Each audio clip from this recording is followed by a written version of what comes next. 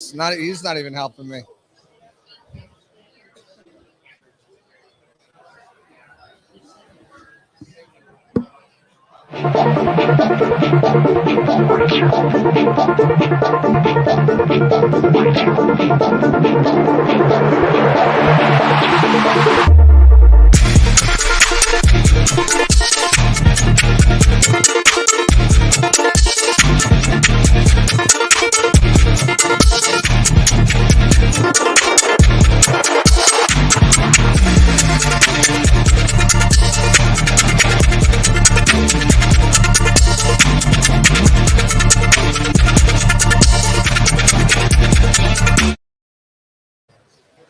Welcome to the Celsius Pewter Report Tailgate Show presented by Age Rejuvenation, live at the Walk-Ons in Midtown Tampa. JC, we are here.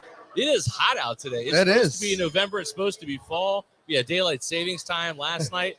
I don't know what the hell's happening. It feels like July or August, my friend. Yeah, it's like 88 degrees out right now. It was cooler like 3 weeks ago than it has been since. I don't know. And I guess the almanac is saying we're having a warmer, drier winter. So, yeah. Well, hopefully the Buccaneers catch some fire today. They're on a 3-game losing streak.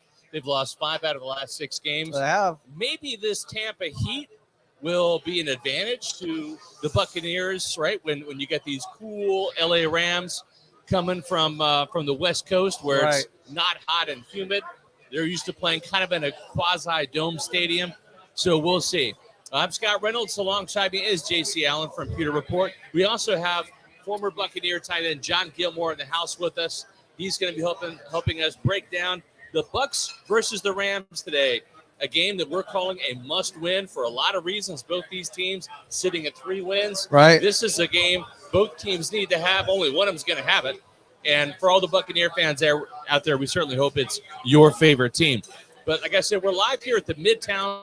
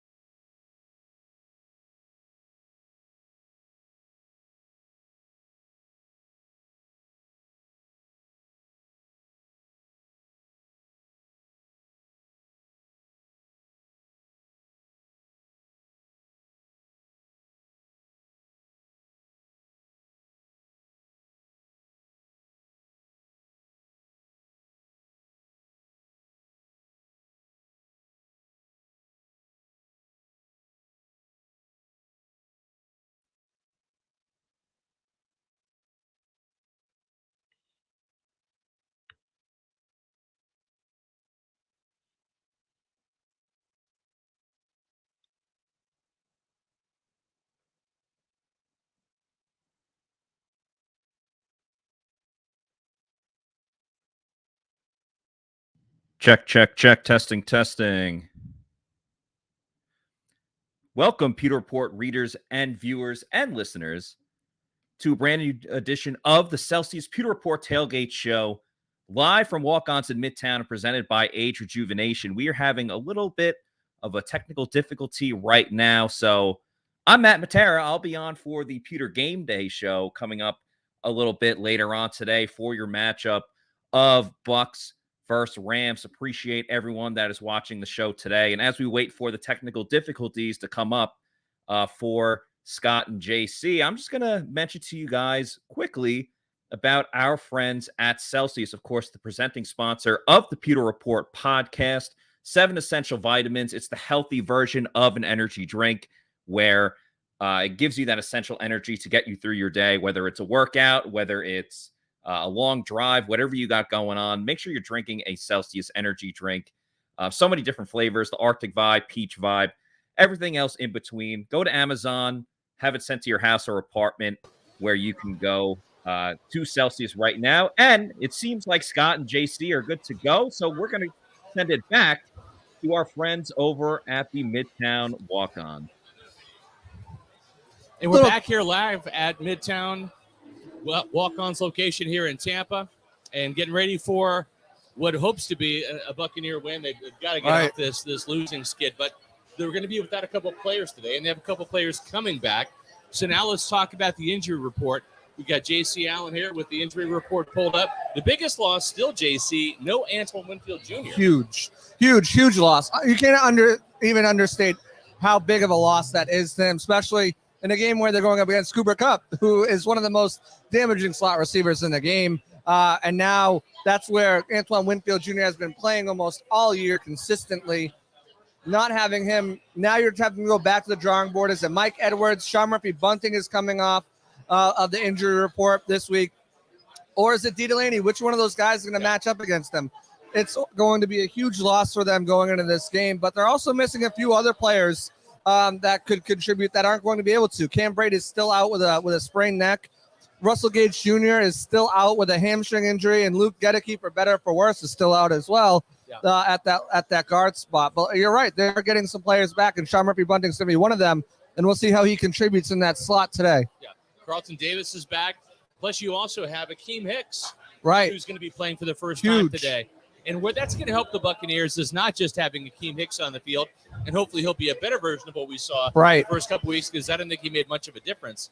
But Raheem Nunez-Roches, who's been starting, he gets to go back to being that reserve player and not playing as many minutes. Right. So he can give the Buccaneers quality minutes with the platoon with he and Vita Vea, or he Logan and Hall.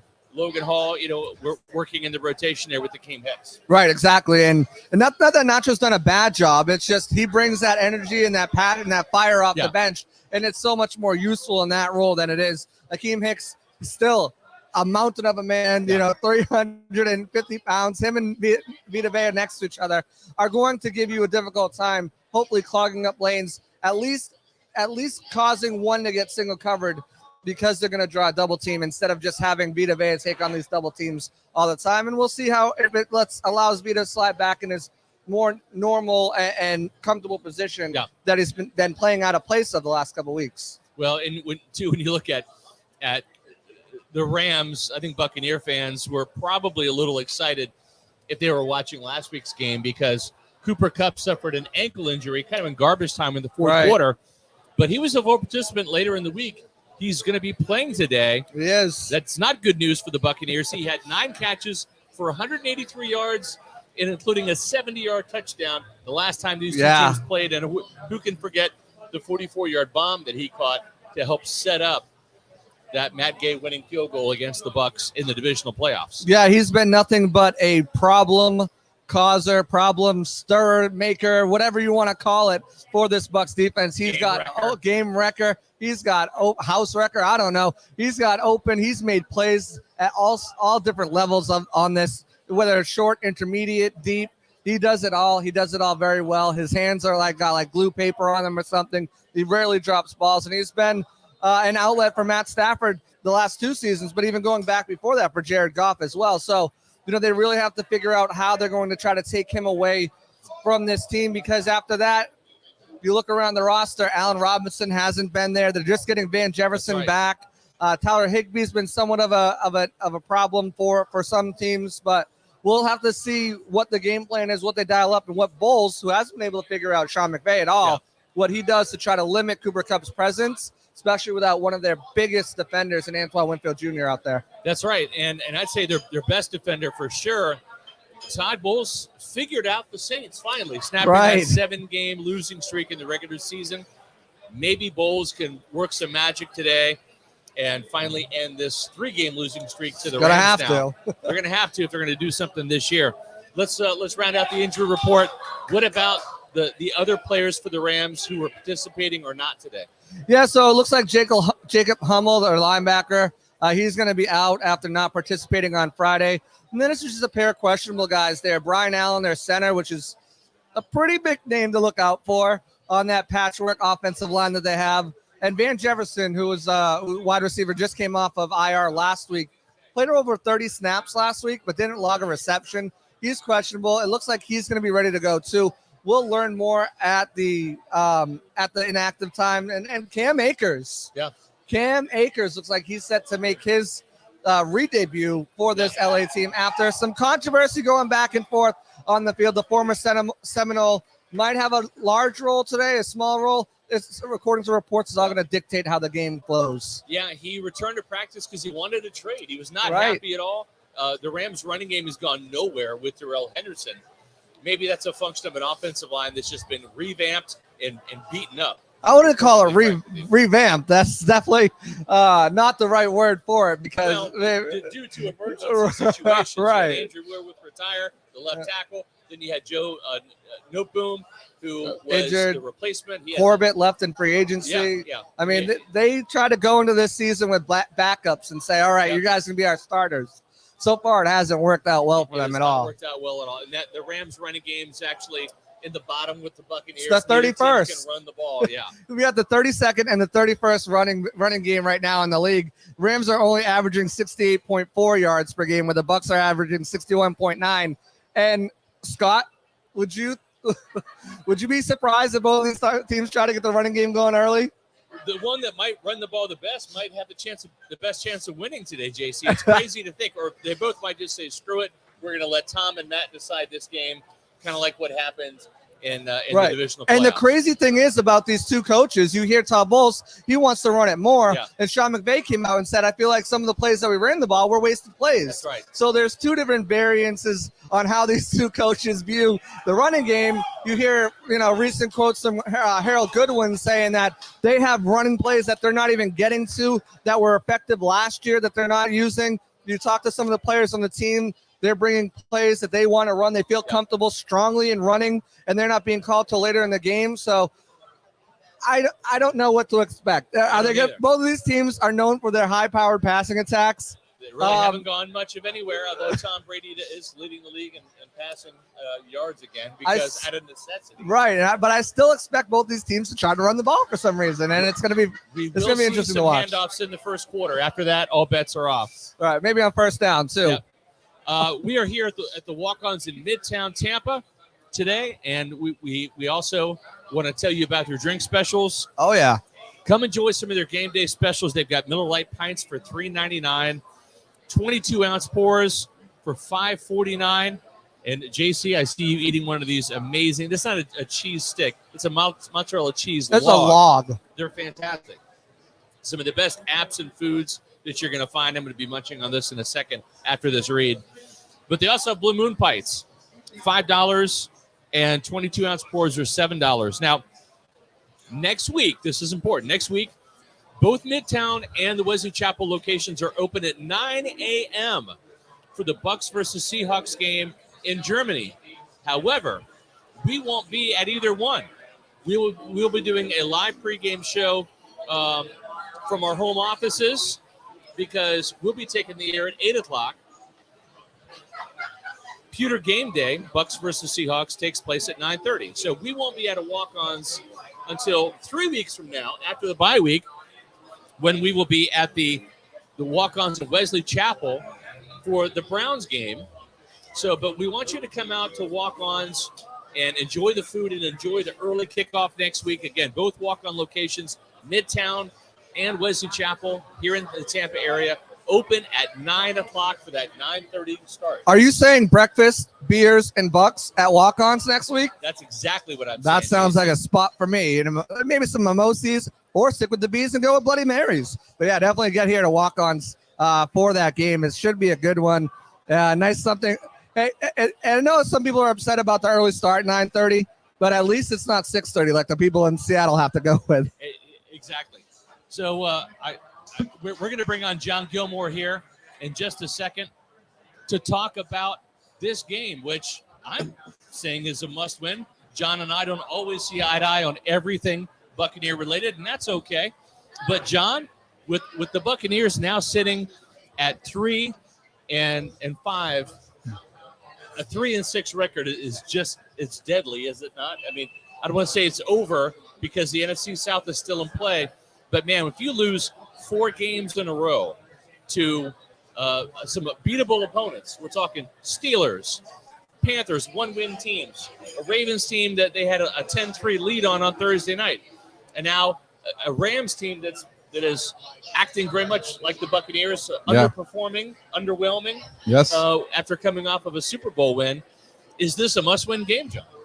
Well, I think a must-win is strong terminology in the NFC South, as you make mention. I don't think it's a must-win, Scott. I think from a momentum standpoint, from a morale standpoint, I might lean on it's a must-win in that type. Yeah. And when you look at it that way, this is a team that we haven't seen success against over the past couple of years. Right. The Bucs know it.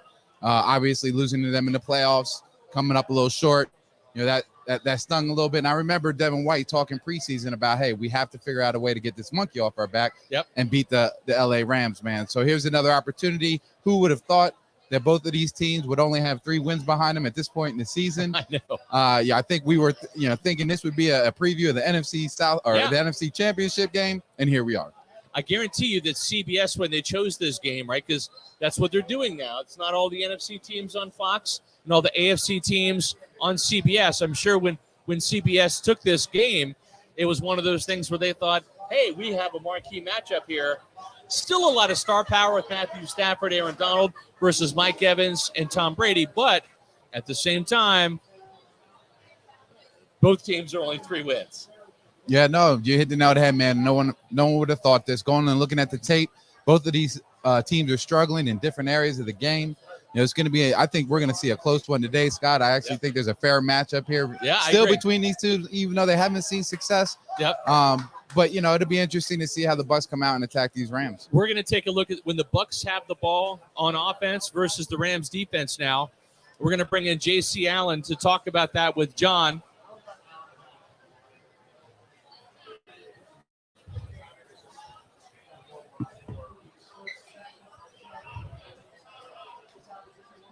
Hey, John, how we doing, my guy? Man, I feel like I haven't seen you in forever, buddy. It's how you been been? A while, I missed you guys last week. I had a night off, and then I was in Carolina, and then, I haven't seen you in a minute. But let's talk about this offense.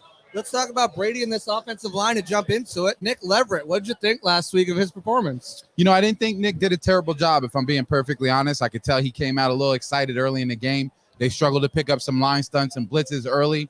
But overall, man, I think he held his ground. We know Luke Gedeke. He's been learning it's been baptism by fire when it comes to Luke Gedeke. Leverett have a little bit more experience. I thought he went in there and held it down. Yeah, I thought Leverett did great. Obviously, you saw the energy that he brought, the momentum. Those first 2 drives out the gate were great. I mean, they moved the ball down the field. They got in scoring position. They put points on the board, and then after that, it kind of fell apart. But I don't necessarily know if that was part of Nick Leverett. Obviously, Donovan Smith had a few key penalties later in the game.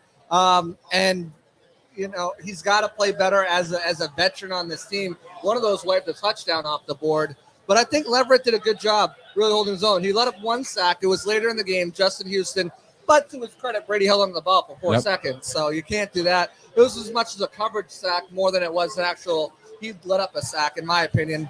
And then I think his last name's Washington. It was in the middle, big defensive tackle. Batted 3 balls down, and one of them happened to be on Leverett later in the game. But I thought that he did a really good job stepping in, talking to some of the guys in the locker room.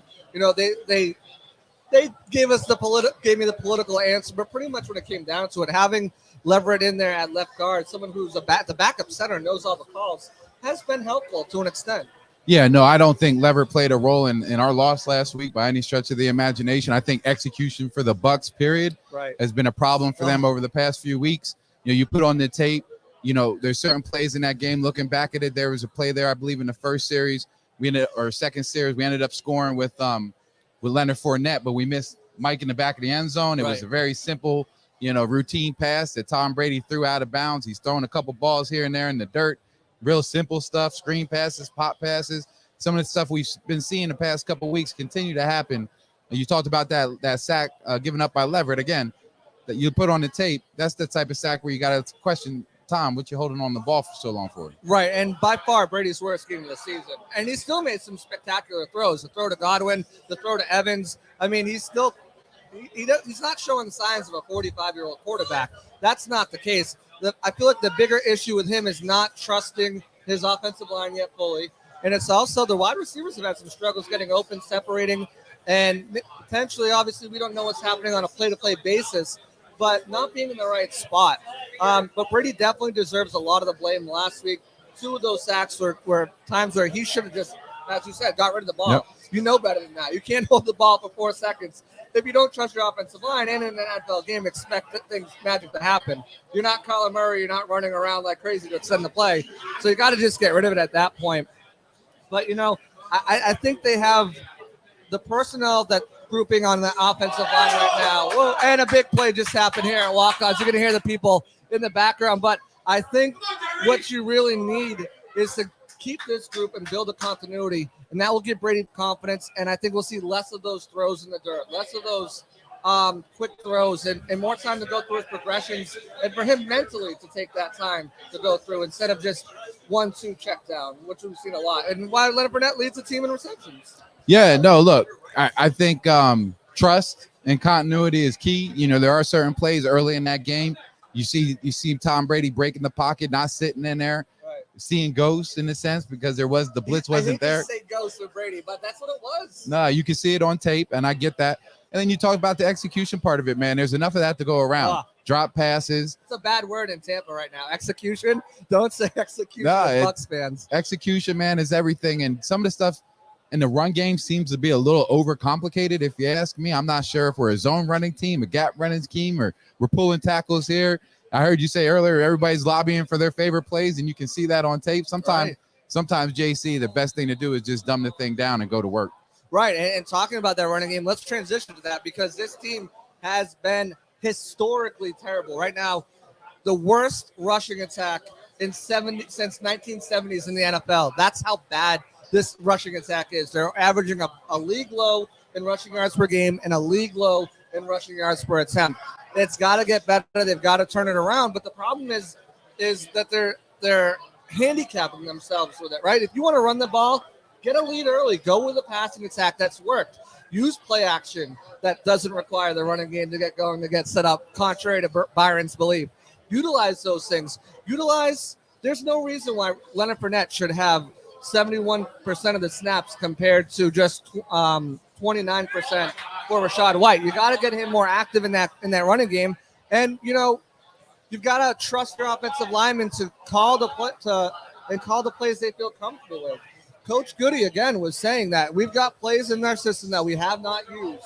We've got things that we're going too late that we should utilize more, that we had success with last year. And pretty much put the blame on Byron. Said, I'm not the one calling plays. So it's up to Byron with play calling, play sequencing. That's been a huge problem, especially in the running game, especially when they do it on first down and teams know when it's coming. Oh, I think you hit the nail on the head. You know what the Bucs are going to do on first down, man. You're either going to get run or play action. I mean, it doesn't fail. In fact, I sat there tracking it this last game, and it was pretty predictable. But that being said, you got to simplify the scheme. I'm not really sure what style running game we have here in Tampa Bay. I like the way that they do incorporate people like the wide receivers, get involved in the running game, spread them out, bring them into the box, kind of edge up a defensive end or a linebacker when you're not expecting it. Just enough to get the running back loose. But I will say this, man, there has been glimpses in times where you see them turn into the run at the right time. We saw Leonard Fournette. He scored that touchdown last week with 2 back-to-back runs, picked it up on fourth down, which was a big call. And I think when they've turned to the run at certain times, they've seen success. But to your point, I think, JC, they're really struggling to find where that happy medium is, that balance. Right, and part of the thing is you need to run out of different looks. Whenever you have Josh Wells and Co Keith out on the field with Cade Otton, it's very hard to not say, hey, we're not running out of this. And it's very hard to show defenses what you're going to do. It becomes very predictable. And at that point, too, Tom Brady can't audible out of that. What's he going to do with Josh Wells on the field? So I feel like Scott's been saying this for the past 4 weeks. You need to run out of 3 wide, 4 wide sets, spread it out, and give your guy the opportunity to find the holes instead of having 8, 9 guys in the box and say, here, try to run for a first down, try to get a yard, because it hasn't been working. But we'll see. They had that mini bye. I asked Byron about it. What did you guys do? Did you guys go back to square one? What are you going to do? And he's pretty much giving the same answer. We're going to call the plays we feel are best at that time. Well, hopefully the plays he's calling that feel best are going to be plays that are successful and have been successful in the past, because They really need to. And when you have these personnel groupings out there that are giving it away, it's tough to expect the defense not to know what you're doing. Yeah, well, on the contrary, though, JC, I think when things are going the way that they're going, the easiest thing to do is point the finger at the play caller, if I'm being honest. But there's so many plays on tape that the players leave on the field. We talked about the drop balls. We talked about Tom Brady just not leading the receiver in the end zone and throwing it out of bounds, throwing it in the dirt, stepping out instead of stepping up in the pocket, breaking the pocket when there's no rush coming. Right. Taking those sacks, those unneeded sacks we talked about, and getting behind the chains. Right. So when you talk about these factors of execution, which we've really been struggling to do, there's a lot of great plays on tape that if we execute properly, everybody be saying, hey, man, Byron Leftwich is doing a hell of a job calling these plays. But because we're not executing, JC, there's trouble on the home front. That's true. And it's not just a running game. It's every position, right? The wide receivers are struggling with separation. The tight ends, your favorite spot to talk about. Are they missing Cam Brate out with that neck injury? Cade Otton looked like he stepped up a little bit, but can he do more? Obviously dropped that ball in the back of the end zone that would have been converted for the 2-point conversion. He would have had his first NFL touchdown if not for Donovan Smith with the holding call. And then Keith, he's made some big splash plays here and there. As far as Cade, he's getting his opportunities, and he should be tight end 1 going forward, I think. And I think that, I've been saying every week, maybe he'll get a touchdown. But I think with Keith, they need to be more creative when they utilize him and not just use him on running downs for the most part. Because I think he can become an asset for them. What are your thoughts on this tight end room, and what do you think they're going to be able to do this week against the Rams, against guys like Bobby Wagner and such? Well, those matchups are going to be tough matchups when you start throwing out names like Bobby Wagner. We all know what type of player he still is. But, I love that tight end room. Cade Otton, I think, has a huge upside. We talked about both his ability to be productive in the run game and in the pass game. Cole Keith, obviously, he's a bruiser. We know when he's in the game, possibly expect a run. He had a grab last week, which was nice to see. Every dog gets a bone. Like 17, 18-yard grab. Yeah, a nice little grab. So, I like this group of tight ends. Obviously, Cameron Brady, would be nice to get him. I thought we'd get him back in the mix this week, but it seems like that's not the case. But I wouldn't be surprised if they got to add some additional talent in that room in the offseason. I think Cameron Brate's days are probably numbered here in Tampa Bay when you talk about a Cade Otton. But overall, I like the talent in the tight end room. They can bring in that big package with Josh Wells so they don't lose anything there. But obviously, replacing a guy like Rob Gronkowski, we're seeing is not an easy task. No, not at all, especially on the red zone and third down, which is where they struggled a lot. And part of that is they haven't really had anybody step up, right? They need someone to step up, not just as that third wide receiver, but that third option. Can it be Cade Otton? Can it be Julio? We've seen Brady's been force-feeding Evans and Godwin these last couple of weeks to varying levels of success, But someone's got to step up as that third option. It can't be Leonard Fournette on checkdowns. That's got to be, your fourth option. You got to have, with the firepower that Brady brings with the wide receivers on this roster, you paid $10 million to Gage. I know he's hurt right now. You brought in Julio. You gave him $6 million. You've got guys like Miller and Perriman that you kept around, that you've underutilized them. You got Tyler Johnson back on the practice squad. Someone needs to step up as that third option consistently for Brady. And I don't know if it's going to be Julio or not. We've seen varying levels of his ability to really contribute on this team. Of course, he's been injured for a lot of it, but who steps up? Who's that guy to take over that number 3 spot on this roster and be that consistent third option for Brady? Yeah, well, here's where I become real critical of my buddy Byron Leftwich, and I'm going to say the play calling. In the red zone, JC, I think that's when play calling becomes very, very important, right? And it has been stagnant. We were 2 for 5 in the red zone this past week. We were terrible. We've been traditionally terrible on third down this season. We were 4 for 13 last week. But when you talk about getting in the red zone, man, and you're dealing with a shorter field, you're only going to get a certain amount of coverages on that short field, and then that's when play calling doesn't become as easy as when you're dealing with a full field, buddy. Right. It's a different monster when you get in that red zone. So I do think the play calling could be a little bit better than what we've seen in the red zone. To me, it has been a little bit stagnant. I believe that's the term that you used. Right. But I would say Byron Leftwich needs to step up. the play calling, what we're doing in the red zone. Right. And the thing is, when we looked at it, we're like, oh, Julio Jones, Mike Evans, Cam Brate, Kate Otten, these big, tall wide receivers in the red zone should have plenty of opportunities to go up and make plays, especially with a guy like Evans and Julio who can still separate and still has that speed that they can utilize in short instances as well. You thought that there was going to be more success in the red zone when you have these towers of men out there, especially going against smaller quarterbacks. It just hasn't been the case, and I think that's going to be the key detail in this game is who's going to turn it around in the red zone, who's going to provide that threat, who's going to be consistently that third option, and who's going to be able to translate all that into points on the board. No, you hit the nail on the head, man. This one's going to be an interesting one on the offensive side of the ball. Both of these offenses are struggling. They're not the typical Rams and Bucs offenses that we've seen in the past. Both of them are having somewhat of a struggle up front along that offensive line. So it'll be interesting to see how these teams strategically go out there and try and score these points. Right, and something about this red zone offense for the Bucs needs to be rejuvenated. And speaking about rejuvenation, let's throw it out to our presenting sponsor for the Celsius Pewter Report Tailgate Show, our good friends at Age Rejuvenation.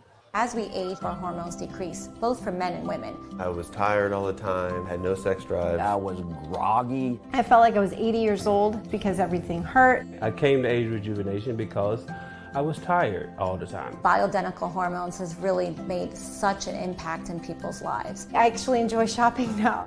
Got all my energy back. Mind is sharp. I feel like I'm 18 again. It was perfect for me. Get with Age Rejuvenation. Do it now. Don't wait. Call Age Rejuvenation today. Guys, if you want to feel better, go to Age Rejuvenation. Lose weight, feel great, have better sex. You might have seen Age Rejuvenation as the new sponsor for my SR's Fab 5 column on pewterreport.com. And, of course, they're the presenting sponsor of the Celsius Pewter Report Tailgate Show every week. Well, I'm a new Age Rejuvenation customer, too. Thankfully, I don't have any issues in the bedroom, but I did turn 50 this year. And energy has become a problem. As it turns out, I've got low testosterone like most men. They're 40s, 50s, and up. It's just nature, fellas. It happens. Low testosterone affects everything from weight loss to energy to stamina. But now there's a way to fight it, and that's what I did with testosterone therapy. I've got more energy. Make sure that you visit agerejuvenation.com for more information and to schedule your free, no-obligation consultation. There's nothing to worry about. There's no risk. Just give them a call. They've got 5 Tampa Bay area locations to serve you. Visit them at agerejuvenation.com. Lose weight, feel great with Age Rejuvenation. Now we're back here with John Gilmore, who got me on Age Rejuvenation. John, I mean, Oh, yeah. You told me about Age Rejuvenation months before I became a client. You've been now doing Age Rejuvenation for over a year. I'm about 4 months in, and I feel completely different. I feel 10 years younger. Now, there's a graphic up there that says you feel 10 years younger, that you could play for 10 more years in the NFL. That's right. A little bit of hyperbole there, but at the same time, you'd like the NFL paycheck. But basically, you like feeling better, and that's what Age Rejuvenation is all about, feeling younger. Oh, yeah, and that NFL paycheck feels a little bit different now than it did when I played, Scott. I can tell you that much. Yeah. And if I could go back and get one, I would. But nah, man, I do feel good, and I do feel like I could go out there and play another 10 years. Whether my body could hold up or not, that's a different story. But I was totally blown away, Scott, when I discovered Age Rejuvenation, not really understanding hormones, but understanding the word testosterone. Yep. And testosterone in the world of football has always been traditionally a bad thing. It's a taboo thing. Yeah. And as a football player, I always obviously steered clear of that. So coming out of football, it wasn't something that I would even took an interest in or thought that it was something that could help me. But when I went and got tested and saw that I was detrimentally low when it came to testosterone, and I didn't have the symptoms of low sex drive. Yeah. But mine was head fogginess, hitting that 2:00 wall in the afternoon. I just couldn't hang in there. Low energy. And it doesn't always have to point back to sexual dysfunction. That's right. And when I went and got tested and they put me on my first program, just like you, in 3-4 months, man, I was blown away. Yeah, it really makes a big difference. John, you told me the first month, it takes some time for it to kick in.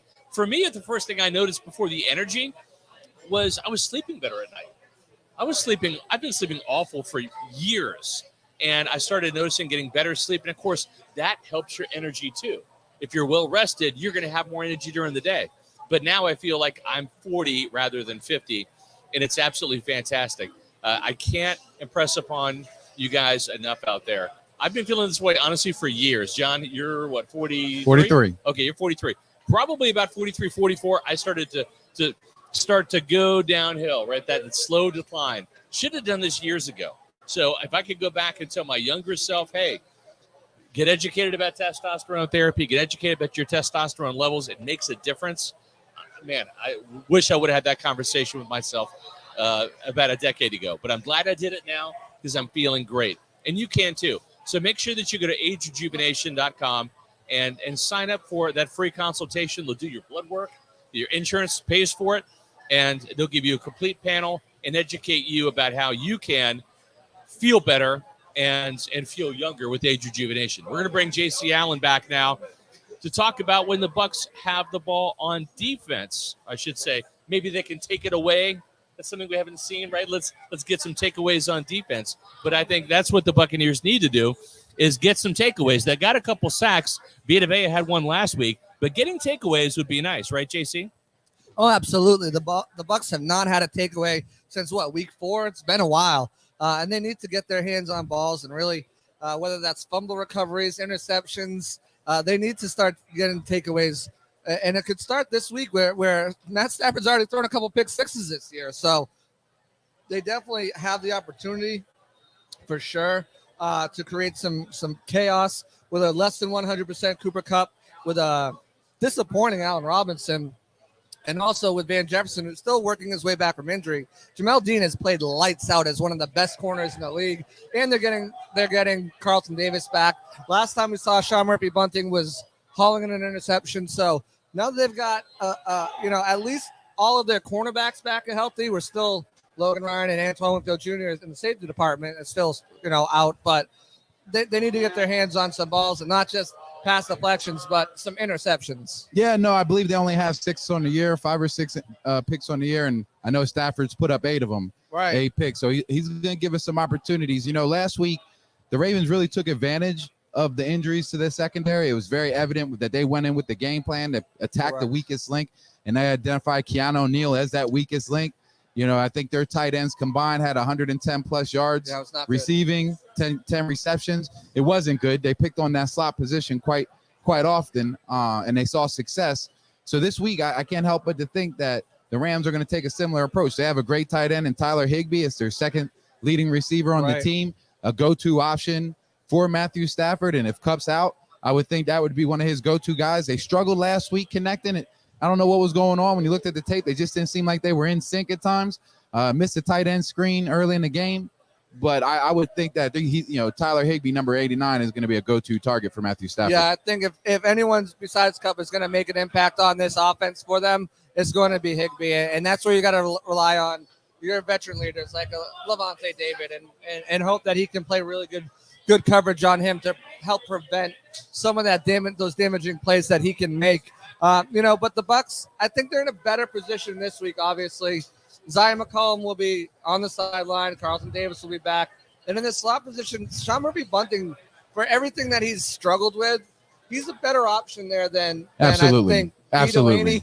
And he might not be a better option than Mike Edwards, but having Mike Edwards at free safety is certainly a better option than having D. Delaney there, I think. So I never thought I'd say this at this point of the season, but thank goodness Sean Murphy-Bunting is back because he's going to allow Mike Edwards to play that free.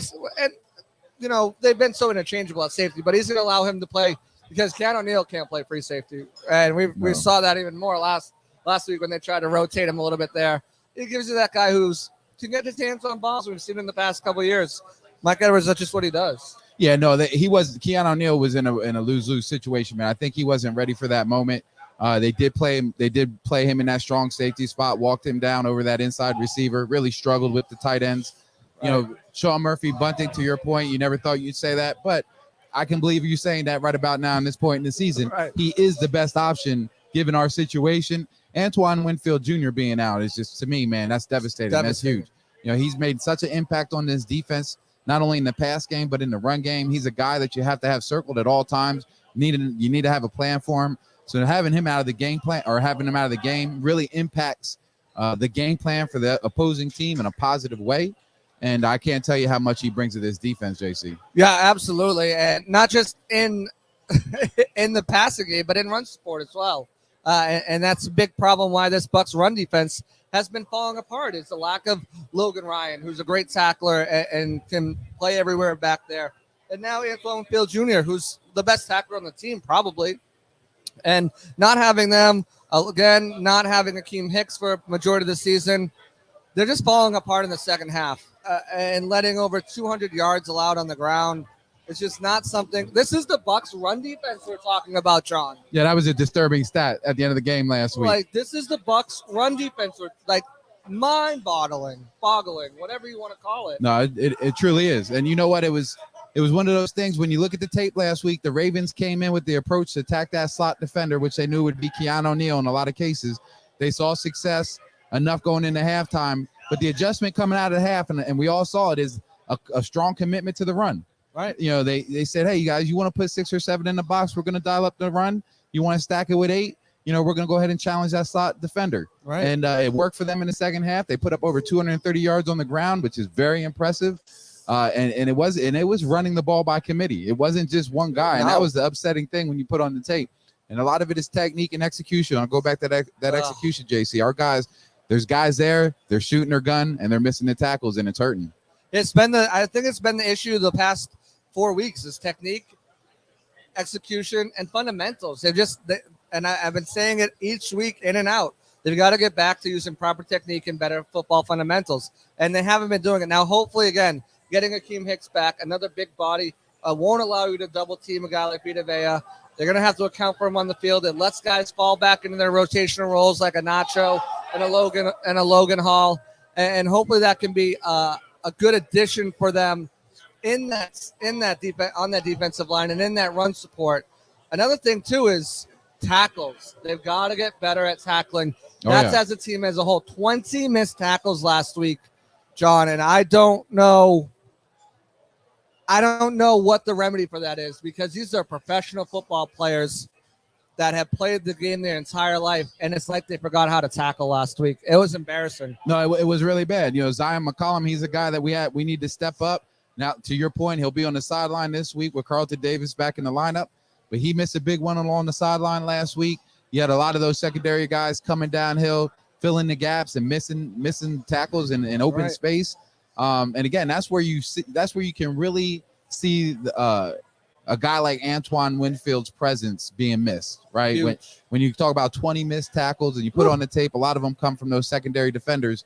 You know, it's something that you got to fix, and a lot of that has to do with talent, time, right? Guys that have been out there playing versus guys that have been riding the bench, you know, and it goes back to execution, JC. So it's something they have to clean up. Traditionally, the Bucs have been pretty good, especially at that linebacker position, and they're going to have to be good today, man, because even though LA isn't the run team that we expected them to be, right. I can't help that think they're going to try and dial up something in the run game against the Bucs, given the success or lack of success we've had so far this season. Absolutely. And let's just talk about the elephant in the room. One of those key defenders who missed a bunch of those sacks is Devin White. Devin White regressing to this point has been something I did not predict. I did not think would happen, but he's been unplayable the last couple of games, especially last week, where just lack of effort, trying to one-arm tackle guys. It was just an embarrassing performance by him. You have to think that after a week and a half of scrutiny, not just by fans, media, I'm sure coaches got after him. He's going to want to come out and turn it around. What does he have to do to be able to have a game that wipes away the sour taste in his mouth from the last couple of weeks? Oh, Devin White just has to go out there and be Devin White. I mean, Devin had to answer for his sins on tape amongst his peers and his coaches. Right. If they felt like he wasn't giving maximum effort, I'm sure that it was discussed. That's not the type of thing you sweep under the carpet with anybody in the meeting room, JC, in the NFL. Wow. So I'm sure it was an uncomfortable Monday, or I guess they would have came together and watched that tape on Friday with the extra day. And the criticism, I'm sure that's something Devin's used to, man. But it'll be interesting to see how he answers the bell, because this game is one that he called out specifically in the preseason as a game that they need to finally, put up a win against these Rams, because he hasn't seen it yet. They got his number. So if Devin White doesn't come out fired up for this one, man, shame on him. I'd be totally shocked if he wasn't out there playing the best football we've seen him play so far this season. And he's got to. And we asked Todd Bowles, quite frankly, is there a situation where he could find himself on the bench? And he defended this guy, went to bat, said there was a few where there was only one play where it looked like he was loafing, in the words that he used, and that it's unfair to pick on him. But everything we've seen the last 2 weeks, it's I think it's perfectly fair to pick on him, because a lot of the issues start there. This is a guy who last year at exit interviews owned up to what he needed to do better, owned up to his mistakes, came out through the preseason and training camp and looked like he finally fixed those issues. And then, the first 3 games of the season were great. And then back to square one, back to being out of place in coverage, back to overrunning plays, back to missed tackles, back to just, blown opportunities, back to taking out his own teammates. And it looks like it's back to the same issue. So, they better have had a heart-to-heart with him, and he needs to come out there. This is the guy who wants $100 million. He needs to play like a $100 million linebacker. That starts today. Yeah, no, it's got to start today, JC. But, benching Devin White, I think that's a non-negotiable. I don't see that one happening. I don't think not with the backups you have. I don't think too many coaches on that staff would be comfortable seeing 45 sitting on the bench. But to your point, man, obviously he hasn't been the same player. This defense hasn't been the same defense. When you talk about loafs, I can easily turn on the other side of the ball and show you plenty of loafs amongst our offensive line last week, man. To be perfectly honest, they just weren't finishing through the whistle. And a lot of that played a part in what you saw in those sacks and those incomplete passes. They just weren't getting it done. So I think there's the buck could be passed around on this team, no pun intended. But these guys got to circle up, man. They got to have a heart-to-heart, and they need to get things on track. Because at the end of the day, JC, this really, on both sides of the ball, basically comes down to execution. that word that Bucs fans love to hear this week and last week, execution. But no, you're right. And one way I think they can utilize him better and potentially kind of get his confidence and spirits back up is rushing the passer. Obviously, Shaq Barrett is out now for the year. Huge loss. Joe Tryon-Shrink is going to have to step up into a larger role. Anthony Nelson, who really balled out the last 5 games of the season when his name was called. I talked to him. He spent the entire offseason. He didn't leave Tampa. He spent the entire day in, day out at that facility, working on his athleticism, trying to get better at his craft. He's going to have an opportunity to showcase that. And they've got a couple guys behind them, and Carl Nassib and Jannard Avery, who started 9 games for the Eagles last year, who have veteran experience and can bring pass rush as well. Another big play happening over here at Watkins. Guys, you got to get down here for one of these shows if you haven't made it yet. Trust me, the food, the atmosphere, it's awesome. This place is bumping right now. But, it's they've got enough experience behind in that room for that rotation. But guys are going to step up. Guys need to get after the quarterback after a hot start to start the season. And I think one of the best ways to get Devin White back into his groove and his mojo back, is to let him sack Matt Stafford a few times today. No, I mean, look, they're giving up 20. They've given up 24 so far this season. That Rams offensive line, they're really struggling, man. When you see the LA Rams starting to turn to, breaking the pocket on speed out type of sprint out type of passes, screen passes, they relied heavily on last week was the screen game. I think Matthew Stafford threw for only 187 yards last week. They're not doing a great job of pushing the ball down the field. A lot of that has to do with that offensive line. You can see that the synergy is not there. They had some long-time mainstays there retired this year. They've had some health issues. So they're dealing with a full revamp there on that offensive line, and you can see it. They're not confident in that offensive line, and you can see it in their game plan.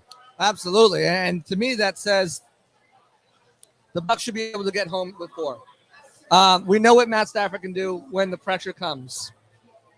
But with the issues the offensive line is having, the Bucs should be able to get home with 4 and really kind of get after him, rattle him, and bring him to the ground, quite frankly. You have a number of guys on this team that have Vita Baez leading the team in sacks. Joe Tryon-Shrink was inches away from bringing Lamar Jackson down last week.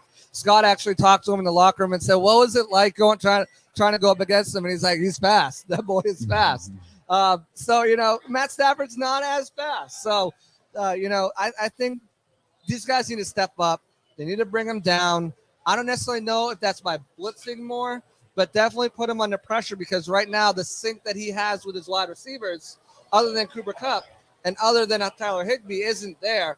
And if you can cover those guys up and force them to get rid of the ball quickly, that's going to turn into negative plays. That's going to turn into, quick 3-and-outs on that drive. And I think you brought it up too. The offensive line has been a major issue for that LA Rams offense. Yeah, I don't know if defensively, if blitzing is the solution for Matt Stafford today. We actually came out blitzing last week a lot more than I thought we were versus a Lamar Jackson, if I'm being honest.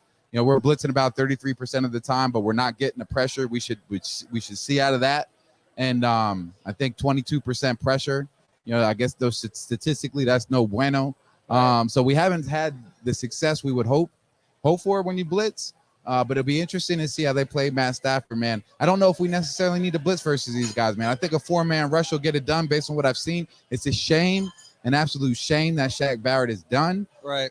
Man, he was playing some pretty good ball. You could see it there in the first half of the game last week before he got hurt. But, again, guys like Anthony Nelson, Carl Nassib, they're going to need to step up.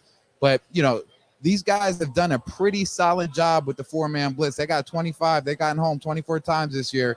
And like you said, Vita Vea leads with 4.5 sacks. That's pretty impressive from the big man inside. Right. I think the way to get to him is attack that offensive line. They paid Matt Stafford all this money, allocated all of these funds to Matt Stafford. You know where they should have allocated funds to? That offensive line. And you know where you guys should allocate your funds to? Nowhere else but Immunity Financial. At Amuni Financial, we help you live in the now. Dude, congratulations. We're so happy for you. Thank you. And even though the now may feel very different, you still need to plan for the future. How's retirement treating you? Oh, just fantastic. I know I say it all the time, but you really got to come up to Colorado. Let's do it. All right. Yeah. We can help you develop that plan to keep you on track so you can still prepare for tomorrow, today. Amuni Financial. Plan ahead, stay ahead.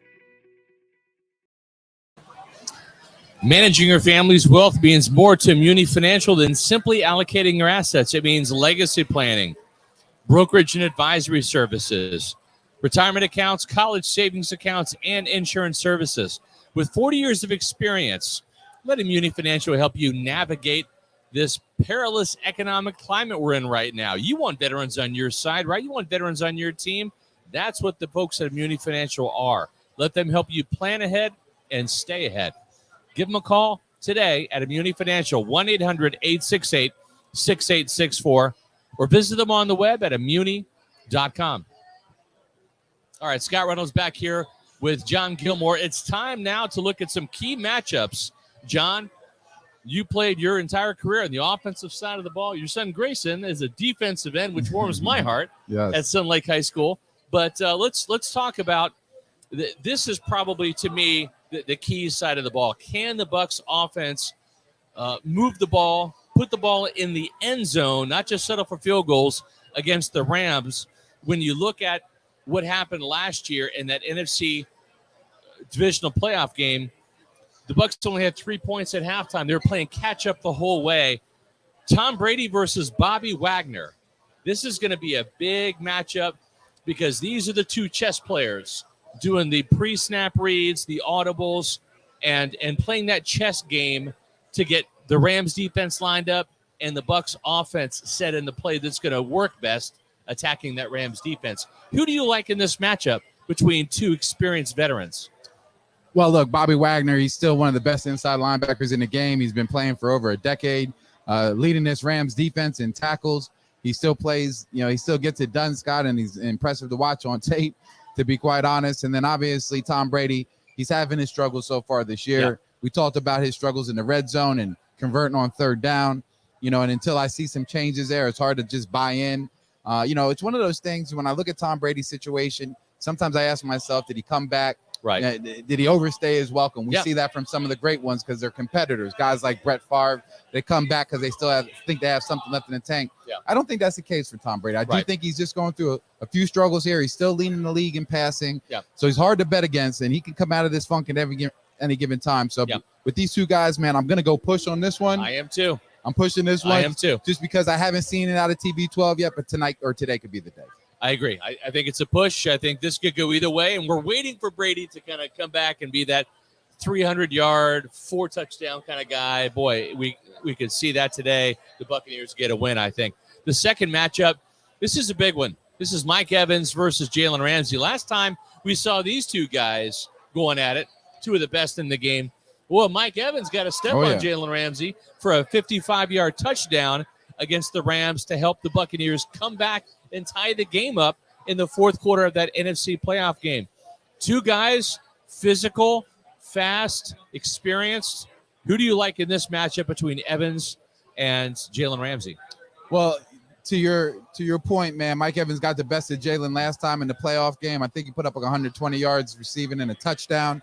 Had a big game. Jalen really struggled when he shadowed him throughout that game. Yeah. Man, when you can talk about getting in man situations, I don't think there's any matchup that this guy, number 13, is going to see, man, that he can't handle. I think man to man, he's a beast. And when you talk about zone, which Rams play a ton of zone, they've been showing a ton of zone. I like Chris Godwin. He's just that guy. He finds that opening, that soft spot in the inside of these defenses. So I think he's going to be a feature today, Chris Godwin. Just a random stat. I don't know if you realize this, but he has yet to see the end zone this year. I know. That's crazy, right? It's crazy to believe that. Yep. So I'm hoping today is the day for number 14, Chris Godwin. So, I'm not gonna bet against Mike Evans after the performance that he put up there versus Jalen Ramsey. And I don't think either, as good as Jalen Ramsey is, I'm not ready to go ahead and just give him that one versus our guy. So I'm gonna push this one as well. Yep. Jalen Ramsey, Mike Evans, I think that's a fair matchup all day long. I'm with you on that. I also think it's a push. I think Raheem Morris, smart enough not to try to ISO Mike Evans and Jalen Ramsey, because when that happens, Mike's going to win that.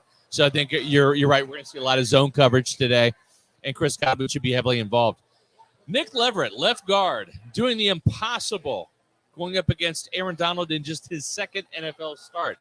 Now, I like this matchup better than Luke Gedeke going up against Aaron Donald, just because I think Leverett's a better athlete. I think he's a scrappier guy. I think he's more fluid in his motions. He's got a little bit more experience than Gedeke, although not as many games under his belt, but he's just been in the league for a couple of years now.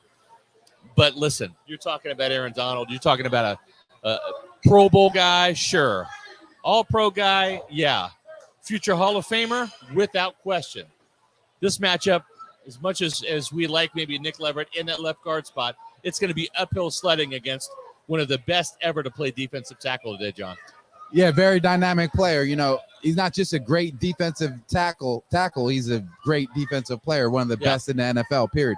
I mean, they play this guy the 3 technique. They shade him on top of the center. They'll play him out as a true defensive end. I mean, there's not a spot on the board they don't play this guy, Scott. It's very impressive to watch the tape. So Aaron Donald, they put him in the big positions. He plays 2-gap throughout the game. There aren't too many people that can handle this guy, man. And no offense to Nick Leverett. He played his face off last week, played with a ton of energy, and he needs to bring that energy to the ball field today. But he has his hands full with Aaron Donald, and there aren't too many guys that you're going to see me bet against, and I'm not betting against him. I'm going with Aaron Donald. I'm with you on that as well, unfortunately. Now, the other guard is an interesting matchup. It's just size versus not so much size. It's Shaq Mason, the guy with not so much size, is 6'1", 310 pounds. And we know the Buccaneers are going to try to run the ball early, and they'll probably end up having to pass the ball late. That's just kind of how this season's played out. Shaq Mason is undersized. He's a technician. When he strikes first blood, right, when he gets his initial punch going, when he gets the steps into his opponent, he can move him. The times where Shaq Mason has been beaten off the ball, that's where it can get a little ugly for an undersized guard in this league who relies on speed, agility, and technique. And he's going up against a massive guy, not Aaron Donald. Donald's more his size, an undersized defensive tackle. But Ashawn Robinson, 6'5", 330 pounds. We're talking about actually probably closer to 340 pounds. We're talking about a 30-pound differential, a guy that's just a massive man. This could be hard to move out of his gap in the run game, and can also push the pocket and force Tom Brady not to be able to step up and make that happen. Yeah, no, this Robinson guy, man, when I pulled him up, he's a massive human being, to your point, man, and he's a gap filler. So Shaq's going to have his hands full, but Shaq has done a pretty good job holding that right side down, given everything that's been going on and all the moving pieces along that offensive line. He's been the consistent one. I'm gonna give this one to Shaq, man. If we establish a presence in the run game early, which I hope we see today, I hope we commit to the run. Try and beat these guys up early. Bring an extra into the box, and then we start spreading the ball around. If we can establish a presence in the run game early, I think Shaq can get off to a good start, build that momentum, and build on it. I'm gonna go with Shaq. I'm gonna say it's a push. I think That's that fair. Shaq can be that guy. He really needs to bring his A game, right? They're down to one Shaq now. Shaq Barrett's gone. They got to have Shaq Mason really step up and be that guy on the offensive line next to Tristan Wirfs. Final matchup on offense before we bring in J.C. Allen to talk some defense. Cade Otton, the rookie tight end, a position near and dear to your heart, who's really made some strides, versus Nick Scott, a playmaker back there in that Rams secondary at the safety position. Nick Scott's going to see plenty of Chris Godwin in the slot, but now we've seen Cade Otton be a factor in the slot with some of those vertical seam routes. He's not Gronk 2.0, but we're now seeing Byron Leftwich start to use the tight end down the seam, or we even saw O'Keefe get involved in a pass down the seam as well last week. Yeah, no, they ran some cover 3 last week, and they tried to disguise it, and the 49ers almost beat them big down the middle, and Nick Scott came flying over the top, man, and he caught my attention right away. Number 33, I said, who is this guy? And he can play. He's a player. I put eyes on him throughout the game after that, man, and he's a very good player. He's been playing a few years. He's actually out of Penn State. He's a Penn Stater. Yeah, that's right. So, yeah, I like Nick Scott. He's great on the back end for them. He seems like a pretty consistent safety. Cade Otton being the young player that he is, I think getting off that man type of pressure that he may see from Nick Scott from time to time may be a little tough. He may struggle with that a little bit. So I'm going to go ahead and give the upper hand to the veteran Nick Scott. I just think Cade Otton might have his hands full with him today. Exactly. Well, if you want your hands full of cash, well, maybe you want to place some bets on MyBookie. That's right, MyBookie, the official betting partner of PewterReport.com. If you think you know football and you know who's going to win the games and maybe by how much, you want to bet the point spread, you want to bet the money line, the place to do that is at MyBookie. You know sports and you can pick the winners all the time. Why not get paid for them at MyBookie? MyBookie is the largest selection of odds and contests for all your sports betting needs, anytime, anywhere.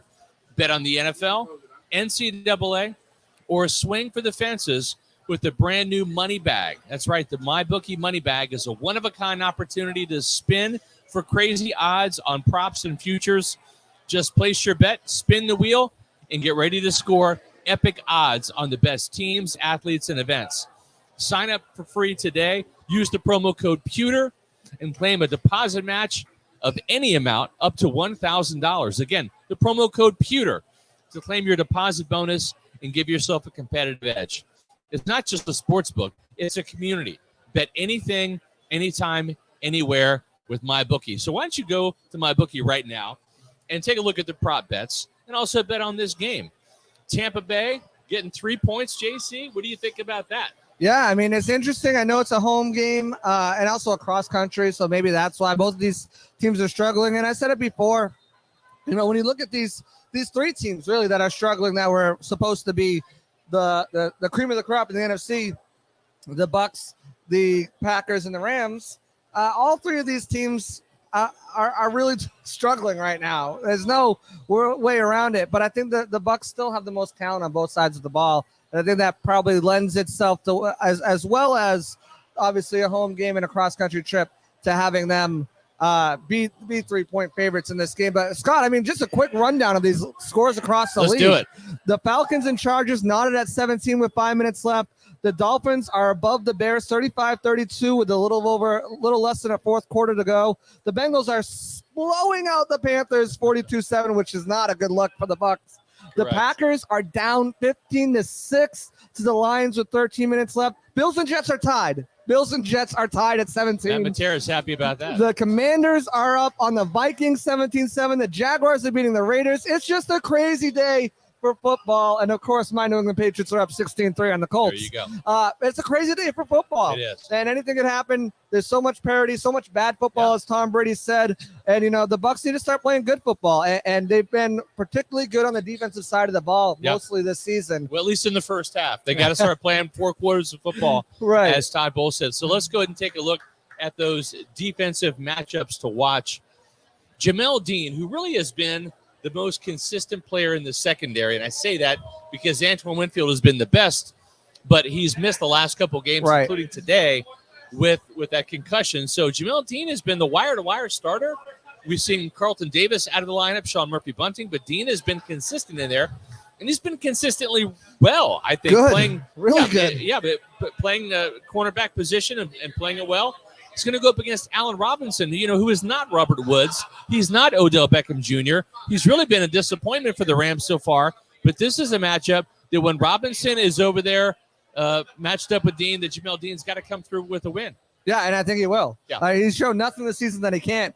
I remember going back and I was like, ooh, the Bucs should maybe sign Jamel Dean. So like a 3-year, $24 million deal now, and I was getting some pushback on it. Now I wish they would have signed it because that three-year, $24 million deal is likely off the table with the way he's played this season. He's going to get paid, and deservingly so, because he's been, as you said, consistent.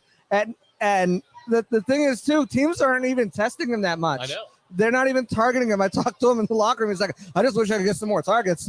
And, I think it's going to be the case today. Robinson struggled to get open, struggled with separation, struggled to find that rhythm, that chemistry, that groove with Matt Stafford. And with Jamel Dean playing lockdown on him again today, I don't think it's going to happen. I got Dean like you all the way. I agree. I think Jamel Dean wins this matchup. And, boy, if there's a guy that needs to come up with a pick, he had 2 against the Saints.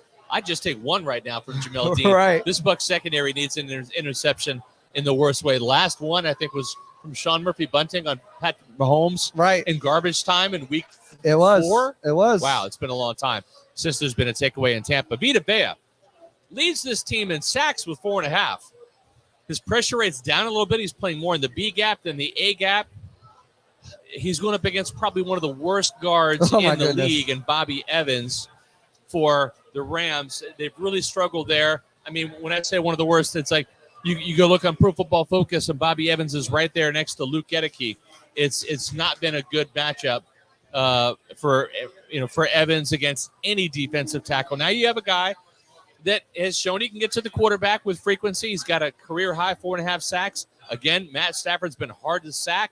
Maybe that helps this matchup today, that Vita Vea can get home. Yeah, and Brian Allen, their center, has been dealing with an injury too, and he was questionable coming in. So even if they try to help Bobby Evans with the double team, that might not go as well. So like I said, Akeem Hicks coming back, allowing Vita Vea to get some of those single teams against Bobby Evans.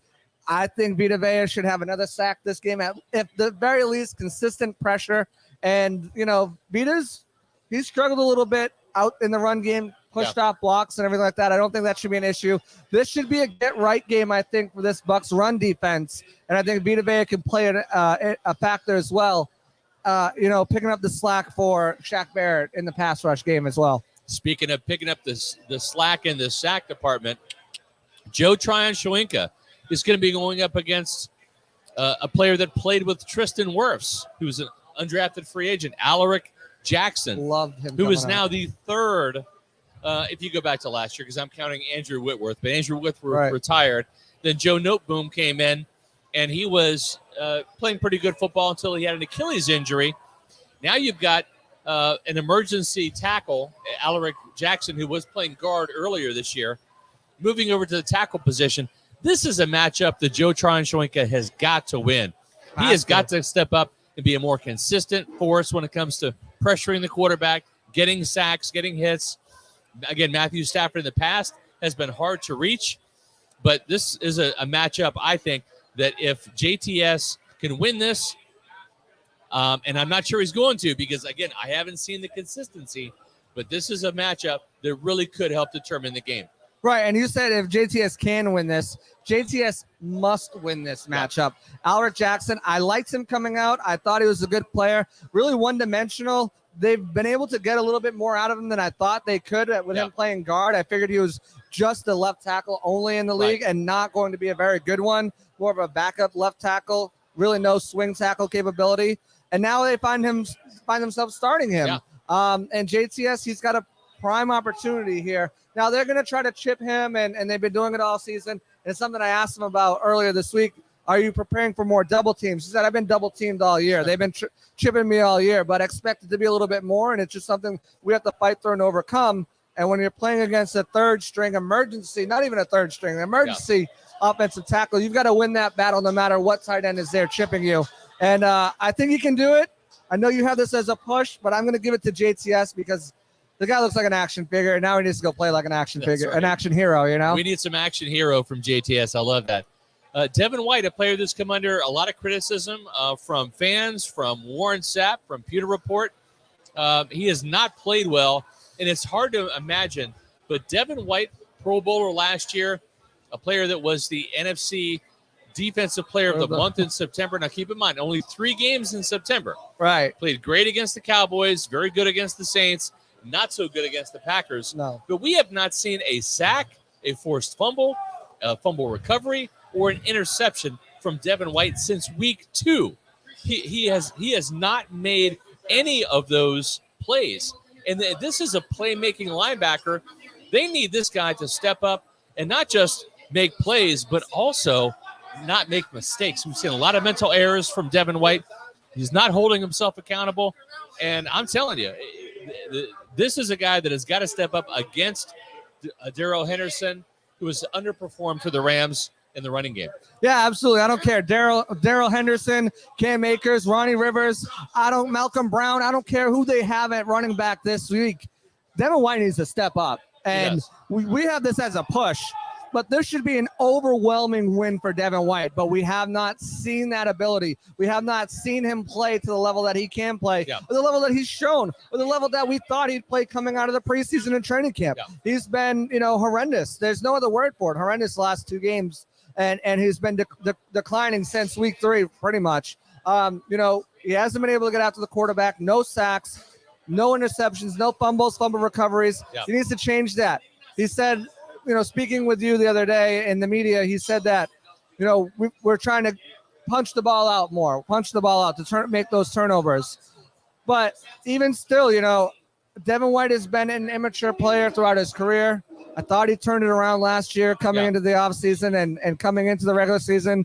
And then he drops the quote that I play a team game. Well, you better be one of those 11 guys playing as a team on this team game, and you better handle your business right now. I'm with you. It's a push until you can prove me that he can wrap up, tackle, get to the quarterback, and do what you want to expect to get paid to do instead of doing what you have been doing. Yeah, well, how do you like this matchup? I've given Devin White the benefit of the doubt in several of these matchups against Najee Harris, against Dante Foreman in recent weeks. It's come back to bite me. I'm labeling this a push. Devin White has all the ability and potential and promise, but he's got to live up to it. I'm going with the push against Henderson. Yeah, I don't blame you. I'm there with you. All right. I was going to say, this next one's interesting, because we don't really know who's going to be there. Yeah. We're talking about the nickel cornerback spot. Is this a situation where it's D. Delaney? We're going to see a little bit of D. Delaney today. But is that a nickel corner? Are they going to go Sean Murphy-Bunting here? This is going to be a big matchup against Cooper Kupp. And my guess is Todd Bowles will end up playing both of those guys. Last time we saw Sean Murphy-Bunting against Cooper Kupp was falling down. Was not good. So I wouldn't be surprised to see D. Delaney here. But again, as you mentioned earlier in the show, JC, you want Antoine Winfield Jr. here, but they can't play him because he's still in concussion protocol. Not happening. So I've got this matchup going to Cooper Kupp, unfortunately, all day long.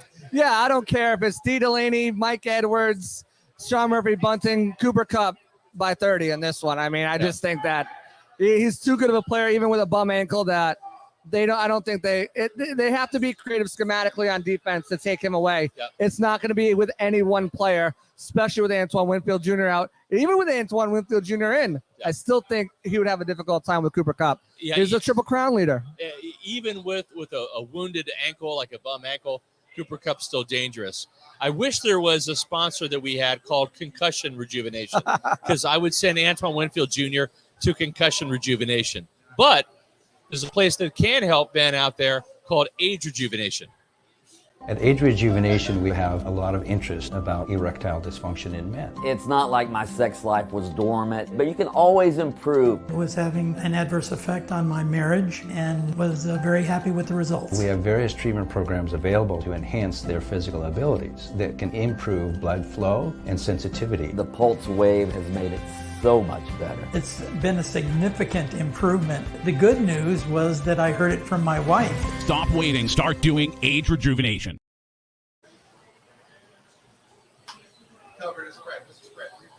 Yeah. All right. Just like John Gilmore has said, feels like he can play 10 more years in the NFL with age rejuvenation. And you know what? I feel 10 years younger because of age rejuvenation. Make sure that you visit agerejuvenation.com and also make sure that they have 5 area locations. We're going to wrap up the show now. Live here at the Walk-Ons in Midtown, Tampa. And less than an hour before kickoff, getting ready to throw it to Matt Matera and Josh Capo for a little pregame. Then Matt Matera and Paul Atwall will be taking you all the way through Pewter GameDay today. Remember, next week, 9 o'clock, both walk-ons are open, Wesley Chapel and Midtown Tampa. However, we won't be there. We're going to be having, from our home studios, a pregame show at 8 o'clock. So make sure you join us there, 8 o'clock for that.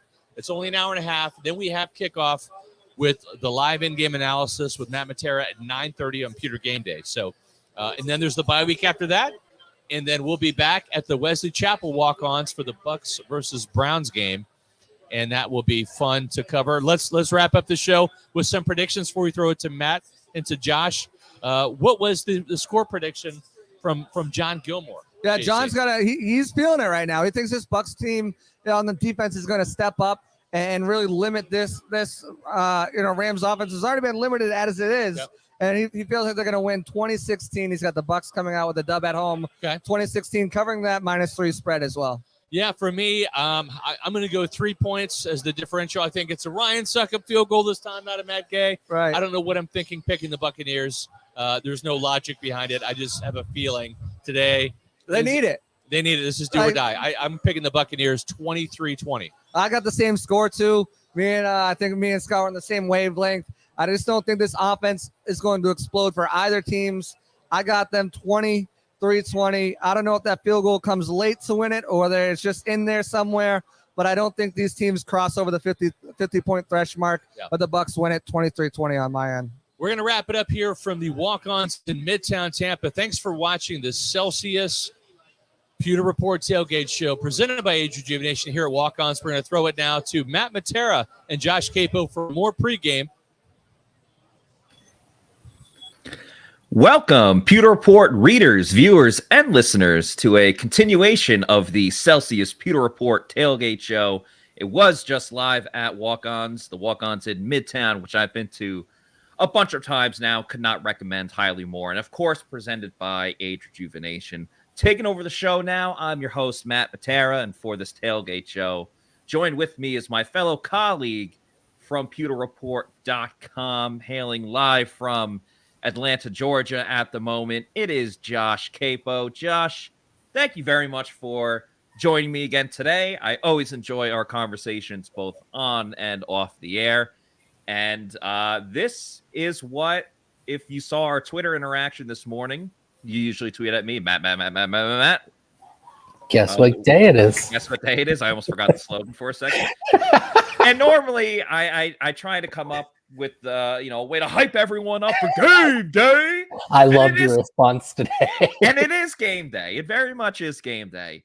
But with the way that the Bucs have struggled this year, with the way that the Rams have struggled this year, it's also Judgment Day. It is Judgment Day for the last 2 Super Bowl champions in the Bucs and the Rams. And one of these teams is still only going to have 3 wins once this game is all said and done. So, we're going to get into a little bit of everything. As Shaggy says, what day is it? It's game day. It's Judgment Day. But when we look at this matchup here, Josh, what's really the first thing that kind of sticks out to you, whether it's the Bucs offense versus Rams defense, Bucs defense against Matt Stafford and the Rams offense? What is something that you are most inclined or intrigued to be paying attention to this afternoon? Can I go with a slightly strange matchup? The stranger, the better. I would say the Bucs offense versus the Rams offense.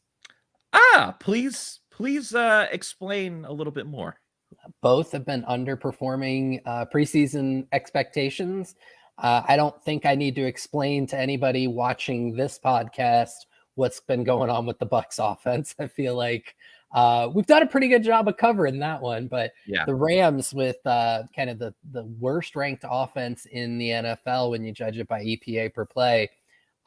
This is not your Bucs of 2021. This is not your Rams of 2021. And so I really think it's which team can overcome their early to now midseason struggles on the offensive side of the ball is the one that's going to prevail here. And yes, they each match up against a respective defense, which has been both the Rams defense and the Bucs defense on the whole of the year statistically have done well. I think a lot of Bucs fans will say, obviously, they've been very the Bucs defense has been lackluster recently, but I really think it just comes down to which offense can kind of get off the schneid. Yeah, I think that's a fair point and a fair assessment, because we've seen the Bucs defense at times, even these last couple of games when they've struggled, they've also looked really good. You and I did the game day show on Thursday night, and that first half, the Bucs defense was fantastic. There's nothing else you could say other than that they were fantastic. They only allowed 3 points. That was on the muff punt. And then things broke down in the second half. And of course, a lot of that is because of the offense too, and the way that they've been so stagnant. But let's stick with the Rams for a little bit more here. Because when it comes to the Bucs offense, sure, we talked about a lot. Yes, there are changes, but Byron Leftwich has just been hampering this team with the play calling, and some of it's the execution too. For the Rams, they still have Sean McVay. He's clearly all in, only if the core guys are there. There's those reports that, he's going to leave when everyone else leaves, Stafford and Aaron Donald. You can see it, by the way, by the reports on what they were willing to give up for Brian Burns. Yeah, exactly. Like, we are absolutely pushing all the chips in, and whoever comes in after a year or two from now, good luck, buddy. You ain't got nothing in the cupboard. That's one of those things, people in the front office, their whole life, they work and they move up the scales, the ladder, whatever you want to call it. And then you finally get that opportunity to be a GM in the league, and you have to take that opportunity because, like Eminem says, you only get one shot. Do not miss your chance to blow. A couple GMs get a couple of shots. But it's like, yeah, you want to be a GM, but I don't know if you want to be the Rams GM when you have no picks anywhere and you're completely starting over. But let's focus on this current Rams team. And you still have McVay as the head coach, main guy constructing the offense. And they've had their struggles. I mean, they average less yards than the Bucs do, which is kind of crazy to imagine just with all the struggles that the Bucs had. Is it really just because of the players that aren't there anymore? Whether, Odell's not there, Allen Robinson has, severely regressed, and the offensive line, of course, is missing a ton of pieces. Is that really the case for the Rams when we really get down to it? I think that's probably the biggest factor for them. I think they missed Robert Woods a ton. Yeah. On what he brought to that offense. And if you listen to the McVay or anybody from that organization talk about what Robert Woods meant to their team, it's pretty incredible. And then, yes, the offensive line changes it's crushed their running game. It's not giving Stafford enough time. It's compounding things. And when Stafford isn't given enough time, we know he can make mistakes, and he does make mistakes. That's why I think this is a huge opportunity for the Bucs. The last couple of weeks, you can make the case, this is a get-right game. This is a get-right game. And they look right at times, like again, the first half against the Ravens, and things egregiously go wrong. But the bright side for the Bucs defense is that other than the Bucs offense, only the Rams are worse.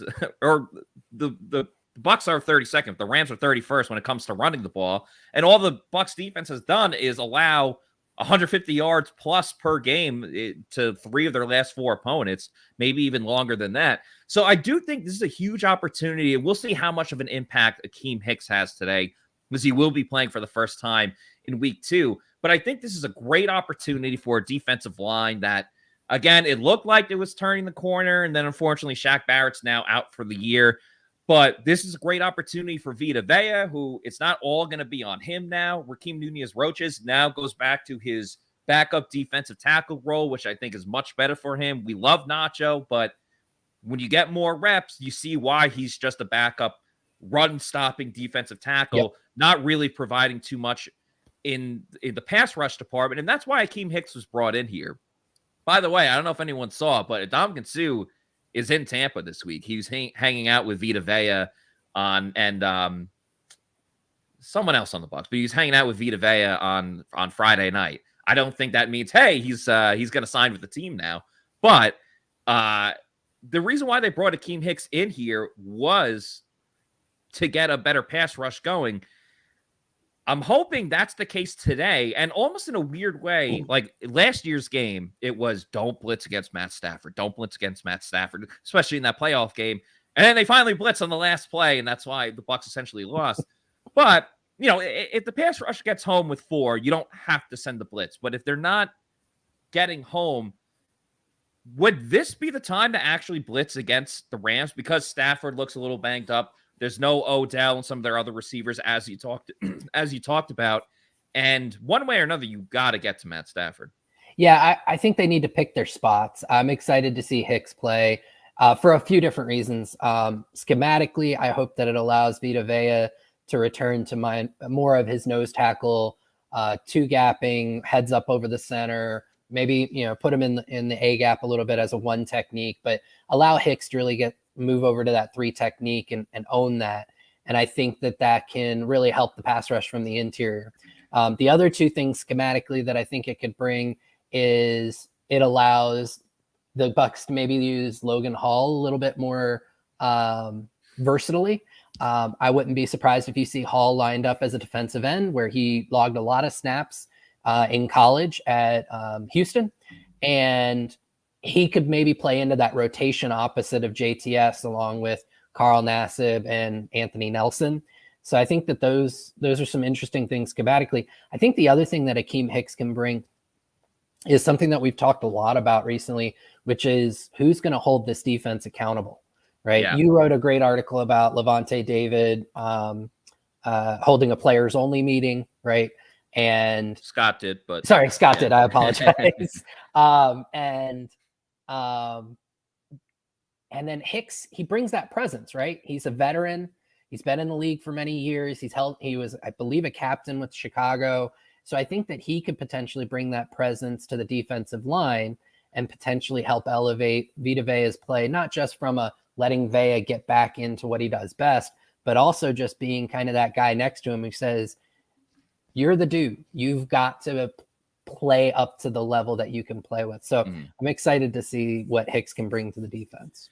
Of course, another huge addition that the Bucs are going to have on defense, Carlton Davis, their number 1 corner, is back in the lineup, which is always great, especially because Jamel Dean has been playing fantastic. And I don't think we're talking about Jamel Dean enough. Just the way he's really kind of kept everything afloat with all the injuries in the secondary. And of course, Sean Murphy-Bunting coming back too. So the Bucs are in a little bit of a precarious position here, because with Carlton on and Jamel, they're going to be your top 2 guys at corner.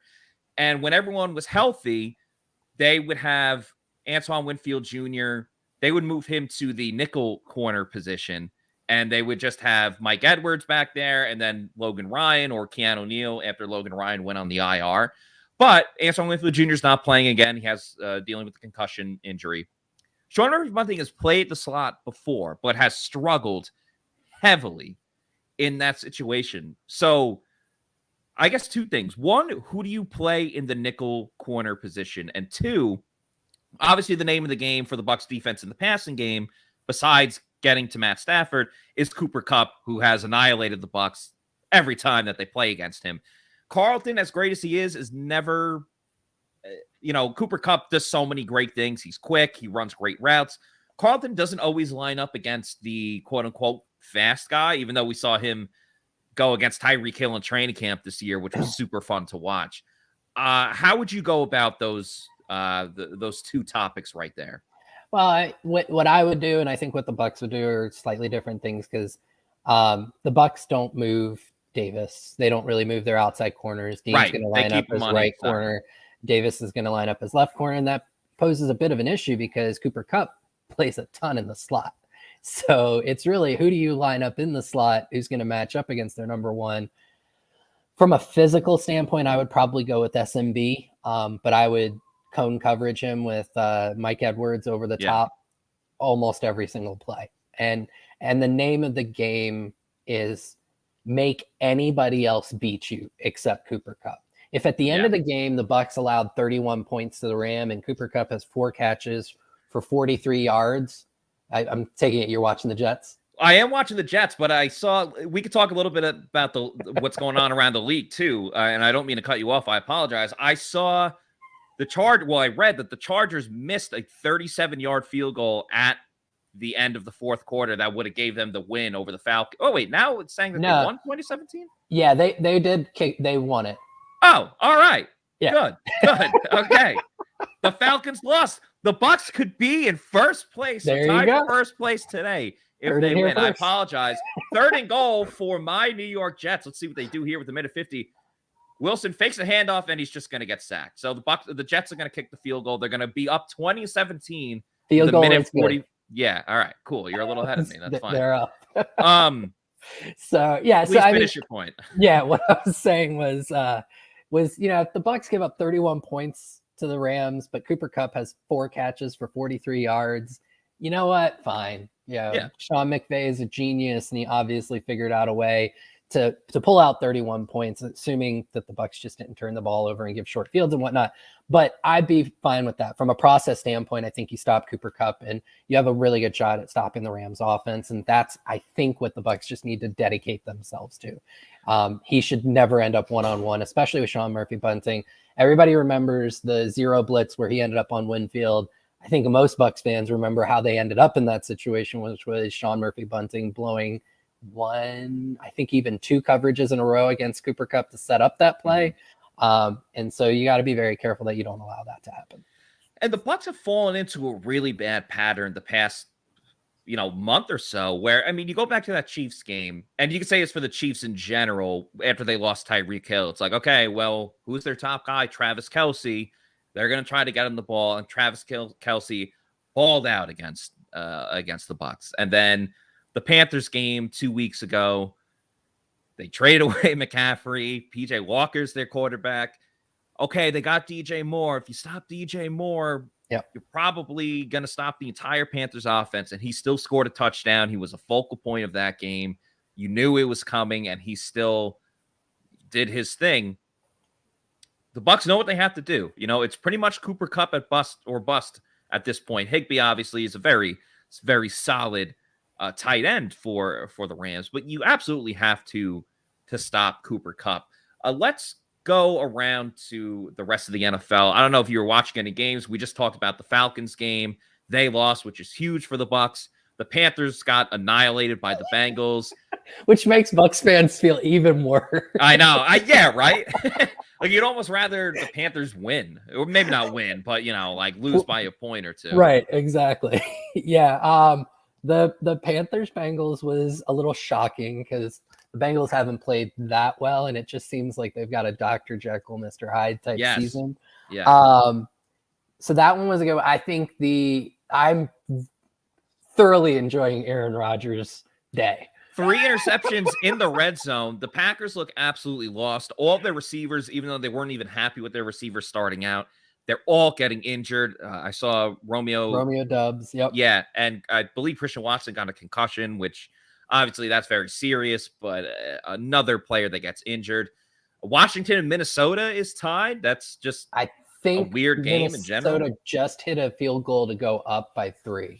That's cool. I had Washington +3 as Josh Allen completes a great pass to Diggs down the field, but there is a flag. It's probably going to be roughing the passer on the Jets, if I had to guess. What was the other game? Jacksonville, Las Vegas. The Jaguars are up 24-20 against the Raiders. That is a little bit of a surprise, but also just kind of like 2 teams that you never know what you're going to get from them, which is pretty well. Holding on the Bills. Okay. There you go. I think Trevor Lawrence has looked pretty good from what I've seen today. Granted, I've just been watching Red Zone, so there may be some stuff I haven't looked at. Red Zone. But Doug Peterson, I just think such a creative, just as the complete dichotomy, and I think it dovetails really well with Byron.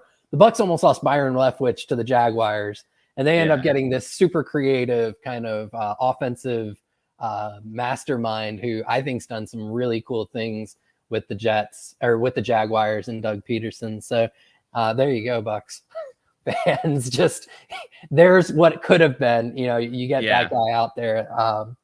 So yeah, I think in general, just the NFL continues to be kind of drunk. With if Washington pulls this out over the Vikings, I think I tweeted out not too long ago, like, could the entire NFC East end up in the playoffs? Yeah, I mean, for years they were the NFC least, and now it looks like they're the NFC beast. I mean, now they're top dogs. It's really it's crazy to see. And you mentioned something about getting creative or getting selective. You can get creative with your picks when you're on Underdog Fantasy, and we're gonna tell you guys ours in just a moment. Of course, we're playing the pick'em game. The rivals are very fun too.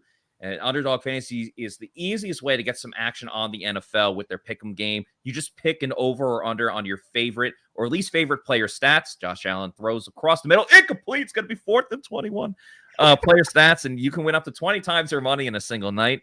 Underdog keeps it super simple with their easy-to-use website and mobile apps. Pick between 2 and 5 players to fill out your pick'em slip. Get every pick right. Take home some cold, hard cash. Use the promo code PEWTER, that's PEWTER. Get your first deposit doubled up to $100 by Underdog. Even if you learn from Plant City Math, you know that is a great deal. That's Underdog Fantasy, promo code Pewter. Let's get to our picks. We tweeted mine out from the Pewter Report account. If you have not seen that, Josh, would you like to go first or second? I'd like for you to go first, bud. Okay, but first, never mind. The Bills called a timeout. I have to watch this play live. It's 4th and 21. Jets are up 20-17 with 33 seconds to go. I just get this. Okay. Please don't tell me anything. I'm not going to tell you a thing. I'm going to stare at you watching it. Okay. I will go to my picks, though. I can read out your picks so you can watch the play. All right, that's fine. That's fair. So Matt went with, on the Rams side, he took higher than 41.5 receiving yards for Tyler Higbee, the Rams tight end. And then on the Bucs side, he went with 2 plays. The first is Tom Brady. He went higher than 270.5 passing yards. That seems pretty smart considering coming into today, I think Brady was leading the NFL in passing yards. And then he took higher than 66.5 receiving yards for Chris Godwin, which I think is an overall very good play. Very impressed. I shared your Chris Godwin pick at higher than 66.5 receiving yards. On the Rams side, I went with Matt Stafford. I'm counting on him to throw at least 1 interception because it's higher than half of an interception. There it is. That's right. Josh Allen getting lost in the sauce. You don't throw it at Josh Allen. You don't throw it at Sauce Gardner. You don't throw it at him. The Jets beat the Buffalo Bills 20-17. Everyone thought the Jets were done because they lost 1 week ago to the Patriots. Nah, you don't throw it at Sauce. Josh Allen threw a pick to him. You getting lost in the sauce. The Jets are back. The Jets are back. Let's go. Let's go. What are you thinking, Josh Allen? You're going to throw it at Sauce Gardner? Are you kidding me? This guy's going to win MVP? He's getting lost in the sauce. Actually, Davis probably should have caught it, but whatever. What a win for the Jets. That's a statement win for Robert Saleh. Statement win for my friend Robert Saleh. Met him twice. Once at the Senior Bowl, said hello real quick. Right. Then chatted with him for like 15 minutes. Me, Scott Reynolds, Robert Saleh, chatted for a very long time. You said you had a really we're going good to turn chat, this right? around. We did. We chatted for like 15 minutes at the NFL owners meetings. The Jets improved to 6-3 on the season. I don't know what happens during the 4 o'clock slate, including the Bucs game. That made my entire month. All right, and then to finish up my picks, just to remind fans, I've got Chris Godwin higher than 66.5 receiving yards, Matt Stafford higher than half of an interception, and I took Scotty Miller higher than 7.5 receiving yards. Yeah, I think that's he can catch 1 pass for at least 8 yards. Those are my picks. Oh, that was such a joy to watch you watch that. I'm glad I'm glad you watched. I'm glad you enjoyed it. I'll go through my picks real quick of like why I went with each one. Obviously, it's going to be all about Cooper Kupp, but Higbee has played pretty well against the Bucs in the past.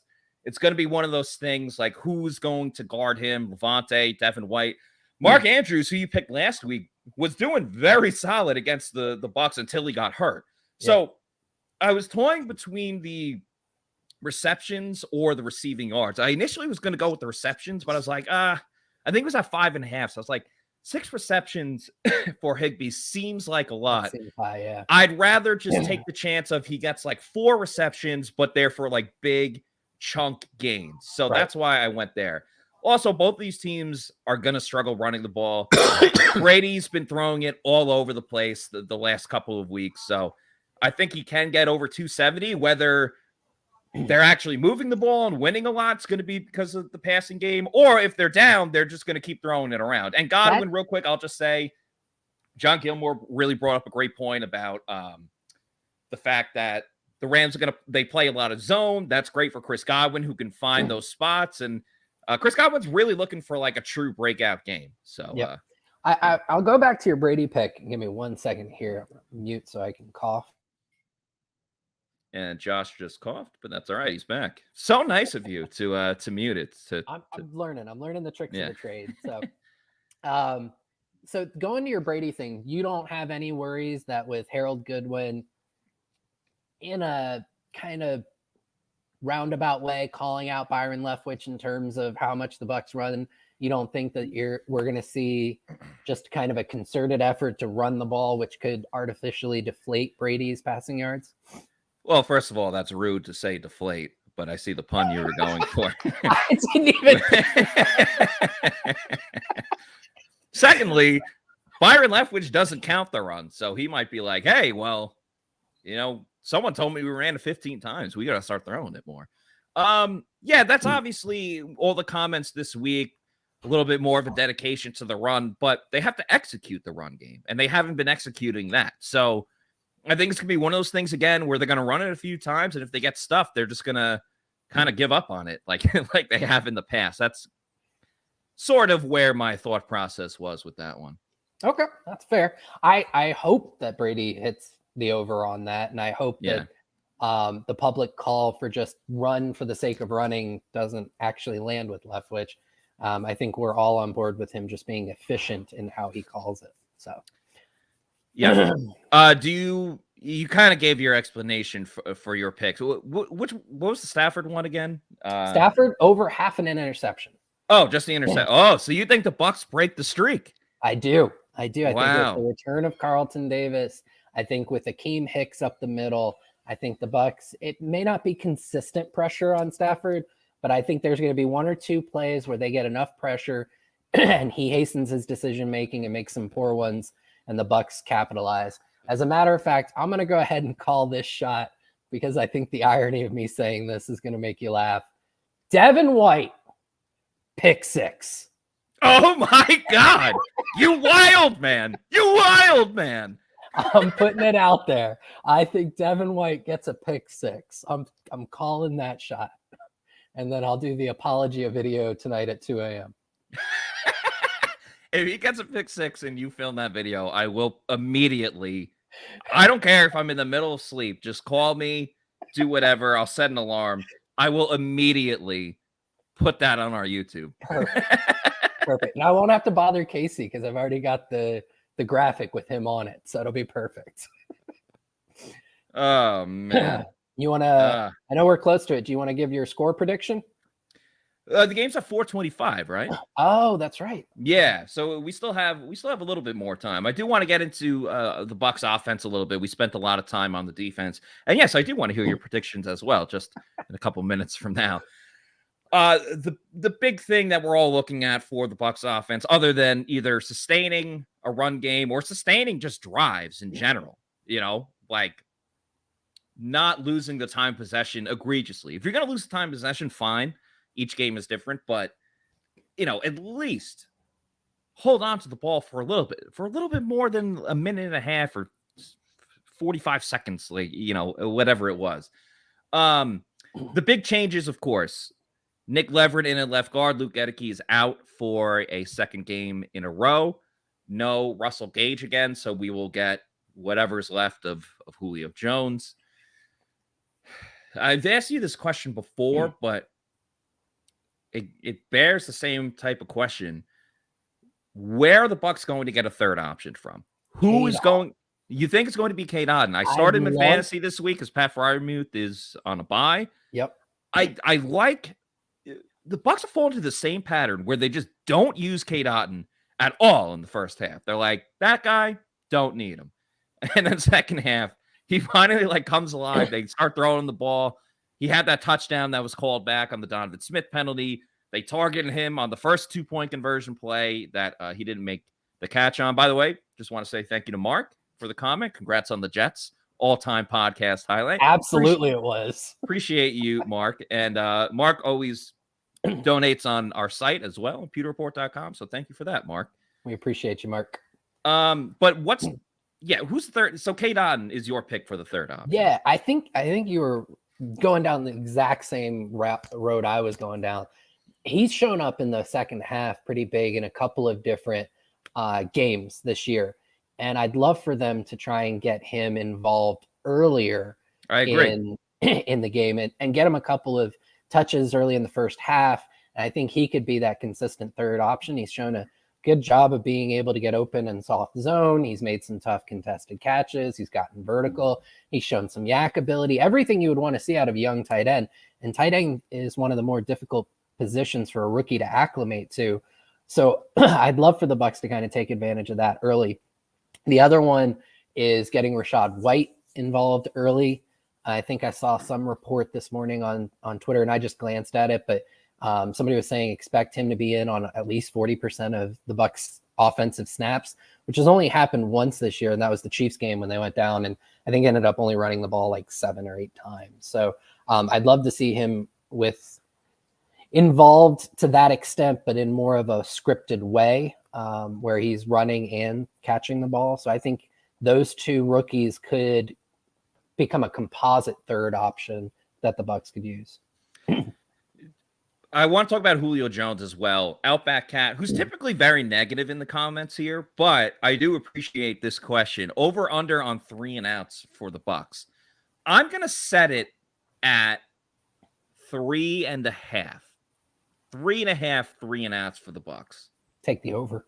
You're taking the over. You think the Bucs are going to have at least 4 3 and outs? Yeah, you're looking at 10 to 12 possessions a game usually. So I think 4 is probably the number I would land at. So yeah, and that doesn't mean that they can't have a good offensive day. You're right. 4 3 and outs, but yeah, I'd take that as an over. Common Sensei is taking the over there. Outback Cat says 5. So I'll take the under on that. If he's setting the line, I'll take the under. Okay, so oh man, well this is why I don't work for Las Vegas, but well yeah, we'll say 3.5 or 4.5 on that. Eden is looking for any links for free for the NFL games. I use Sunday Ticket. I also got cable, so sorry. Can't help you there. But if anyone, maybe we shouldn't be promoting that. So well, I was just going to say is if you're in the United States, the CBS, it's national. Yeah, so, it is. You got Tony Romo. I won't be hearing it because I mute the game when I'm on. By the way, we'll have Paul Atwell on for the game. So very excited. That's going to be so. I mean, Romo's pretty. I kind of like listening to Romo, but he's no Paul Atwell. Oh, of course. Nobody is. And it's funny. Paul was like, I haven't done too much preparation. I was like, even with no preparation, you're better than most, Paul. So his article yesterday on Pewter Report, informationally, just absolutely amazing. But even like just his writing prose, I know this is probably a bad adjective to use in a masculine world, but it's just beautiful. Just the way he writes, it just really is. Hey, beauty knows no gender, race, or anything. Beautiful is just beautiful, no matter how you look at it. Let's talk about Julio Jones. Is he going to be a factor at all in this offense? He wasn't last week. I know he scored the touchdown, but it was very late. He only had 2 receptions and the stupid jet sweep play, which I don't get. I still don't know why they did that. Do you foresee Julio being a factor? when it takes him 10 minutes to get up after getting tackled, I just can't look at him and be like, yep, he's going to do great things for this team. I think you'll see Julio somewhere between last week and week 1 in Dallas. I can't say which way he would. That's an upgrade. I can't say which way he would probably lean a little closer to, but somewhere in between the two.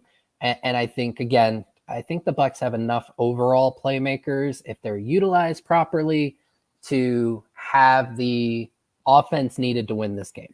Because, again, I don't think the Rams offense is going to do as much most Bucs fans who suffer PTSD from all the other Rams-Bucs matchups assume. So I think you're going to see a depressed scoring from the Rams. Yeah, and the Bucs have struggled against the Rams as of late. They've lost their last 3 matchups against them over the last 2 seasons. So a lot of players have to step up. They got to get up for this game, and if you have issues getting it up, you should probably check out At Age Rejuvenation, we have a lot of interest about erectile dysfunction in men. It's not like my sex life was dormant, but you can always improve. It was having an adverse effect on my marriage and was very happy with the results. We have various treatment programs available to enhance their physical abilities that can improve blood flow and sensitivity. The pulse wave has made it so much better. It's been a significant improvement. The good news was that I heard it from my wife. Stop waiting. Start doing Age Rejuvenation. Look better, feel better, have better sex using Age Rejuvenation. They have testosterone therapy, peptide therapy, stem cell. You see John Gilmore, who was on the Pewter Tailgate show today. We're going to give Josh a couple of moments to regroup here. But John Gilmore speaks very highly of it. Scott Reynolds speaks very highly of it. They're not just spokesmen; they are clients of this product as well. And they have talked a lot about how much it's really helped them, especially feeling younger. So go to agerejuvenation.com, see how it can help you. We're about 4 minutes from kickoff here, which of course, again, we're going to go straight into the Pewter GameDay show for Bucs versus Rams. It'll be myself and Paul Atwell. Very excited to have him on. He was at the Steelers game a couple weeks ago. You see a lot of his articles on pewterreport.com. He also joined me for the Bucs Packers game. So hopefully they can win this one. Josh, let's get into our predictions now. Would you like to go first or second? Do you still need a couple more? I'm going to go first. Okay. But before I give you that was an all-time transition, bud.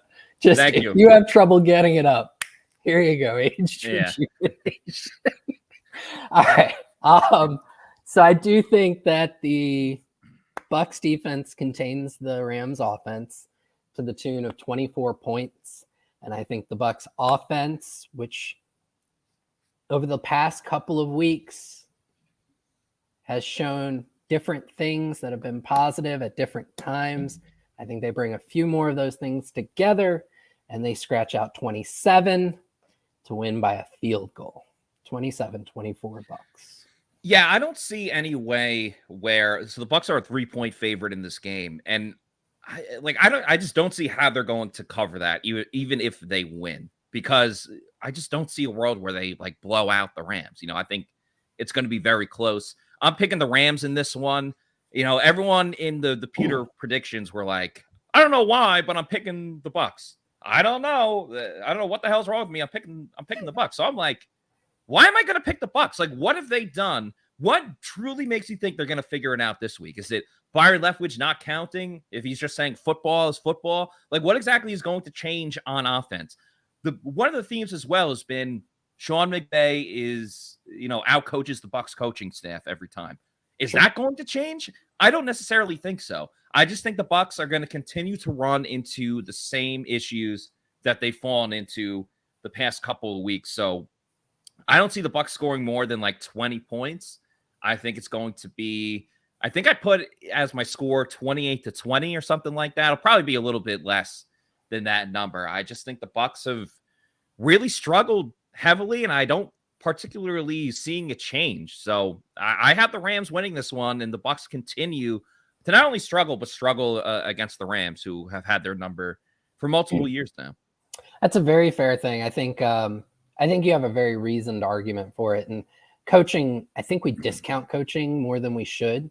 And specifically, this matchup has been a nightmare for Todd Bowles. So that makes sense. I look a lot of times at the roster and at the quarterback play, and that's kind of where I try to land. And I'm probably discounting the coaching aspect of it. Although I think, again, McVay he's struggled this year in terms of his game planning. And I guess I just hope that continues this week.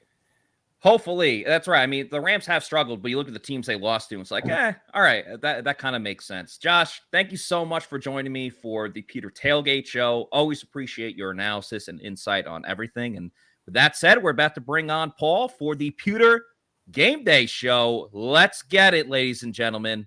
About to play that intro.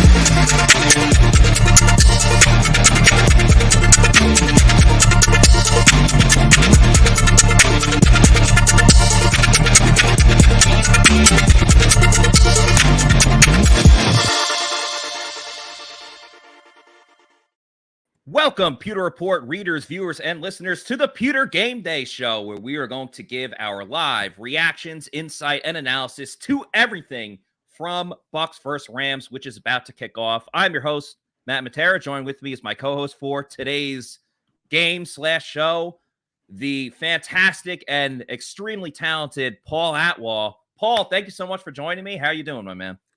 My pleasure. Thanks for having me. I'm excited, a little nervous. Feels like the season's on the line. Like, what is this, week 9 playoff game? So I've been calling it Judgment Day. Day. You got two teams that are struggling. Yeah, you like that. I appreciate that.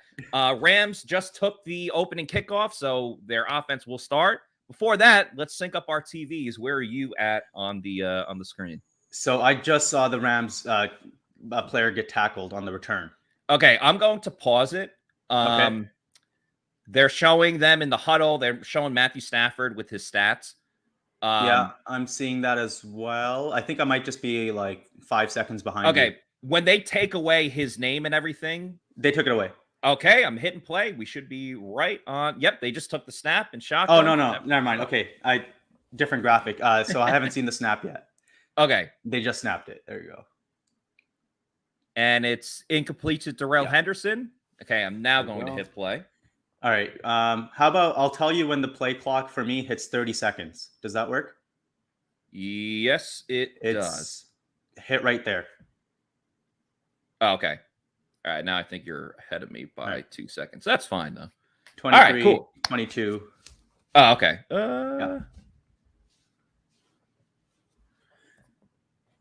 Beauty of live television. At least I'm not streaming this time. I actually have it on TV here properly. So okay, cool. Behind. Yeah. But yeah, by the way, you have a awesome setup. I saw you tweet it out before with the you got the the projector when you were watching the 1 o'clock games. Right, it's right there behind me. You can kind of see. Yeah. Very cool. Yeah. Very cool. All right, second down. Rams run it with Darrell Henderson for about a 5-yard gain. So we'll see early on. Bucs in third down. It's been kind of their Achilles heel the last couple of weeks, more in the second half than the first half for sure. But a big moment for the defense early on. I haven't been focused more on syncing up here, but I'm really curious to see what the Bucs do coverage wise today. Yeah. Do they do anything special for Cooper Kupp? Maybe some more bracket coverages. Right. I mean, he's the one that's dominated them, all their recent matchups. So. And there looked like I'm not sure exactly what that was. I think they were just playing man, and they might have had Kupp over the middle against Dean. But yeah, that's all right though. Stafford's throw is incomplete. So the Bucs, look at that. The Bucs get a 3 and out. It's normally the offense for Tampa Bay that's going 3 and out and ending drives quickly. But this time the Bucs actually do something right. They force that incomplete pass to Stafford looking for Higbee. Even if he would have caught it, he would have been a yard or two short. So nice job by Tampa Bay's defense as the Rams will punt it with Jalen Darden back there as Dixon kicks it away. I like how you're firing shots already at the Bucs offense. They haven't even gotten the ball yet, but You're ready to go. That's fair. Jalen Darden kicks it to the outside, ends up getting tackled by the player. It takes out a Bucs. I don't know if it was a coach or just someone part of the team on the sideline. Cam Brady is actually checking up on the guy that got taken out of the legs. I'm not going to lie. That's one of my favorite things is when you see like a camera guy or like a coach that gets taken out. It's like, yo, you see the play is coming right at you. Get out of the way. I don't know if I'd be able to, man. Those guys are so fast. Yeah, but like at training camp, I know when a play is coming towards me. So I know, like, all right, there's a chance here as the Bucs run it on first down. Byron Leftwich's calling card goes for about 3 yards there. Maybe 2. But exactly what I know you don't want to see because you hate it. I think we're going to see a lot of it. And I was rewatching the tape of the playoff game, and it was interesting because of the way the Rams like to align their fronts. They have a weakness in the C gap. So immediately in the playoff game, the Bucs started out with 3 power runs in a row, and they actually got the Rams to change their fronts. Let's see if they go more to it today. Brady and shotgun throws completed to Mike Evans. Ooh, it looks like he dropped it at the end there. Rams are waving nope. And yeah, I think right in like before he was going to the ground. So it'll be 3rd and 7 for Tampa Bay. I'm sure they'll show a replay. It's so important to stay ahead of the chains against this defense just because of the way they play. You have to take your quick gains underneath play after play because you're just not going to be – it's going to be so hard to get the chunk plays against these guys on 3rd and long. Yeah, and chunk plays has been a huge issue for the Bucs in recent weeks. So they got it a little bit last week, going deep with Evans, but, they've been few and far between. Brady and shotgun here looking, throws over the middle. It's caught by Evans in between 3 Rams, but that is good enough, ladies and gentlemen, for a first down. 2 straight slot snaps for Evans on the inside, and Evans looks dinged up. Oh, that's not good. Yeah, that's unfortunate. Now, to be fair, Mike does sometimes, like, he'll get hit, he'll look hurt, and then he'll pop up, like, a minute or 2 later and be okay and come back into the game. If you remember that Panthers game, it looked like he got really hurt and then came back into it. But, yeah, obviously I don't know. He's still on the ground, so, damn, that's really unfortunate. You can count on him leaving the game at least once a game, but usually he limps off, and this time, that he's down. But yeah, the Rams, the way they line up, they do have a bit of a weakness in the C gap just from the fronts that they like to use. And so the Bucs to counter, they came out with a bunch of power runs, trying to attack that space in between the tackle and the tight end. They got the Rams out of those fronts. And let's see kind of what the chess game is there. The other thing that the Rams do that's so tricky is they do such a good job of moving Donald around and getting him one-on-ones. Yeah. And last time it was Josh Wells was the weak point. And this time there are maybe a couple of weak points on the interior. And that's another thing that's going to be really hard for the Bucs to deal with. And I can detail a little more as the game goes on.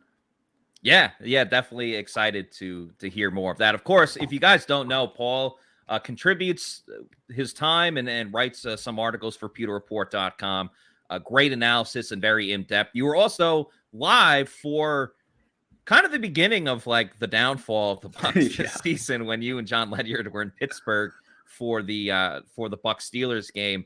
Outside of obviously the Bucs not winning the game and playing very poorly, how was your overall experience, going into the press box and viewing an NFL? I don't know if you've been to an NFL game before because you're over in Vancouver, if I'm not mistaken.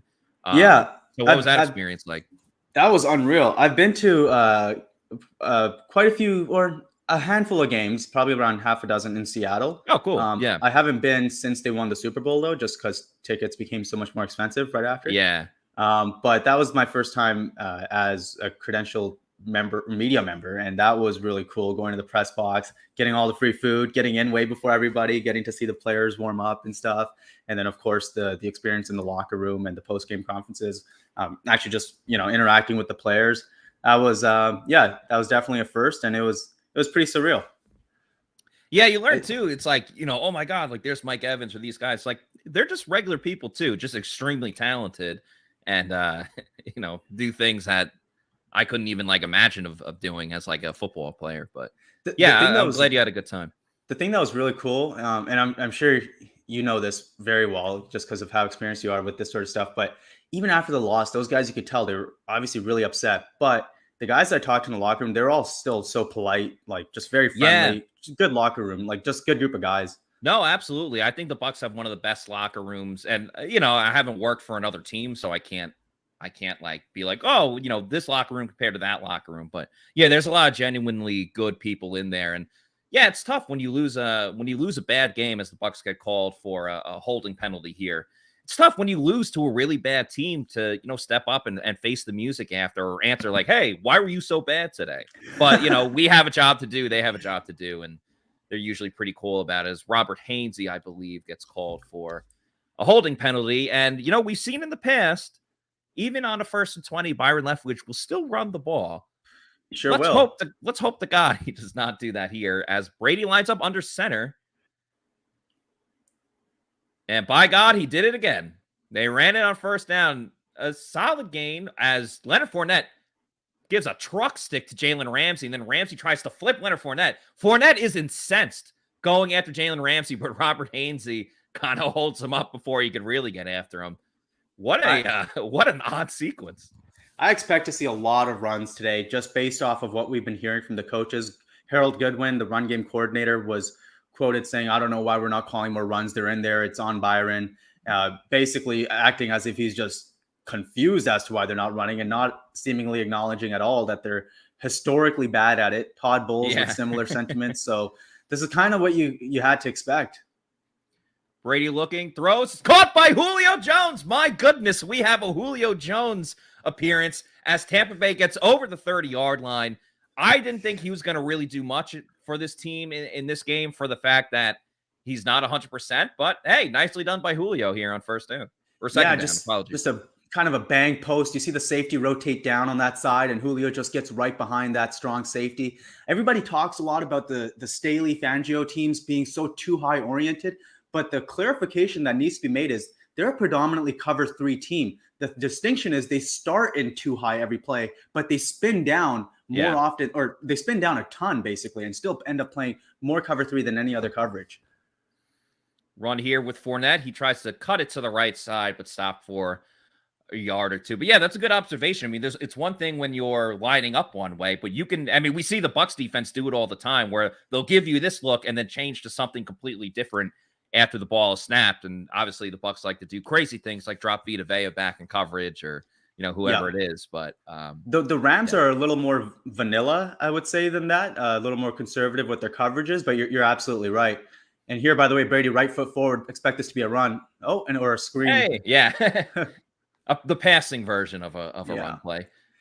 Yeah, basically always a no-step throw, like the one there, like a screen or a handoff, or an RPO, which kind of fits into both categories.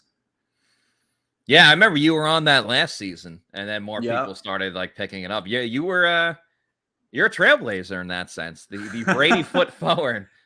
Now he's got his left foot forward. Yep, now he's got his left foot forward. I mean, it's 3rd and 6, so you would imagine they'd pass it anyway.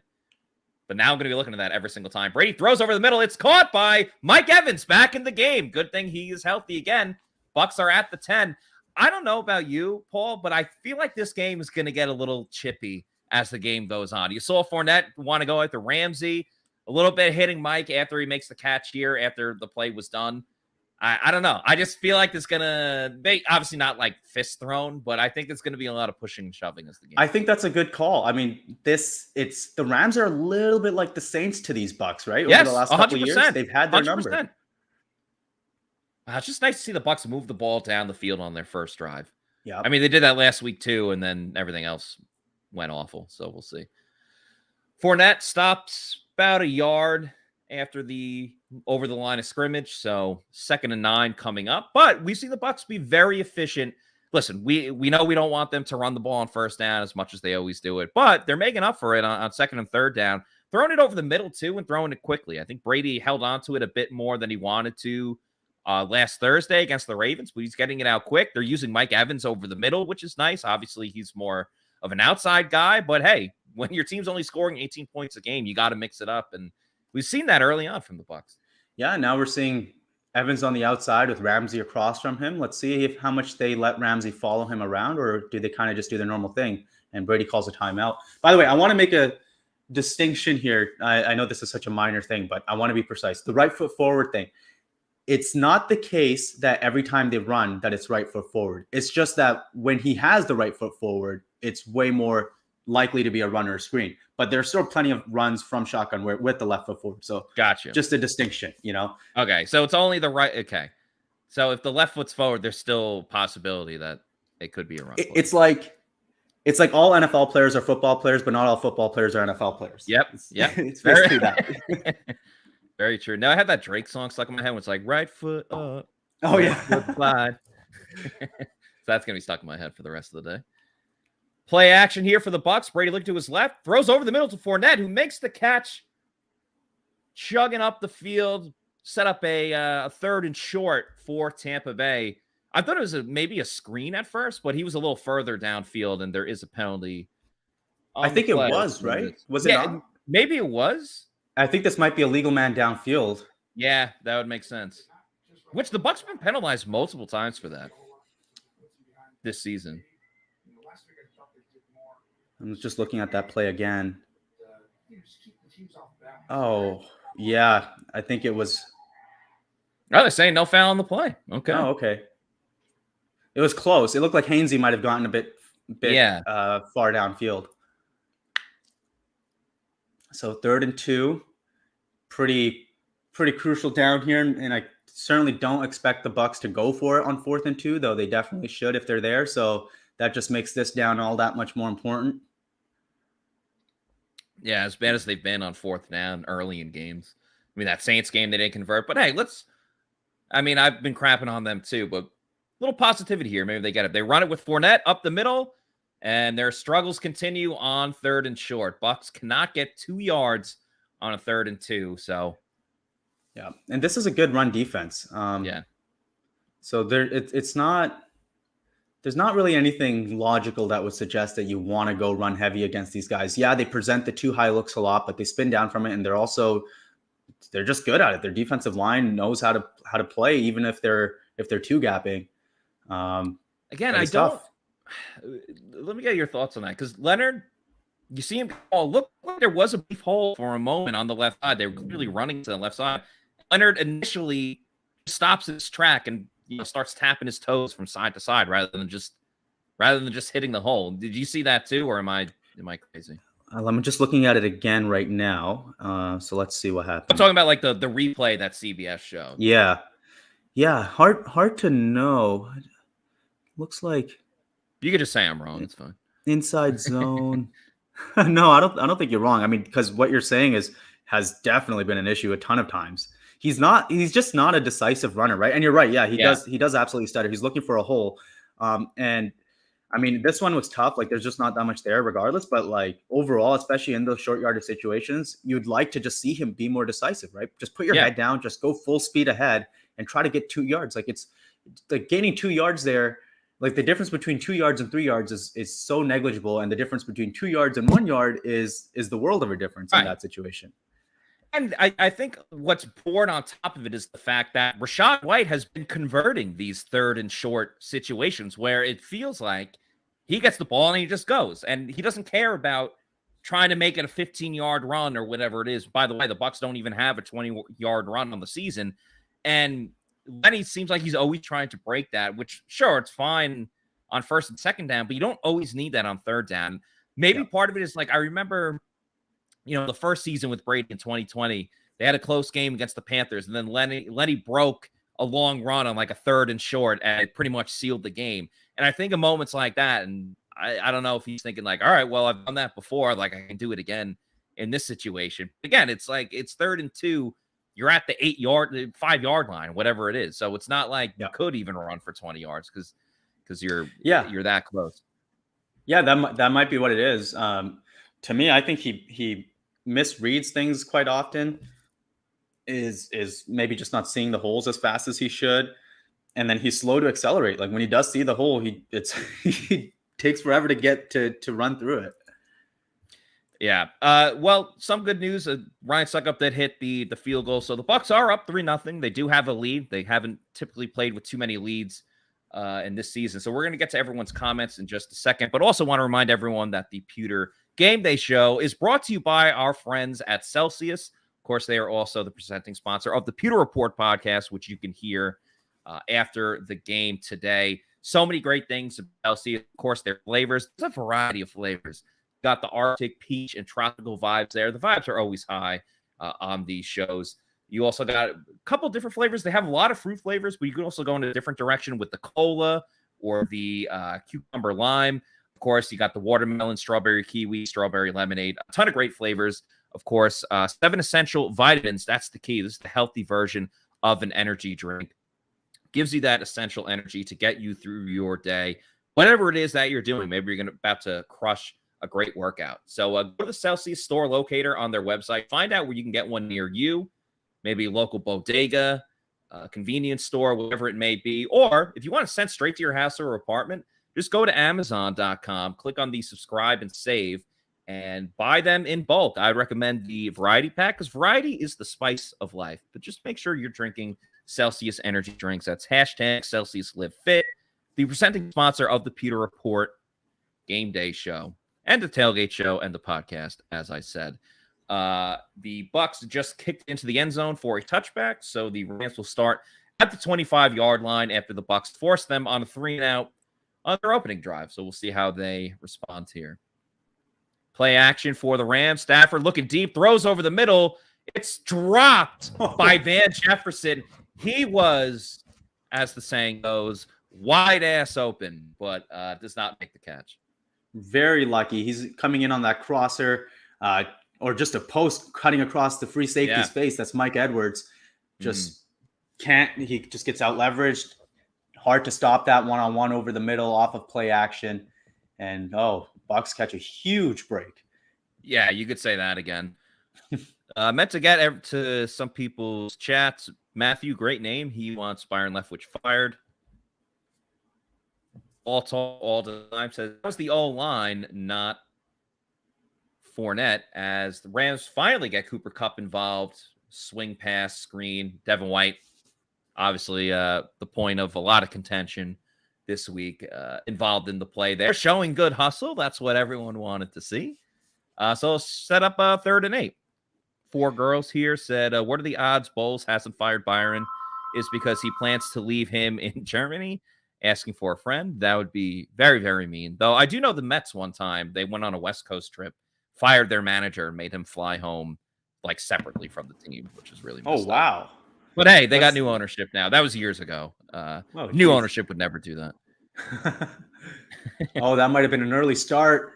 3rd and 8. Joe Tryon-Shoyinka and Devin White get to the quarterback. Let's see if Devin's going to ride the horse. He just jumps up and down. But as you pointed out, looks like JTS may have been offsides. Common sense saying penalty. Want to get that head start, but nonetheless, not the case for the Bucs. So set up a 3rd and 3 now? Yep. That's right. It was usually Shaq who was good for one of these a game. And yeah, Shaq does jump off sides a lot. So and JTS filling in. Someone had to take the mantle for it. So that's right. Let's hope JTS fills in all the other ways and all the other things that Shaq did as well. Yeah, I mean that one was pretty close. From the replay, it didn't look right. You got man coverage here on 3rd down. Let's see if they blitz or if they keep a guy over the middle to help against Cooper Kupp. No one in the backfield either. Thrown over the middle, caught with Carlton Davis in coverage. That was Robinson on the catch. By the way, are they using Jannard Avery on the outside? The 4th string outside linebacker for the Bucs? I thought I saw him lined up. Yeah, 59. Interesting.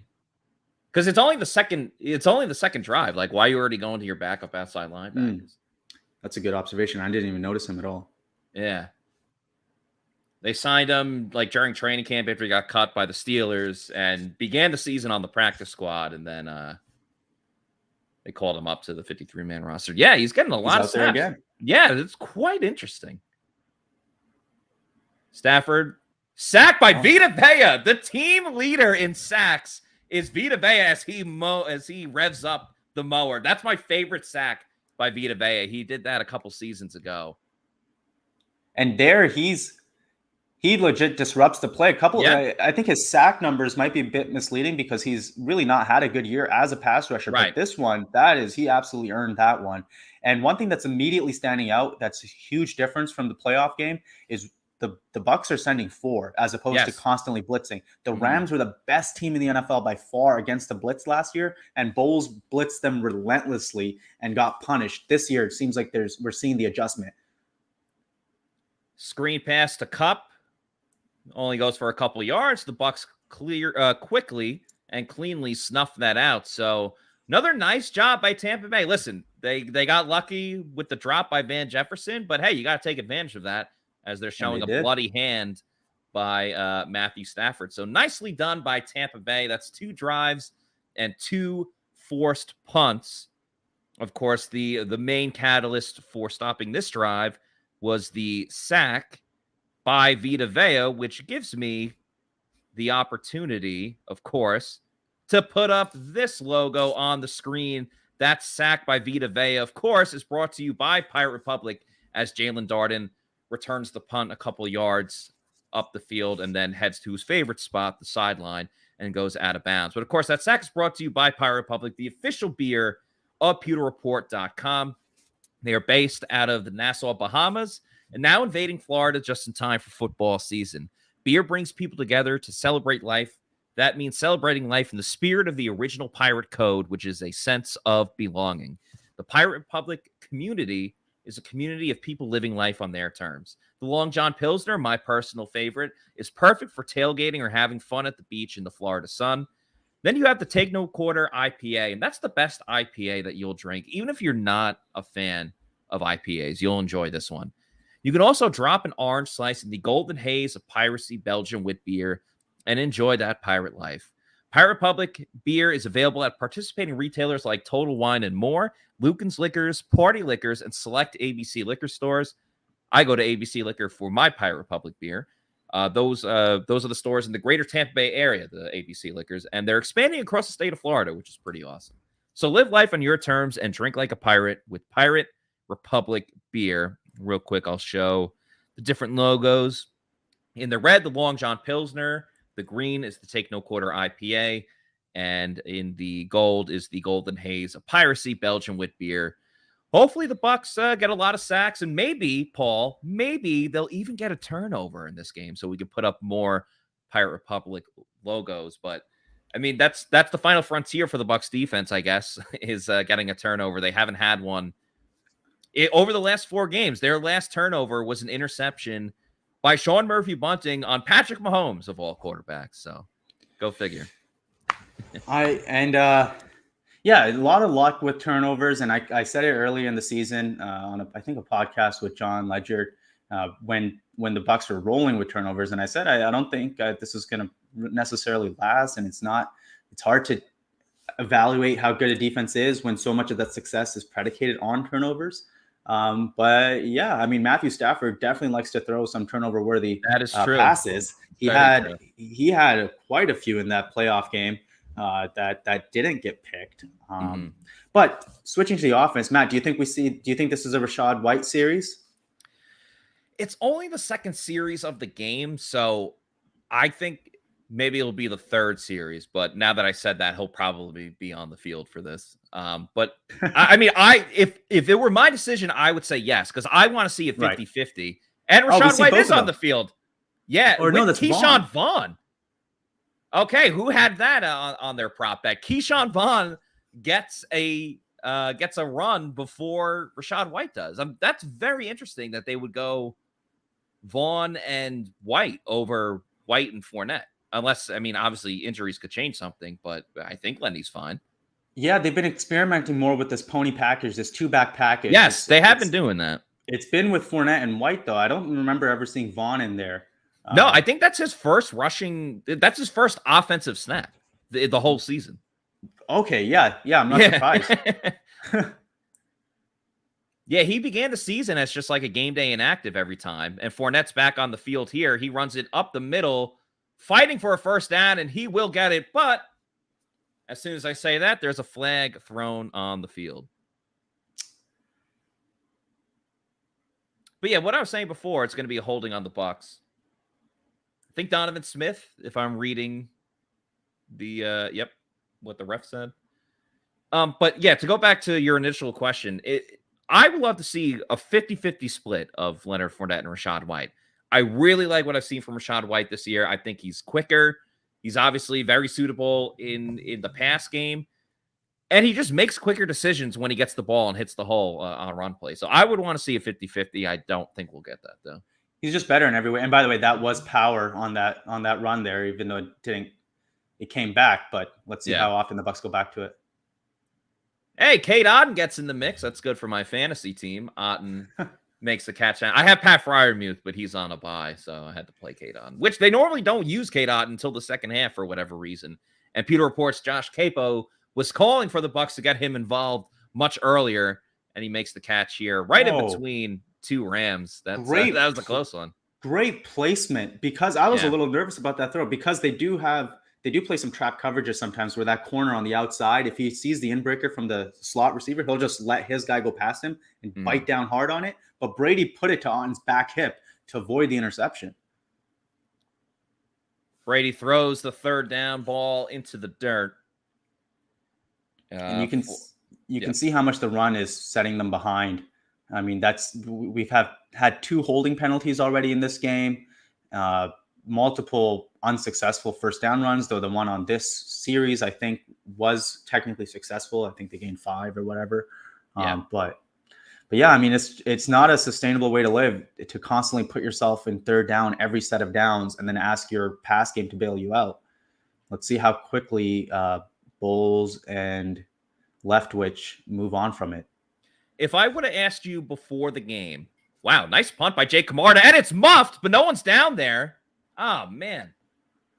That ball was completely muffed by the kick returner, but the Bucs gunners did not get down there quick enough, so he was able to recover. And there was like multiple seconds that ball was loose. But if I were to ask you before that 3-and-out right there, if I were to set the over-under on the number of 3-and-outs the Bucs would have in this game at 3.5, would you take the over or the under? Okay, so one thing that's hard is I have no idea what the average is. But 3.5, that's pretty high. I think I would say I would take the under. I'm a little, maybe I'm coping, but I still have hope and optimism for this offense. I do still think they can be good. Not if they stay attached to the idea of first down runs. I'm not against running in general. I think they just need to, like we always talk about, move around where those runs come. And but yeah, 3.5 is high. I think I would take the under. Would you have taken the over? I would have taken the over.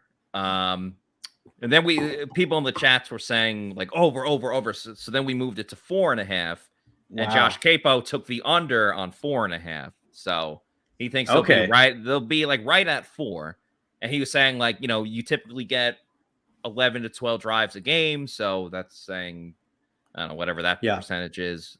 But they already got one. I mean, at this point, it doesn't really matter. And he was saying too, like you can still be effective on offense, moving the ball, even if you have a couple of 3-and-outs in the game, like we saw with the Bucs on that first drive. For them, of course, it's always just been red zone, not coming to fruition there as we saw on their first drive. So we'll see. Like you said, what adjustments that they make. I'm making a prediction right now, though, and I know it's about to be the Bucs defense, but when the Bucs offense gets back on the field, the first play will be play action, under center, play action. I like it. I think that's good too. I'm gonna say play action to Mike Evans, followed by their next passing play is a throw to Chris Godwin over the middle. I think Godwin's gonna get involved. 2 passes in a row. Wow. Okay, I like it.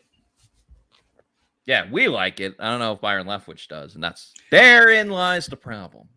And the Bucs have been actually a pretty efficient passing team this season. I think before this week, going into this week, they were 9th, which is obviously not great by their standards, but it's not what you would think just based off of everything else. It's just the run game is so bad, and the interior offensive line has had massive issues, though Nick Leverett has been a huge upgrade and made a massive difference already. But and even as a no-huddle offense, comparing all no-huddle offenses against each other, they're the 7th best in the NFL. Like, they're good when they just sling it around. I wish it would go no huddle more often. Nice job by the Bucs run. Cam Akers gets a snap and a rush on the play. Obviously, he's had his issues with the Rams. Playing back in the state of Florida, he, of course, played his college football at Florida State. Big win over Miami last night. A blowout game. Do you watch a lot of college football, or are you strictly just NFL? I have no idea. I don't know anything about college football, and my Twitter feed is always pretty active on Saturdays, and it's like reading a foreign language. Very interesting. So I never know any of the rookies. I'm like just generally not interested in offseason stuff, but yeah, I never have any idea. No, that's cool. I got you. Blitz with Devin White. Stafford throws it quickly, of course, completes it to Cooper Kupp. So that's 3 catches for Kupp, but obviously the first 2 were like swing passes and screens. So that's the real first like down the field throw, and gives the Rams a first down. I haven't been paying super close attention to it every snap, but that might have been the first 5-man rush of the game for the Bucs defense. Could have been 3rd and 1 here. Bucs came very close to getting the stop there. It looks like Akers just got enough for the first down. Carlton Davis just wait for the sideline too. I hope he's okay.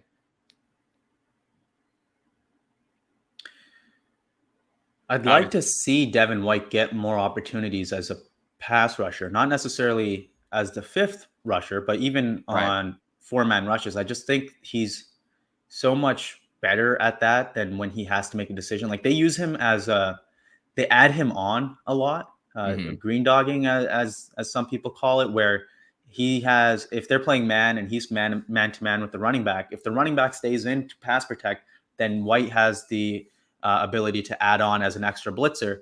The problem is he does that too early very often. It happened a lot against the Steelers. The first touchdown that the Steelers scored was off of that exact mistake where Devin White just green dogs early. His man is wide open in the flats. But it happened several times that game that I just noticed live that it wasn't even punished. So that I kind of want to take the decision-making element out of it for him. And instead of having him add on as often, just have him as a pass rusher. Yeah, I totally get what you're saying. As the Rams fake the handoff here, Stafford rolls out to his left and then tries to do a sidearm pass that goes incomplete. So they'll set up 2nd and 10. But I think a really good example, it wasn't green dogging in this situation, but one of the plays that Warren Sapp in particular was furious with Devin White was a play where White was in coverage in zone and Jackson rolled out to his right. And then, you know, I believe it was either Shaq Barrett or JTS, but one of them was like still in pursuit of Lamar Jackson. And Devin White's like 20 yards down the field, and as soon as he sees him roll out, he immediately starts running after him. He's like, what are you doing? Like, you're not going to get to him. And that left the tight end wide open for a first down. So it's one of those like where Devin makes a decision versus just, all right, go after the quarterback. Yeah, you're totally right. And by the way, I think they're offside there again. Jeez. So many penalties already on both sides of the ball. Yeah, for the Bucs on both sides. Yeah. Yes, that's what I meant. But yeah, it's just another situation where, I mean, again, want to take the decision-making out of Devin White's hands. When he's put in conflict in any number of ways, he seems to struggle, though. Of course, you can only hide a player so much. He's going to be put in conflict at some point, but I would like to see some concerted effort to minimize that. That offsides penalty was on Jannard Avery, who, again, I'm not surprised that he's getting snaps, but I'm surprised that they've been using him so early in this game. Like, this is only the 3rd drive for the Rams, and we saw him a ton on that 2nd drive for the Bucs when, you know, he's a 4th string player. It should be a lot of Joe Tryon-Shoyinka and then a combination of Anthony Nelson and Carl Nassib. And, you know, Avery, I don't know like a ton about him, and he hasn't had a ton of playing time. I know John said that he's a pretty solid, you know, pass rusher going back to his days with the Steelers. But you know what? Jannard Avery had a stupid penalty 2 weeks ago against the Panthers on a roughing the kicker on a punt play that gave the Panthers a first down, essentially sealed the game. And he just made another dumb penalty right here going offside. So not a huge fan of Jannard Avery right now is pretty much all I'm trying to say. Yeah, that's a good call on the roughing the punter or whatever it was. Yeah, we haven't seen Nelson much, not so far. Yeah, which is surprising because, you know, this is a huge opportunity for him. He's in the last year of his rookie deal, so he's obviously looking for that 2nd contract, whether it comes from the Bucs or for another team. And he's playing limited snaps this year. He still has 2 sacks, which, is the same amount that Carl Nassib has, the same amount that I think JTS might even have a half a sack less. That's what Shaq Barrett had going into the Ravens game last week. And, he got some starting time at the end of last season when JPP dealt with all of his injuries and Shaq was injured at the end of the season, if people don't remember. And in those 2 games, so he had a sack the week before he started, and then the last 2 games of the season he started, and he had a sack in each of those games. So he had 3 sacks to end the season. He had 5.5 overall, or 5. I apologize. I don't have the stat right in front of me. But, this is a guy that has some potential and clearly is in a prove it type of situation. So, I'm a little curious that he hasn't really been involved too much. Yeah. I wonder if anybody will ask Bulls about it after the game. I'd be curious what the thought process is.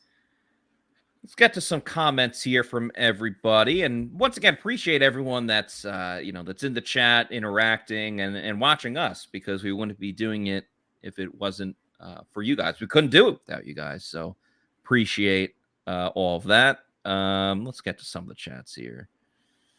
A lot of Outback Cat, who is genuinely pretty negative, but penalties in all caps here. Very true. A lot of penalties have hurt the Bucs early on. Hopster BB is in here a lot too, which I appreciate. Eater is already calling for the firing of Byron Leftwich. You're not the first one, and you know what? You probably won't be the last. Steve was mad about that red zone drive, not one throw to the end zone. Just horrible. All right, we start the second quarter. My apologies here, with a run with Cam Akers. So that'll set up a 3rd and medium for the Rams against the Bucs defense. JC is in the chat. He says, hey, fellas, what up, JC? By the way, JC and John Gilmore did a great job on the Pewter Tailgate show earlier today. So make sure if you didn't watch that, we do it every single week before the games. Next week, a little bit different because they're over in Germany. So it's a 9:30. So things are different. Are you going to get up for that game? I mean, it's like a 6 o'clock start for you? Yeah, that's right. It's a 6:30 start for me. I'll be up. I'll be groggy and I'll be tweeting from my couch, hopefully somewhat coherently.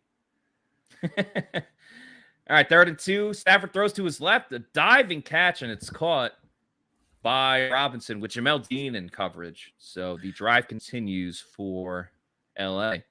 Have you seen Carlton Davis come back in the game? No, I have not. So okay. He waved to the sideline. The trainers came on. There's only been like 2 or 3 plays after that, though. So yeah, we shall see. But yeah, I mean, he's a guy that was injured the last 2 weeks, finally comes back, and hopefully it's just a quick little thing that he can get back in this game for. A guy like that is so important in a situation like this where the other team has a dominant receiver, because oftentimes what teams do is they'll double their best receiver, not using their best corner. They'll use their second best corner, like say Dean and somebody else.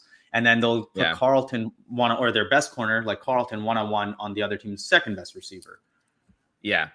I think that, Davis is back. So that's a very good sign. And a very nice job by the Bucs defense. They ran a sweep with Cooper Kupp, but Devin White, got to give him credit. He was in on that play. Sean Murphy bunting, obviously getting in the way and not letting the blocker drive him up the field. So nicely done by some Bucs defenders that have had a lot of criticism. Stafford throws down the side. Cooper Kupp is wide open. He's going to take it down to the 10, the 5. Touchdown, Cooper Kupp. He kills the Bucs like he has game after game after game as the Rams take a 6-3 lead. Amazing. Looks like it was just from the TV angle, the best I can tell, looked like it was cover 3, just right up the seam. Nobody carries. And it's Neal. He's trying to pass it off. He's pointing back too. So I'm sure the coach will say it was just miscommunication. But they don't play match coverages too often. So they have these big vulnerabilities, and I don't get why they don't carry those seams. This has been it's been one of the aspects of Bulls defenses for forever, basically, and teams attack it. We saw the Rams attack it last year in the divisional game, right at the I think the first couple of drives, right up the seam. It's too easy. Too easy is right, and Kupp pretty much gets untouched until getting to the end zone itself. Christopher says that's the game. It's done. Bucs aren't coming back. Outback Cat says game over. Eater says, fire these clowns. JC wondering why was Neil lined up on Cup. Yeah, it's me, PR Joshua. Wow, just like the playoffs, shaking my head. Another wow from 4 girls. Wow, why have some cover Cup? Why have someone cover Cup? Crazy idea.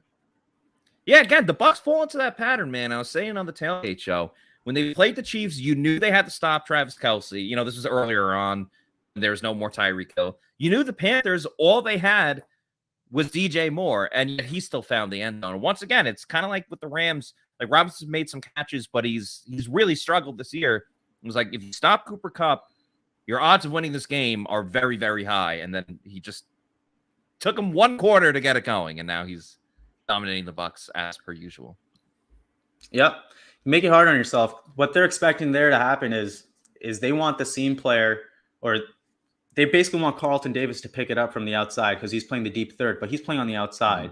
And they're trusting either Edwards or Carlton to basically be able to pick up the seam player. And then Keanu Neal, who's on the inside there, he's supposed to just fly out to the flat and cover the number 1. It was basically like the number 1 ran a hitch, and Cooper Kupp from the slot ran an inside fade. And I don't know. I don't really like that approach. It's just, it makes it harder, I think. And I don't know if, like, you just see so many teams now just say, hey, just carry the number 2 vertical. Like, it just makes it a little easier, I think. You end up with some mismatches, but I mean, you just have to be so precise with passing off in a situation like this. But I don't know. I'm not a defensive expert, but that's just what it looks like to me. Well, you sound like one. Well, you sound like just an NFL expert in general, not just defense. I would say even more towards the offensive side of the ball. I love this comment from Eater right here. We will respond with the 3 and out. Oh, man. I can see why people feel like it's over. Yeah, because especially when they've lost 3 in a row and 5 out of their last 6, it does seem like as soon as one bad thing happens, it's like, how am I ever going to recover from this? But there's still a long way to go, so let's not freak out just yet. The Truth, feeling a little bit better about this, says, calm down. We're still winning 32-10. So maybe have a little positivity like The Truth. Wait, what did he say? He said the Bucs are still going to win 32-10. So everyone should calm down. 32-10. Okay. Rachaad White's going to take this out of the end zone, gets up to the 20, hops over his own guy, and gets right back to the 25. So, you know, it would have been a touchback anyway. All right. This is going to be play action. Play action. Wide open. Oh, wait, this is last year. Okay. Yeah, this is the same thing. Either way, doesn't really matter what game, Paul. He's wide open anyway. Yeah, this is that was the play that they just showed that I was referencing. I couldn't even tell that it was from last year because it looked exactly the same. Same jerseys too. Oh my God. Yeah. Rachaad White is in the game, so that's cool. We like that. Julio Jones as well.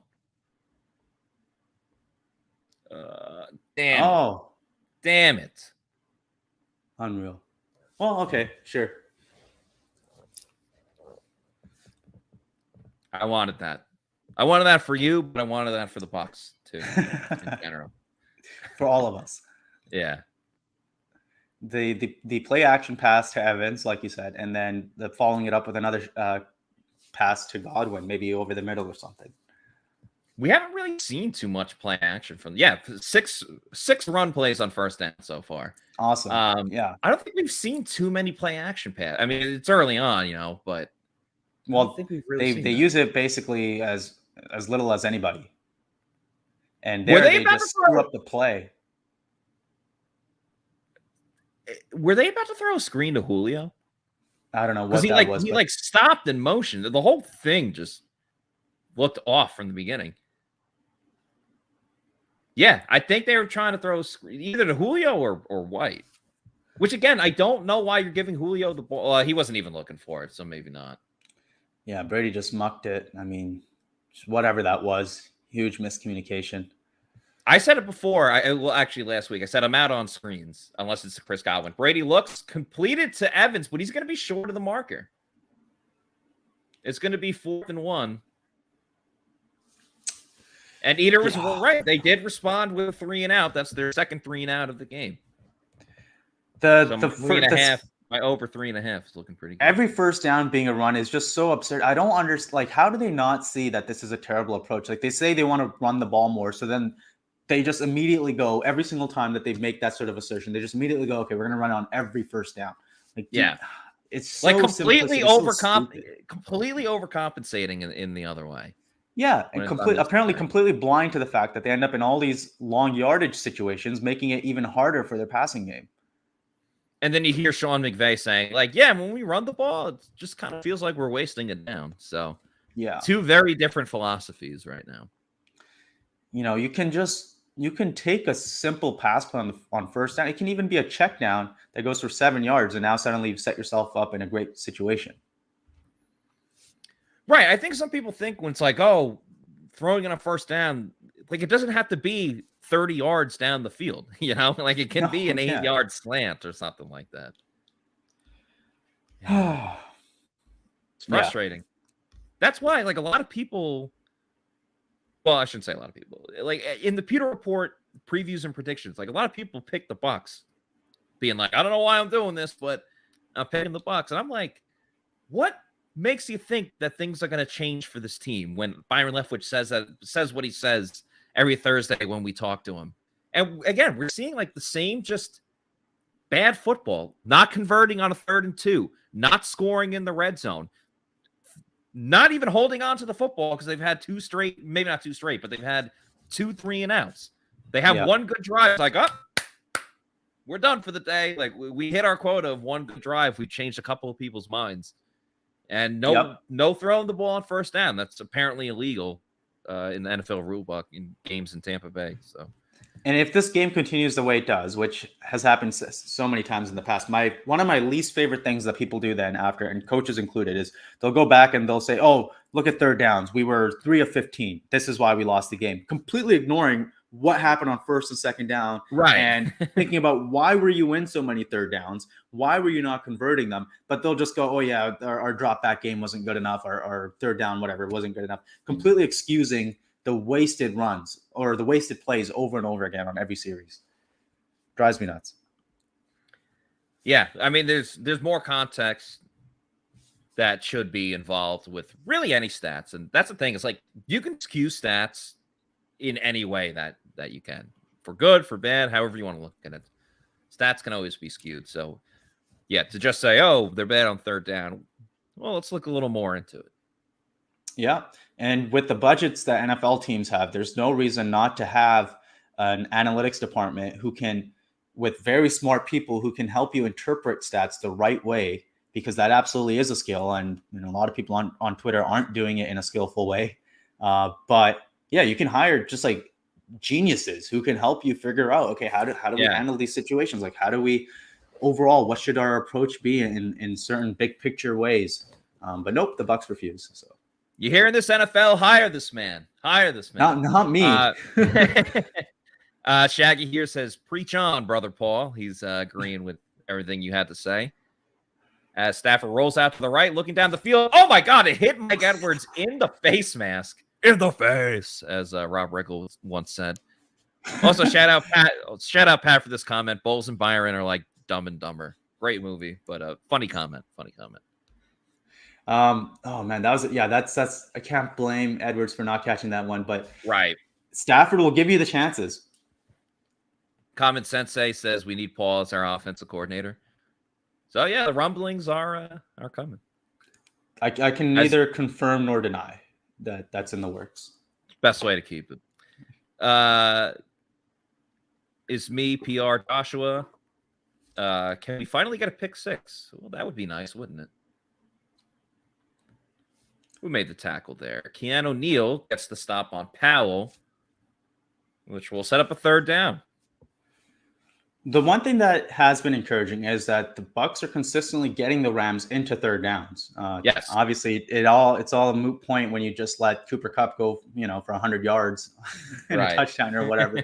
But it's, again, just like I talked about on offense, similarly on defense. Even if the Rams convert this, like if you're consistently putting the opposition in 3rd downs, they're just not going to be able to consistently succeed. Yeah, very true. Very true. They are 3 of 5, as the stat says, though. So that is true. Yeah. Was that Cooper Kupp touchdown on a third down? Do you remember? I think it was a second down. I think it was too. Let us know in the chat if it was on second down or third down. One of my, I don't know if this isn't really my opinion. I think a lot of people have this opinion, but somewhat unpopular opinion is that third and manageable is a myth. It just does not exist. You think it's a myth? I do think it's a myth. I remember John had me look up the numbers for him a few weeks ago, and I looked up. I compiled, I think, like 10 years of data, and what I did was for 3rd and 1, what is the percentage? And like just took all the distances possible on third down and looked at the percentages of converting, and using massive sample sizes, obviously. And this is different teams and whatever. But yeah. I think everything with more than, I think 3rd and 2, it was around 50% chance of converting. But like, think about that. Like even 50%, if you're in 3rd and 2 twice on a drive, that means you only have a 25% chance of, keeping that drive alive. So yeah, you got to just avoid third downs. Yeah, exactly. Stafford throws to his right. Incomplete. Good coverage by Carlton Davis. No flag on the play. Bucs get that stop on third down.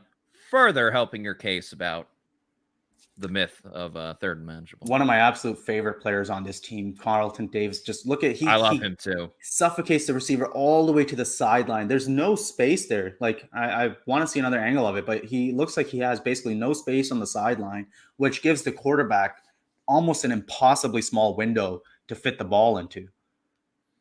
Yeah, he's a great cover corner. I really enjoy watching him play. Darden makes the catch. Heads to his favorite spot, the sideline, but gets about 5 or 10 yards up the field. Is this where we get to play action, Paul?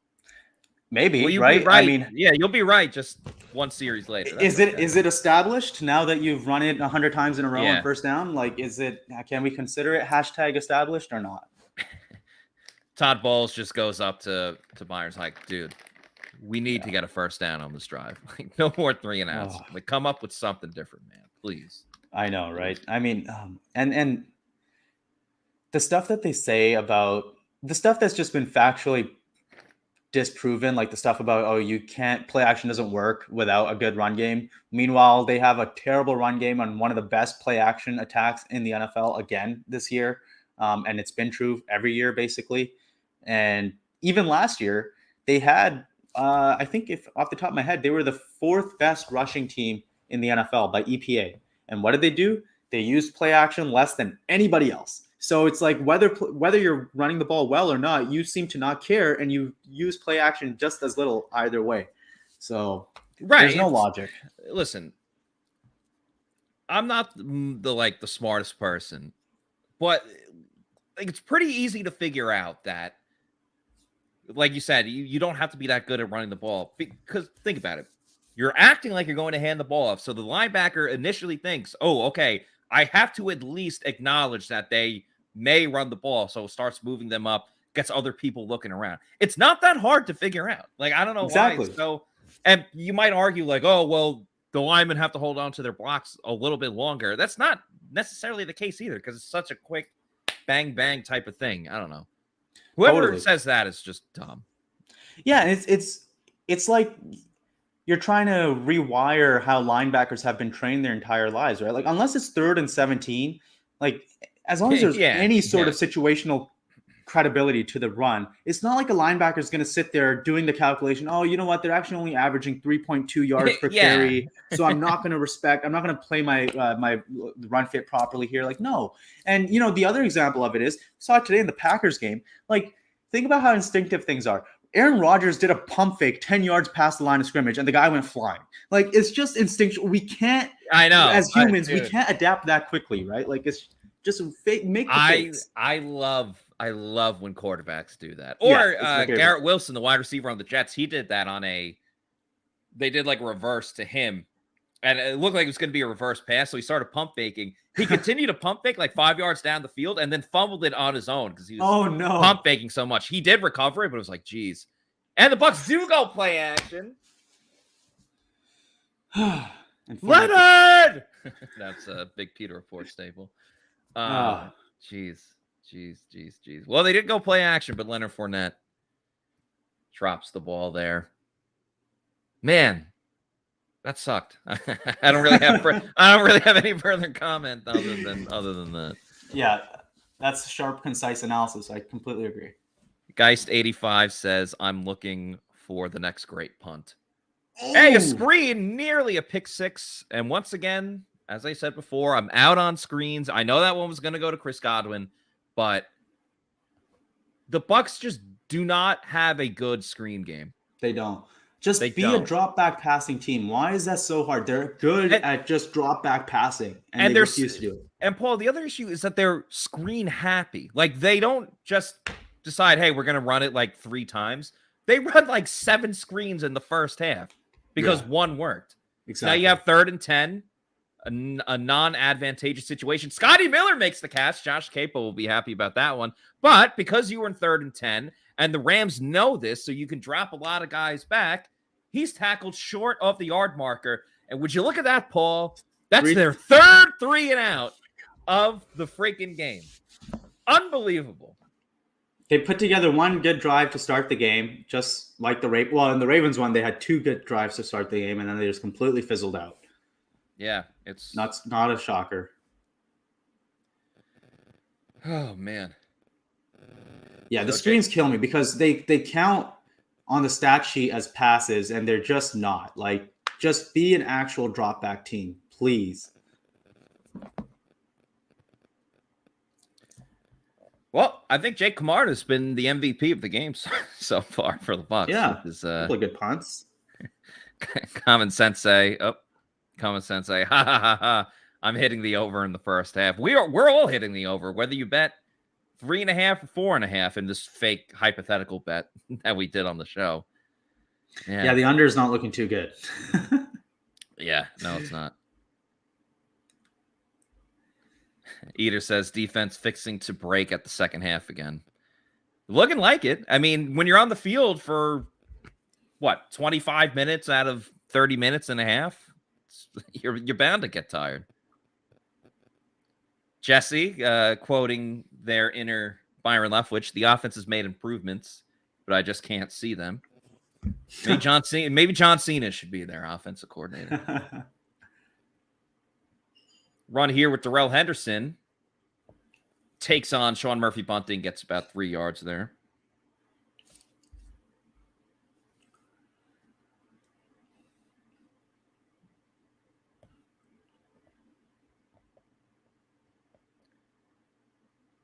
Yeah, Camarda definitely the MVP so far. Has to be. That or Ryan Suckup. Yeah.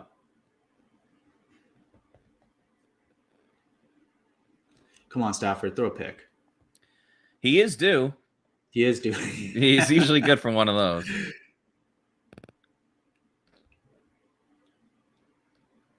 And they run it again with Henderson because, and you can do that when you have a lead and when you have confidence in your defense.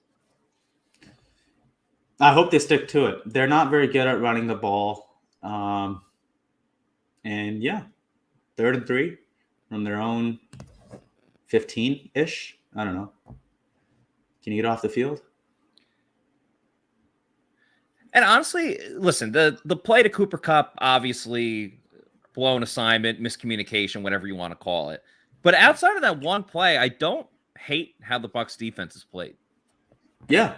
And totally. like 7 points and a half. I mean, we'll see. They could score again, but 7 points and a half isn't bad. It's really bad when the offense can't score. They were so close. Is that Levante David? I think that might have been Tryon Shoyinka that got his hands on it. JTS. Yeah, it looked like. So they're playing man coverage again, single high, as they've been doing in these 3rd and short situations. But I think they might have only rushed 3 and then had 2 buzz defenders. Yeah, that's exactly. Yeah, so they buzzed 2 guys, which basically completely takes away the inside receivers. Cooper Kupp, anything over the middle, not going to be there. Great play call. 3rd and 3, single high, buzz 2 underneath, man across the board. Want to see more of it. And you were right. It was Joe Tryon Shoyinka, which nice play. Unfortunately, he did not get the interception there. But I know for a fact the other defensive linemen, including Pat O'Connor, Deidre Sanat, a couple of the guys, Will Golston, will all be making fun of Joe Tryon Shoyinka for not getting that interception. Well, Good news is it probably isn't the last chance that Stafford is going to give you. Yes. That being said, did they? Oh, never mind. I misread 35 as 45. And for a second, I thought they manned up White against Allen Robinson. And I was like, that's insane. Anyway, all good. Appreciate Leo for the $2 super chat. Leo says, do you guys love these tweaks? Leftwich has to go. I mean, we said it before, the definition of insanity is doing the same thing over and over again and expecting different results. And again, we're getting the same thing on offense. Consistent 3-and-outs, not sustaining long drives. And then what I said before, you can't convert on a 3rd and 2 and not scoring in the red zone. So, I don't know. Something has to change with this team. They're way too talented to put this product on the field. And if that means Byron Leftwich has to go, well, someone's got to fall on the sword. And Brady's not leaving this season. Mike Evans isn't going anywhere. So you can only replace so many guys on the offensive line. I don't know. I don't have any faith, though, that firing Leftwich would make it better. I think Harold Goodwin, based off of a couple of quotes that I read from him, would just run the ball even more. I don't know who is really in there that would make the type of, and it's more than just, passing on first downs. And there's other stuff too. I just don't know if anybody within this regime would make that big of a difference. Ultimately, it's still going to be this same offense structurally and whatever fits the vision of Bulls. And I don't know. That's the only reason I'm not more on the fire Byron train. Yeah, though I don't think he's good. It's not like I think he's good. Yeah. If only the Jaguars could have hired him, man. That could have, I really wanted that to happen. That could have changed a lot of stuff. And it's not. I know some people are just saying, "Oh, it's they're missing Arians." I really don't think that's what it is. I mean, this is the same. I don't think it's offense. That either. Yeah, like there's same coaching staff, same players. It's the same system, running the same plays. Exactly. There's turnovers in every group, different wide receivers, new running back as Rachaad White gets the ball. Paul, it just seems like every time Rachaad White gets a snap or they give him the ball, good things happen. That was a solid 7-yard gain right there. Doesn't it seem like that? Doesn't it seem like just at the very least, significantly better things happen than when you give it to Fournette? Yeah, I mean, I'm not trying to hate on Lenny. It's just like I am, but you don't have to. That's fine. That's fine. All right, 2nd and 3. Can the Bucs get over the yard marker for a first down? It's gonna be duo, run right up the middle. Nope, because you got to work for good things, I guess. So the Bucs want to make it tougher on themselves. What's that saying? Like God gives his toughest challenges to their toughest people, or some. I don't know. There's some saying like that. Is that why God gave Brady Leftwich? Yeah, I think so. Was that duo? I just want to see it again. All right, 3rd and 3 for the Bucs. 6:30 to go in the game. Brady in shotgun looks to his right, throws. It's caught. Ooh. A first down for the Buccaneers. Mike Evans makes the catch. It's been all Mike Evans today. No receptions for Chris Godwin. 1 reception for Julio Jones. 1 by Cade Otton. And a slew of pitiful, awful, just disgusting screenplays that didn't work. So there it was the case on 3rd down, but less often on 3rd downs. But generally speaking, the Rams will give up passes outside the numbers and short, soft. Yeah. Quick underneath passes. And I thought the Bucs actually left a lot of meat on the bone with regards to passes on outside the numbers in last time these two teams played each other. Rachaad White hops over someone, hit that Y button or triangle button, depending on if you're playing PlayStation or Xbox, and gets about 6-yard gain. 4 rushes for 17 yards for Rachaad White. So what's the first down count now? Is it 9, 10 runs, 1 pass? It's at least 8, and they ran it on their first drive of the last drive. So, I think it's got to be 9. This is so stupid. Holy shit. Oh, man. 1 step forward, 2 steps back once again. it's like the only thing they think about is, oh yeah, teams have a really good record when they run it 25 times a game, and that's it. And that's and they're looking, the analysis. Yeah, they're looking at a scorecard from like 7 years ago when the game was like very different compared to now. Yeah, or it's like that stat is true, but it's not why. It's no different than saying, hey, teams are basically undefeated when they take 3 kneel downs in a game. You're right. So let's just take 3 kneel downs in the first quarter. 3rd and 4. Brady looks to his left, throws over the middle. It's caught by Chris Godwin. Praise be to Godwin. Makes the catch, but there's a flag on the play. He threw that pretty quickly, so I don't know if it could. They're not moving backwards. Offside. All right, defense. so the Wow. Bucs would have got bailed out anyway, but they earned that first down, damn it. So nicely done there. Chris Godwin makes his first catch of the game with 4 and change to go. Yeah, hey, it's they're in a rhythm because they're running it, right? They're running it, and that's getting them that's why they're doing this. Clearly. Byron Leftwich is just giving a middle finger to everyone that was like, why aren't you doing this? Why aren't you running the ball now? A personally delivered message. Yeah. To all of us. It's truly incredible. Though, I mean, look, at the very least, if you're going to run it, let it be Rachaad White. Like you said, it couldn't, I mean, seriously, good things happen comparatively. Yeah, good things happen when Rachaad White gets the ball. I'm going to tweet that out in a minute, too. Until he, like, fumbles on the next one. Yeah, right. Keyshawn Vaughn, again, wow. A career high, well, not a career high, but a season high, 2 rushing attempts for the... This is hilarious. Do they really think it's a good idea to be in 3rd down on every set of downs? And it's one thing if you want to keep running it if you're like sustaining good runs, but outside of like the 2 by Rachaad White, they just haven't proven that. You're moving the ball in spite of your running game, not because of it. Yeah. Okay, so again, look, you're going to have anything you want, like a speed out to Evans here on the bottom, if that's what you run. But I don't think they do. Oh, Keyshawn Vaughn. Which, again, why is Keyshawn Vaughn in the game in a crucial situation? And by the way, no one even blocks on that 2nd down. No one even blocks that linebacker. Who was that? Number 53, 52? Yeah. I think that was actually supposed to be Godwin. And now Ryan Succop's going to try a 52-yard attempt. He...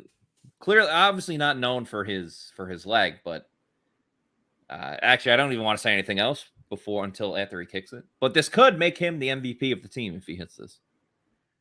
Kick is up. Bit of a high snap. It's blocked. Bad goes to worse. It looked like the lineman jumped over the center, which, yeah, Bobby Wagner blocked it. Holy crap. I need to see a replay of this. Dude, I don't blame you. And wow, Todd Bowles actually like yelling, just being angry. They deserve every bit of this. The coaches, at least. Remember, there was a theme a couple years ago where a lot of players would do this. So I thought they decided to make that a penalty, that you can't do that, or if the player touches, if like one of the linemen touches the guy jumping, it's automatically a penalty. But I guess not, because he would. But that was like a big thing a couple seasons ago. You're right. There's some sort of rule about that. I'm not sure exactly what it is. I'm not the sharpest special teams guy, but you're definitely right. There is some sort of rule about that. Man, when it rains, it pours. Which is weird, too, because they showed it was raining before in Tampa, and I live like 15 minutes away from the stadium. I'm not far at all. As Stafford goes deep down the field, multiple Bucs there, and it's overthrown. Nice coverage by Jamel Dean on the play. Mike Edwards got over there, too. But it's not raining at all where I am. I'm 15 minutes from the stadium, so I don't know. I just thought that was weird. It looks like it stopped now, though. Yeah, it looks like it's okay. I'm getting our first day of snow over here, though it's wet snow, so it's not sticking at all, thankfully. Damn. Wow. So let me ask you, because I grew up in New York, so I know my fair share of, snow days and things like that on Long Island. I am of the consensus that snow is overrated. It's fun the first time you see it's like, oh, the first snowfall. Then you're like, damn, I got to like shovel this. I got to get it out of the driveway and the sidewalk as Stafford goes with the side throw. So don't get me wrong. Snow's nice, the initial first snowfall if you're going on a ski or snowboard trip. But after that, a little overrated, in my opinion. Yeah, I agree. And it's nice, right? Like as it's snowing, it's nice. But, you know, the next few days when it stops and then there's just a bunch of black, you know, ugly, dirty snow everywhere. Right. It's terrible. And plus my car is a rear wheel drive. So that's on me. But, you know, but thankfully, I mean, we definitely don't get as much snow as New York does. It's in the Pacific Northwest, very mild weather, usually pretty warm. Well, compared to, you know, other parts of Canada and stuff like that. So it's not too bad. Oh, Stafford drops the ball. Does that count as a sack for Vita Vea? Good for him. Think of the important questions so quick, Matt. You're quick with it. Yeah, I got to be good in some areas. But part of the reason I was thinking that. I think you're right. Yeah, that's a sack for Vita Vea. I'll put the Pirate Republic logo on there. That's another sack for Vita Vea, technically his second of the game. Make sure you check out Pirate Republic in the state of Florida. Lucan's Liquors, ABC Liquors, a couple of different places.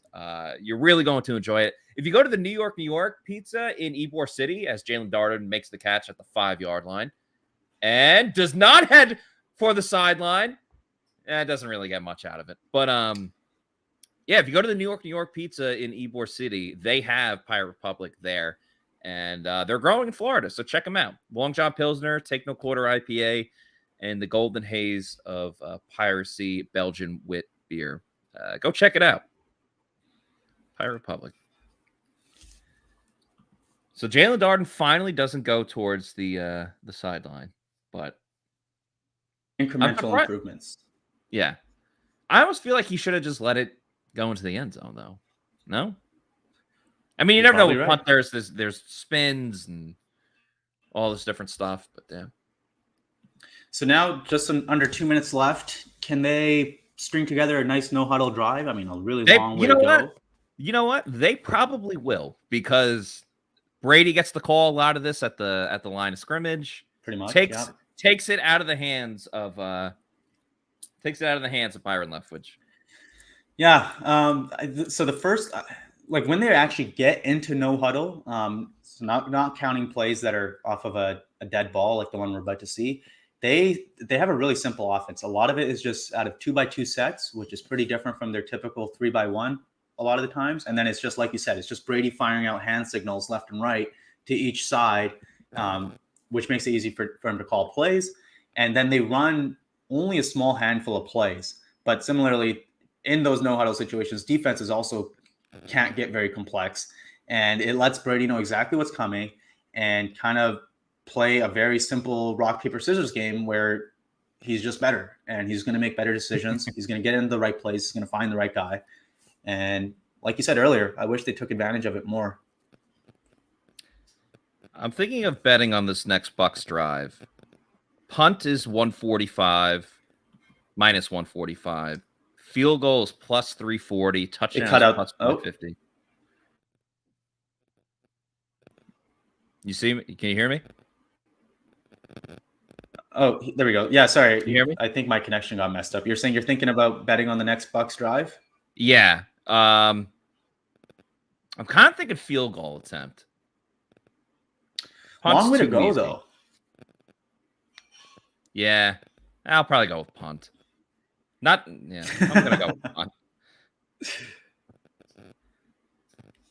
Let's see.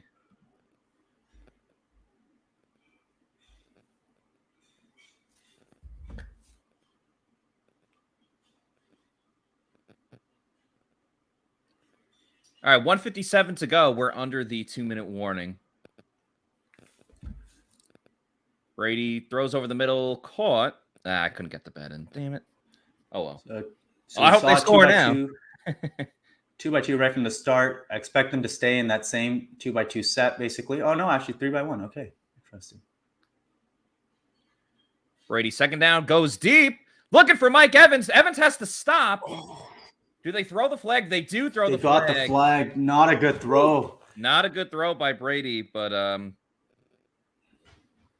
Bucs do get bailed out, and I'm glad I did not put in that punt bet. And Evans walking gingerly back to the huddle. Or maybe the sideline. Is he going to go off the field?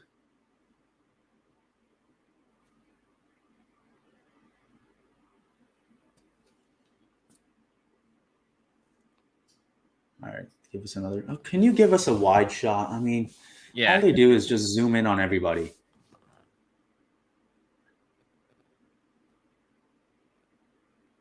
Yeah, great. We know it's pass interference. Yeah.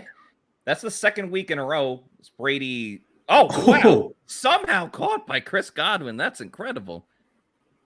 And the Bucs are in hurry up. Tick, tick, tick, tick, tick, tick, tick, tick, tick, as Chris Berman would say. Whew. What a catch. That might be the highlight of the first half outside of the Cooper Kupp play. Brady now to Julio. Julio breaks a tackle, goes up the field. Let's see how long it takes him to get up now. Tick, tick, tick, tick. Bucs still have 2 timeouts with a minute to go. I think this is Oki. A couple of outbreaking routes on routes. the field too. Tick, No, tick, it's tick, not. tick, tick. Remember, the Bucs do get the ball at halftime. Brady looking, throws it to the right. Caught by... Nope. I spoke too soon. He had it right in the hands and just dropped by Brashad Perryman. And that's why the Bucs have no answers at wide receiver outside of their first 3. Or 4 with Russell Gage. Just an inexcusable drop by Brashad Perryman. Yeah. Inexcusable. It wasn't even a hard throw. He gave him it was a bit of a loft. That's why I was shocked when he scored that touchdown against the Saints. I just didn't think he was going to score that. Bucs have a free play. It's definitely going to be offsides. As Fournette makes the catch and gets a first down. So this is good. Obviously, they'll decline the penalty, and it also stops the clock without having to use a timeout. So Bucs do take advantage of the offsides. Do you think the Bucs coaches look at this drive and take anything away from it? Any insights or, extrapolate anything that might help them moving forward about? Well, I would love to say yes, but we saw this as well in other weeks, like against the Packers when they only scored on their 2-minute drives, and that didn't change anything. Against the Steelers. Against the Steelers where they had a 2-minute drive. And, nothing changed. Brady doing his own little sidearm type of thing, not like all the way sidearm, but caught by Fournette. And Bucs call timeout. I think people would be surprised by how many of sidearm passes like that one he's thrown. Yeah. When you watch the tape, you can see a lot. I mean, not that it matters. I just pointed out because I sometimes send them to John and kind of sarcastically because we always think people make too big of a deal out of sidearm stuff. But, it's I in just there. think it's interesting. It's like, he's doing something different here. Right. Like, No, I'm not talking about you. Patrick Mahomes gets praised for throwing that's more what I'm talking about. It's like, it's like if you're gonna make a pass harder than it has to be for no reason, some of those situations, and then people just lose their minds. All right, Evans is back. That's good. Yeah, very good sign. Brady looking to his right, then throws to his left. Broken up on the play. The pass was intended for Julio. Damn, I should have bet field goal. He's there early.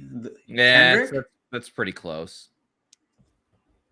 3rd and 5, 33 seconds to go. Bucs at the 20.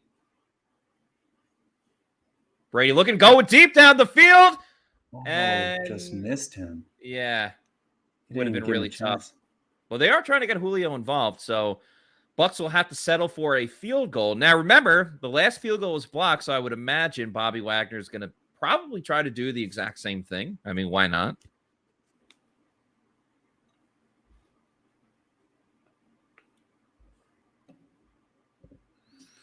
$28 seconds to go. This pretty much would finish up the first half. 38-yard attempt for Ryan Succop. I have a bad feeling he's going to miss it. Ooh. That one almost got blocked too, but the kick is good by Ryan Succop. Bucs show a little bit of life with their second field goal of the game. They now trail 7-6, and remember, they will get the ball at halftime.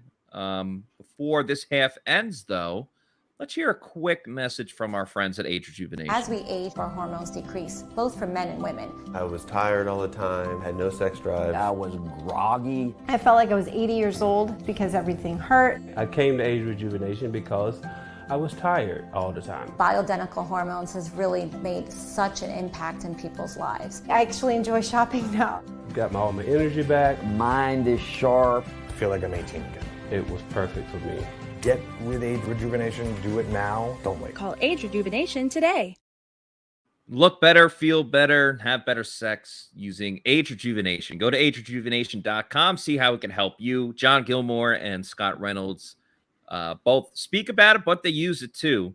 And they are huge fans. It's really helped them a lot. So go to agerejuvenation.com, see how this product can help you as well. 24 seconds to go here in the second quarter. Jake Camarda kicks it way back into the end zone. The Rams are going to run it out, though. Hey, why not? And nice job by special teams. Zion McCollum in there and Jannard Avery, when he's not making penalties, makes the tackle there. So, I don't know. I think we'll probably see the Rams just take a knee here and call it a day. But you never know. That's Sean McVay. He can be tricky. By the way, at halftime, we'll give Paul a little break so he can really just chill after watching this game. We'll bring back on Josh Capo. I drink a lot of water, so the breaks are very important. Well, so does Tom Brady. It's good. It's good to be healthy. All right, Stafford takes a knee, and that will do it for the first half. Bucs trail 7-6. They will get the ball in the first half. Paul, thanks. Well, I mean, you'll be on for the second half, but thanks for your analysis in the first half. We'll see you when the third quarter gets going. And as Paul goes on a break, I'm happy to bring back onto the show Josh Capo. Josh, we are pretty close to hitting the over on the 3 and outs for the Bucs offense, but we're only half in. Yeah, outside of that, give me your overall thoughts of this opening half for the Tampa Bay Buccaneers. Defensively, they are one play off of just an absolutely great performance, I would say.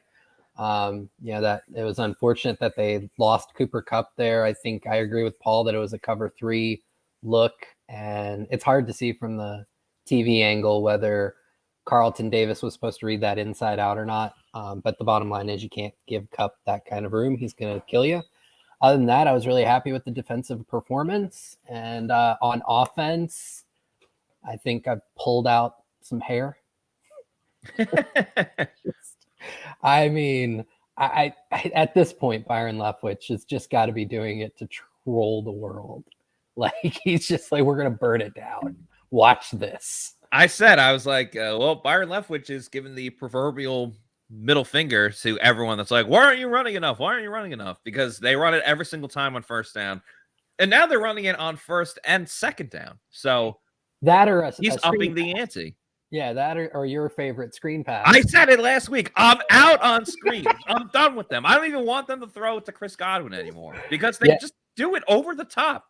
Yeah, I mean, to what we've been saying is it's absolutely predictable. They're in second and long. All right, let's do a screen pass because we feel the screen pass can definitely pick up the 5 or 6 yards to put us in third and manageable. And I heard Paul say he doesn't believe there is such thing as third and manageable. And if not for the NFL, definitely for the Bucs. That's for certain. Yeah. And yeah, so the predictability is certainly there. I think Byron Leftwich has shown that he holds Harold Goodwin's opinion in much higher regard than anybody else's, because they've pushed down on that seesaw all the way in terms of the first down runs. I think it's one first down outside of the 2-minute drill, right? One first down pass, I believe, I think it's over 10 runs. I mean, it's and they're not getting anything to show for it. I think the 2 best runs they had on first down, 3 best. There was a Lenny one that got them to 2nd and 5. Rashad White's first one got them to 2nd and 3. And then Rashad on the following first down got them to like 2nd and 5. And both the Rashad White ones followed up with a 2nd down run that got them nowhere and still put them in a 3rd down situation. So I wouldn't say this is a creative offense at all. None whatsoever. I just thought of a new theory, which I'll get to in a moment, but Matthew was kind enough, again, awesome name. Matthew was kind enough to give us a $5 super chat. So if you super chat us, we'll get to that first before I just come up with my stupid theory that I just had. Matthew says, Bowles said everything was on the table after last disaster versus Baltimore. Was there a table? We switched from Gatorade to Powerade? That the change? If there is a table, they broke through it like the Dudley Boys doing a 3D to someone through it, or someone getting power bombed through a table, because that table is broken and absolutely shattered. But this kind of goes into what I was gonna say about Leftwich kind of giving the middle finger to everyone. Maybe this is him proving a point to Goodwin, where Goodwin being like, we have to run it more. We have to run it more. So now Leftwich is just going, see, you want us to run the ball more? This is what happens. This is what happens when we run the ball. So that's my theory there. But it's an interesting one, because you would think like, all right, if they're like 5-2 or something like that, all right, if he wants to troll Goody that way, sure.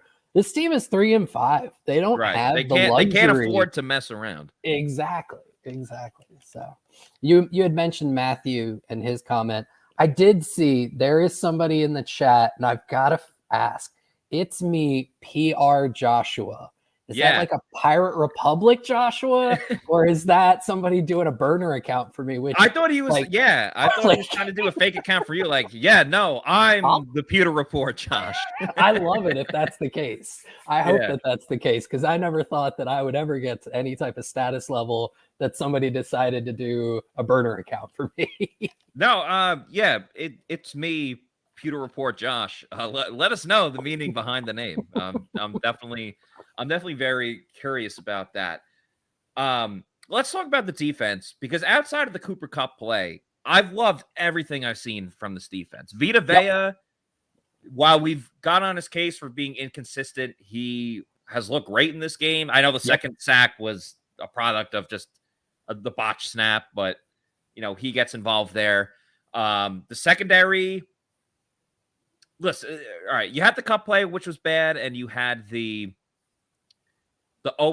first or second drive when Van Jefferson just dropped the ball. That that's a good one to point out. So there's a little miscommunication in the secondary, especially the Kupp play where Neal, it looked like he was pointing back, like I'm sending Kupp off to you. So I'm curious what the explanation is. There. But you gotta love what the defensive line has done. Devin White's looked pretty good. Devin White has looked really good. Yeah, Devin White has looked great. Secondary, I think you can clean a lot of things up, but Jamel Dean has been solid again. Carlton Davis has had good coverage down the field when Stafford has tried to go deep. But we said a lot of the same stuff against the Ravens last week. So it's like, will they show up again for the second half, or will it be the same story that we've seen? I think some of that's going to have to be on the Bucs offense again, though. You can't keep getting into these 3 and outs again. Yeah, I think it's a lot of whether they can sustain, whether they'll be on the field too much, I think is a very good point.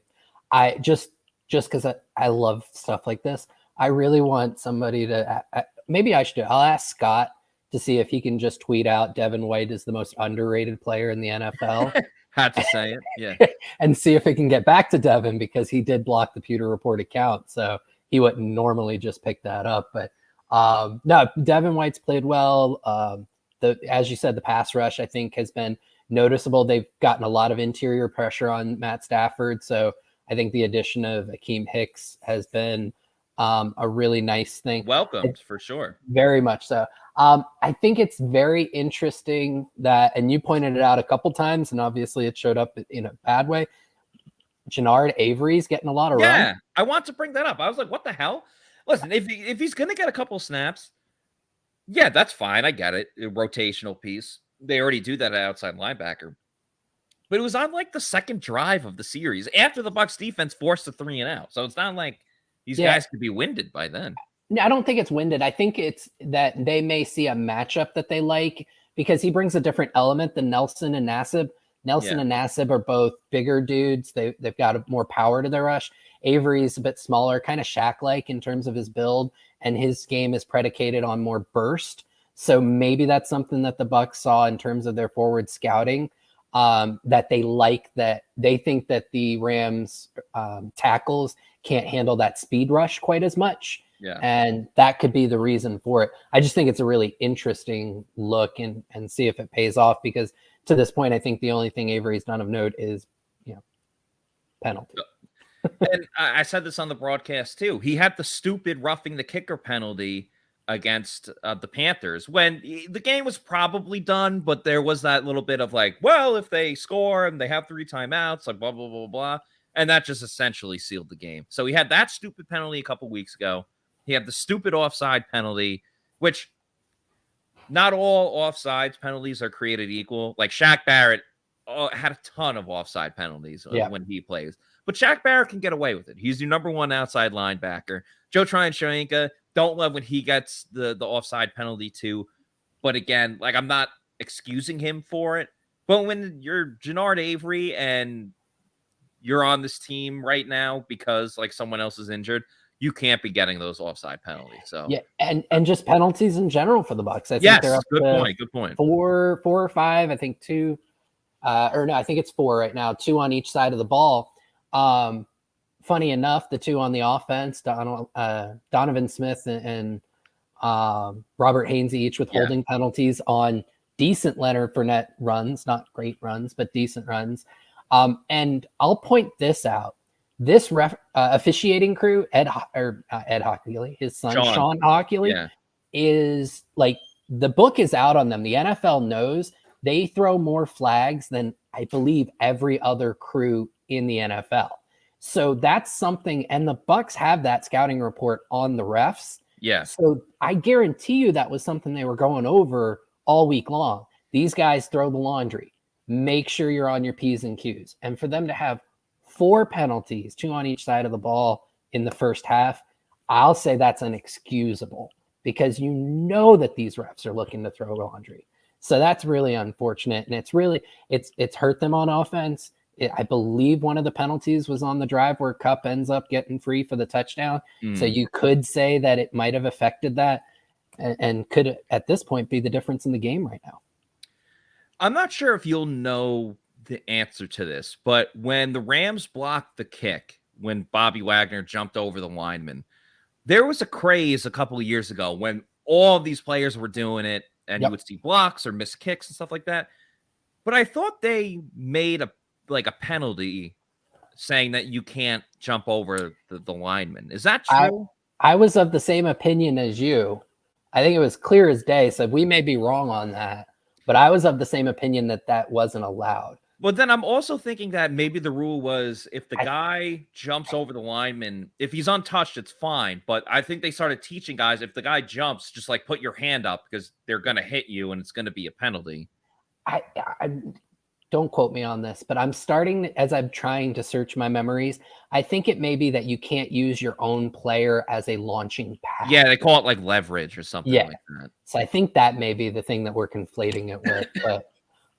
But yeah, I mean, it's really unfortunate because, and that by no means was a slam dunk make for Ryan Suckup. Yeah, it was a 52-yarder. But if he makes it, all of a sudden the Bucs are leading in this game. Yeah, they're up 9-7 instead of being down 7-6. At least they do get the ball to start the half, which is Ed here says you can jump, but you cannot make contact. So yeah, there you go. Yeah, that's true. Bobby Wagner at 33 years old still got the big ups. Yeah, and let's remember he's the guy that hit the person that ran on the field during the Monday night game. So he makes big plays all over the place. So what do you want to see in the second half here? Defense, I think it's pretty obvious. Like, keep doing what you're doing. Don't have that second half breakdown that you've had in the last couple of games. Offensively, what do you want to see? I'm going to give you some really nuanced analysis here. I'd like to see some touchdowns. Yeah, me too. I just took the second half over, so I'm. I mean, the red zone offense has been abysmal this year. It's continuing this game. I hope that they go and say, "Hey, look how easy it was to move down the field in the 2-minute drill." I wonder what we were doing there. I was gonna say the same thing. Just go no huddle for the whole game. Yep. Or up tempo. Matthew, I don't know if you did it on purpose, but I kind of like that as a as kind of a the way you spelled Otten. Yeah, I just wanted to go out at 10 yards, right? Yeah. And just 10-yard outs. Out. That works. Mark here says leverage, talking about the block field goal. Never say that to a longtime Bucs fan.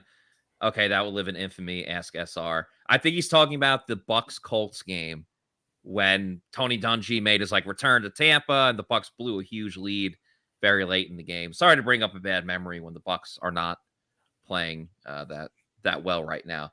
We're about to get back to the second half, though. So, Josh, once again, thank you very much for your contributions. Looking forward to talking to you again soon, and hopefully it'll be with a Bucs win. Yes, sir. Looking forward to it. All right, later, my man. And we're going to bring on Paul Atwall once again. Paul, I'll ask you what I just asked Josh. What do you want to see in the second half here from the Bucs, specifically on the offensive side of the ball? Okay, so there's the obvious, but I'll skip that. But more what I'd like to see is what I kind of touched on earlier, is quick passes to the outside, like speed outs, that sort of stuff from the number one. Not so much I don't want to see as many outs from the slot with a go route on the outside, because I think you're going to see the outside cornerbacks kind of jump on that at times. But anyway, when they are giving you those soft cover 3 looks, just take the easy stuff, take the hitches, take the speed outs. And that's a great way to keep yourself on track on first down. Yeah, we'll see if they actually throw it a little more on first down. As Matt Gay kicks it off here, Rachaad White will let that go into the end zone, and the Bucs will begin this second half at the 25-yard line. Oh, man. Now I kind of want to see now if people would bet on, will they run? Because I saw someone in the chat being like, bet you this, and this, that they run it on first down. I don't know. Maybe he's setting up for the long con of we're just going to run it so much in the first half on first down that we're going to hit them with the play action. What they're in shotgun, but that doesn't mean you can't run it out of shotgun. Yep, they ran it to Leonard Fournette. Holy moly. Look at that. Now they're not even running the ball poorly on first down. They're not even getting a yard on first down. Yeah, losing yards. Just one back power. They're trying to get the power runs going. Yeah, they pulled Leverett. That didn't work. Yeah. Yep, Leverett just completely whiffs on the block to Bobby Wagner. Not much has changed, man. Not much has changed. Keefe drops it. Just things have gone from bad to worse. Just punt it. Yeah, don't even try on third down. Just punt it. Just punt it. Yeah, maybe your defense will get a turnover. Yeah. Not this defense.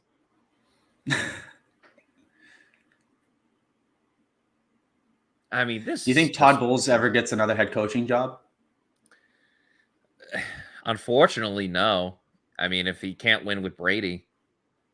Brady has time throwing deep. Oh. And looked like Julio fell on the play and he's injured. I don't want him to be injured, but wow. I'm not exactly shocked. Hey, another 3 and out. That's 4 3 and outs for the Bucs. I'm glad I didn't put money on that. Yeah. I'm not rooting for 3 and outs either. It's just it's so easy to see how bad this team is. And how good they could be. I think that's the worst part. Oh, they could be awesome. They could legitimately be undefeated right now. Maybe not the Chiefs game, but all the other games, they probably should have won. Yeah. I think that's pretty fair. The Rams taking it up the field, and now the special teams plays their part in just playing poorly. There is a flag on the play, though, so hopefully that'll come back. As Robert says, play Rachaad White. Seriously. Oh, apparently Romo is also calling for more White. Oh, is it cool? Yeah, just according to Byron Turner in the chat. Oh, thanks for pointing that out, Byron.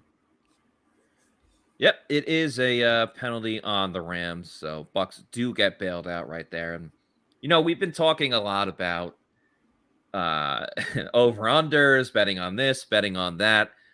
This is a good time to remind everyone that if you're in the Tampa area, go to the Seminole Hard Rock Casino in Tampa. Just the way you like it. Me and my wife decided we'll have some fun. I was playing a 2-cent machine. 6 bets in, I hit a jackpot.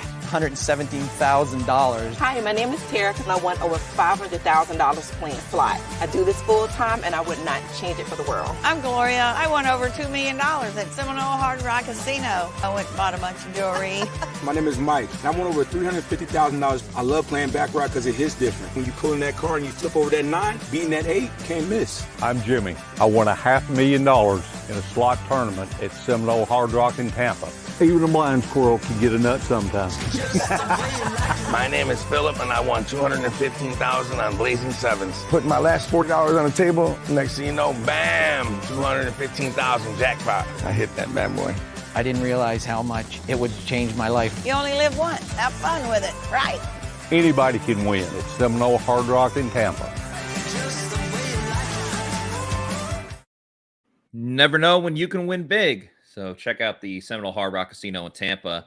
Oh, man, what a catch by Robinson on second down if the Rams ran it on first down. Nice catch by him. See that again. Wow. David almost gets a hand on it. David and Davis almost got it, which was crazy. Is that can't be a legal substitution? Or, yeah, they just got to give him time now. Yeah, now the Bucs can counter if they'd like to.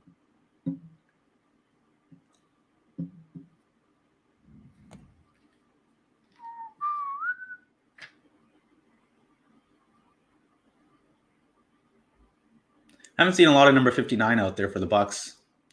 Been a lot more, the guys that we expect to see. Yeah. Yeah, not as much as him. Wow, great catch. Showing that replay. Yeah. That's a legit catch, too. No bobble or anything. Yeah, nothing.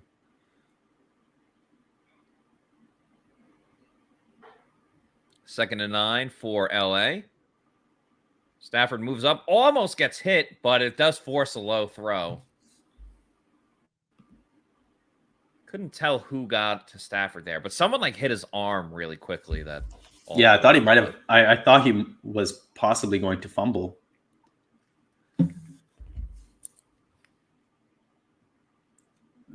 Vita Vea generating pressure. Nice.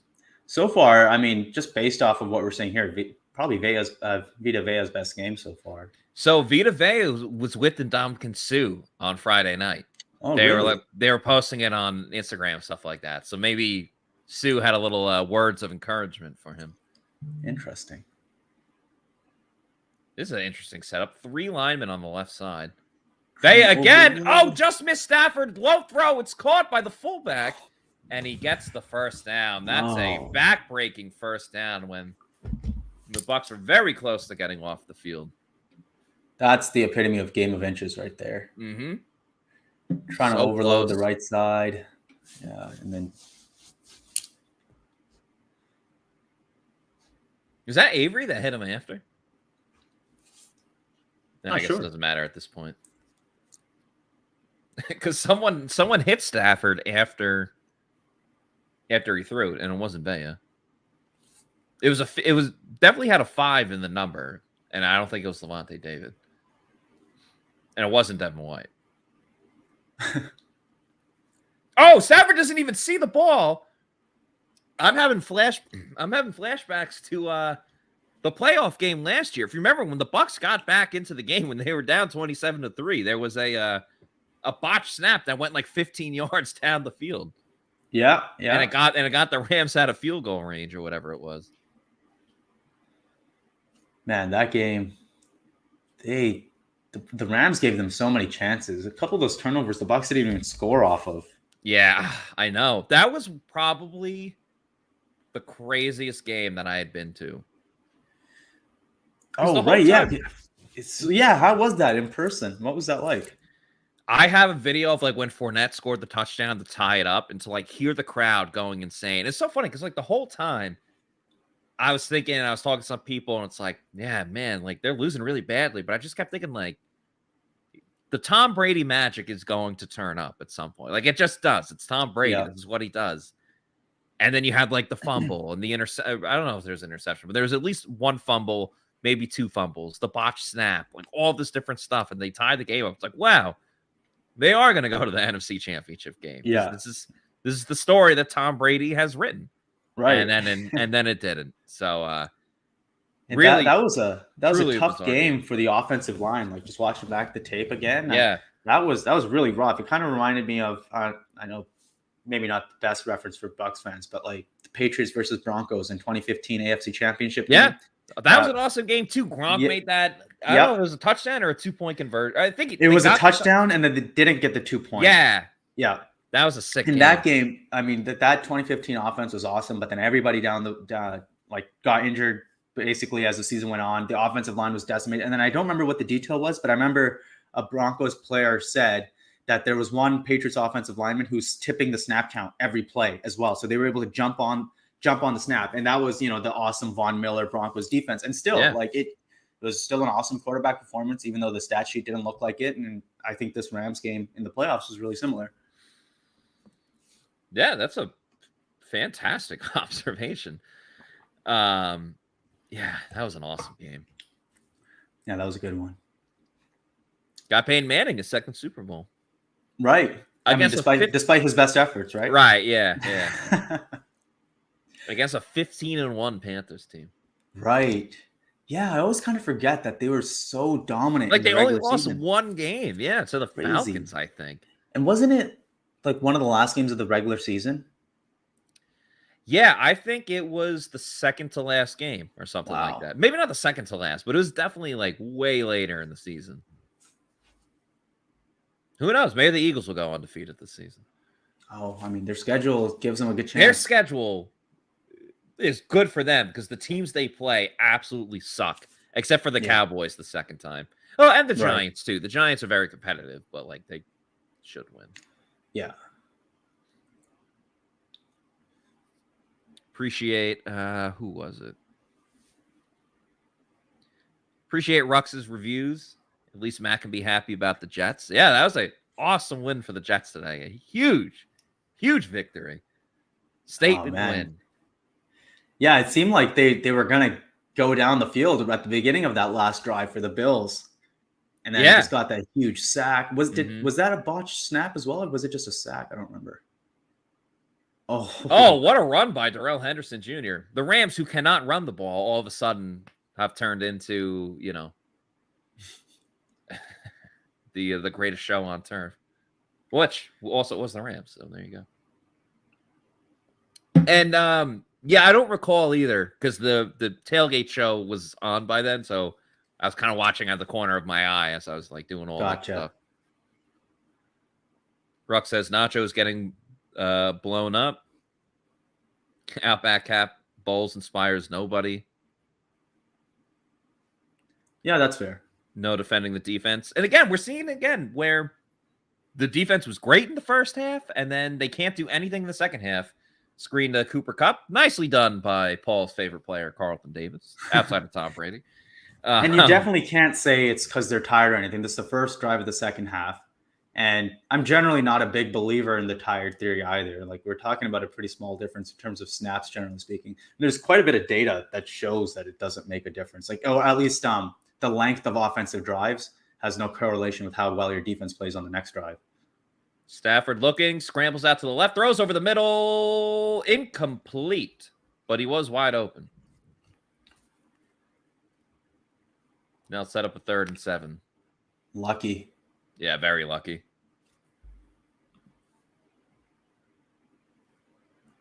Brian says, "Welcome to the second half." ... Yeah, it's been a pattern again of offense not doing anything, defense being on the field, not stopping the run when they need to stop the run. Almost feels like a field goal clinches it here. Sadly, kind of does. 3rd and 7 for LA. Stafford gets the snap, fakes a handoff, throws to the right. Oh! Almost picked by LVD, Levante David. Oh, man. That could have changed a lot of stuff. Yeah, would have prevented the game-clinching field goal. Yeah. Wow, way to keep up with Robinson in coverage. Yeah. Dalton says brick hands. I mean, Tom, I'm happy though, with the stop. Yeah, Tom says David saved our ass. Yeah, no kidding. Eater says, damn, we need 2 field goals to lead now. The field goal by Matt Gay is good. Rams lead 10-6 with 9:14 to go in the first half. I just got to put this comment up by Beverly Clark. To go to the leaps and bounds, to just type in all caps, either you didn't realize like you're in all caps or really trying to make a statement. But Beverly says, I would like to know, why are we calling a running play first down, pick up 7 yards, first play? Second play, we send the same runner, same route gets blocked, no yardage or lose yards. Third play, same runner, lost. Now we're at 4 and last chance, same route and no yards. Did you ever hear of anyone winning a game like this? I am disgusted, to say the least. Beverly, it's a mundane type of offense. They don't get creative. They don't mix things up. Leftwich, I still think, is trying to prove a point for whatever reason. So, hey, we got like 6 yards on this one run play. We can do it again. But it hasn't worked. It's I don't know. It's been bad. That was interesting on that third down play. So the Bucs, again, they're playing cover 1, have a whole player over the middle or a robber. And then but what they did, and the reason why David ended up on Robinson, is they put Carlton Davis against Higbee. So they put their corner against the tight end and then left one of their own linebackers against the receiver. Mm-hmm. Pretty interesting strategy. You know, you talked a lot before about the Bucs getting tired, how they shouldn't be tired because it's the first drive of the second half, and I agree with that. If they were tired, though, they should probably be drinking a Celsius energy drink to get them up and moving again. Of course, the Celsius energy drinks are the presenting sponsor of both the Pewter Tailgate Show, the Game Day Show, and the Pewter Report podcast. So many different flavors, as you see on the screen there. You got the sparkling wild berry. There's a peach flavor as well, a pear flavor, a peach mango as well. A ton of awesome flavors, 7 essential vitamins. It's the healthy version of an energy drink. It can get you through your day, a workout, a live stream, maybe a long car ride, a busy day at work. Go to the Celsius store locator, find out where you can get a Celsius near you, local gas station, convenience store, Target, Walmart, or as I like to say, your bodega. So you can go check that out. Of course, the vibes, even when the Bucs are bad, we keep the vibes high, specifically with the Arctic Peach and Tropical Vibe. And if you want to buy them in bulk, go to Amazon with the subscribe and save. I'd recommend getting the variety pack, because variety is the spice of life. But you can go to Amazon, have it sent to your house or apartment every 1 week, 2, 3 weeks, whatever you want. Get it right at your doorstep. So just keep on drinking Celsius Energy Drink, the presenting sponsor of many things at pewterreport.com. I actually cracked open myself a watermelon berry flavor, so everyone can go check that out. Can't ignore the elite transition to begin that Celsius read. Thank you very much. My former boss, Mark Cook, RIP, was the king of it, of the great segues, and I'm not as good as him, but I try to do the best that I can with it, so I appreciate that. You're doing I like great. to have fun with it, you know. Thank you. Oh, another run play, but it's Rachaad White, so instead of just a yard or 2, it's actually like 4 or 5. As Mojo Jojo, I don't know if that's a paying homage to the Powerpuff Girls, says, I'm sick of the ABC play calling. I don't know if this is real, but Josh Quapo sent me a tweet saying, where the person who tweeted at Pat's Buzz says, did you hear what Bull said at halftime to the sideline reporter? The Bucs need to run more and throw more screen passes. You cannot make this up. That can't be real. And then John replied asking the person, is this, no way, are you serious? And then the person said, Bowles wasn't on screen, but when they came back from halftime, the sideline reporter said Bowles told her at halftime that they need to run more and blah, blah, blah, blah, blah. And maybe that will open up the deep passes. That can't be. My brain is not functioning. It has to be satire. This is like one bad SNL skit. I mean, yeah, fire Bowles into the sun. He's horrible. I mean, honestly. That type of statement, I think, should be fired. That's completely inexcusable. That lack of awareness. Yeah, shotgun here on 3rd and 5. Brady avoids the sack, throws it over the middle, and it's dropped by Mike Evans. Man. Dropped by Mike Evans. You know what's going to happen is the Rams are going to score a touchdown on this drive, and then the Bucs are going to be like, "Oh, we have to get our crap together. Let's start going." Yep, and then they'll get maybe a touchdown, lose by 4 points, and at the end, exactly at the end, Bowles will say, "Oh, we got away from the run in the second half." Paul, you know what this is? And I never saw this movie, but I understand the analogy and everything. This is Groundhog's Day. This is the same thing that we've seen like the past couple of weeks. Want to get to Matthew. Awesome name. Appreciate the $5 super chat. As Camarda kicks it back to the 15. Goes up the field. Nice tackle by the rookie Zion McCollum. But Matthew, let's wait for the penalty first. Nah, I'm impatient. He says IKEA is delivering a table tomorrow after they put it together. Todd can put everything on the table as a Gatorade 2 Powerade change has not worked. You're referencing the other comment earlier where it was, what has changed? What has changed? Clearly nothing. Man, looks like apparently multiple people are saying that's true. Wow. If that's true, that is egregious. Egregious. Yeah. I'm not big on calling for people to get fired, but that is, I mean, complete incompetence and like awareness. How can you work at the Bucs offense that scored 6 points? I might add, scored 6 points, like and continuously ran the ball on 1st and 2nd down. Just start being like, oh yeah, we're not running it enough. I could have at least maybe given him a pass. He was like, we just got to keep running it with Rashad White, but no. Yeah.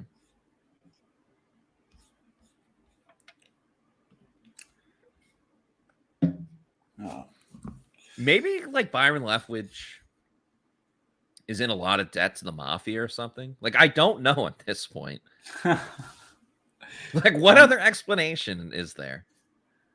Truly, I don't even have anything to say about it.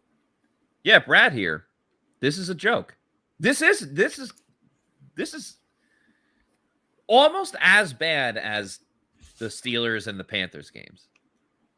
It's crazy to me that this coaching staff isn't getting lit up more by the media, generally speaking. I mean, not that I consume a ton of typical, media content anyway, but yeah, I mean, this staff is horrible. Like, they're not doing anything to help their team, really. I think, I'm really only going to speak for Pewter Report, but I think in general, we've done a pretty good job of calling. I would say local media has done a solid job of calling out the bad coaching and all that type Pewter of stuff. Report has. But I agree, national media is just is Tom Brady, and I get it, national media, they don't watch every game. They don't, speak to all the players on the inside, stuff like that. But you can't continuously keep watching this game and just be like, oh, Tom Brady, he's washed. Tom Brady doesn't have it anymore. Watch 3 games this season, and you'll see that it's just you'll see it's the coaching more than anything else. They would be so much worse with average quarterback play. It's crazy. And I have a piece that on pewterreport.com that came out yesterday, and I don't think Brady's playing up to his standards, and I've been critical of him, but he still saved them basically in a lot of ways. Especially when Gedeke was still in there, the number of sacks an average quarterback would have taken in those situations is unbelievable. Yeah, very true. And make sure you check that out on pewterreport.com. You'll have time because the Bucs aren't going to move the ball. So you can check it out soon. Leo here with the $5 super chat. Appreciate you, Leo. Parity in the NFL is insane. Who would have thought at the beginning of the season, Bucs, Packers, Broncos, and Rams would be below 500. Yeah, that's very true. Who would have thought the Giants, with like no talent, would be fighting for the top of the NFC? Who would have thought the Jets would have beat the Bills and become the best team in the universe? It truly is crazy how things happen in the NFL from week to week and season to season. Like Aaron Rodgers just won the MVP last year and probably should have gone to Tom Brady. And I understand the Packers, they lost a lot of their wide receivers. Obviously, Devontae Adams didn't want to re-sign. But yeah, it looks ugly for Green Bay. I didn't see much of the game today, but 3 interceptions in the red zone. Yeah, doesn't sound ideal.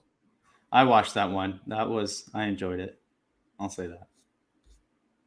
Do you not like the Packers? Yeah, I'm not a big Rodgers fan. Or you're just a hardcore Lions guy. No.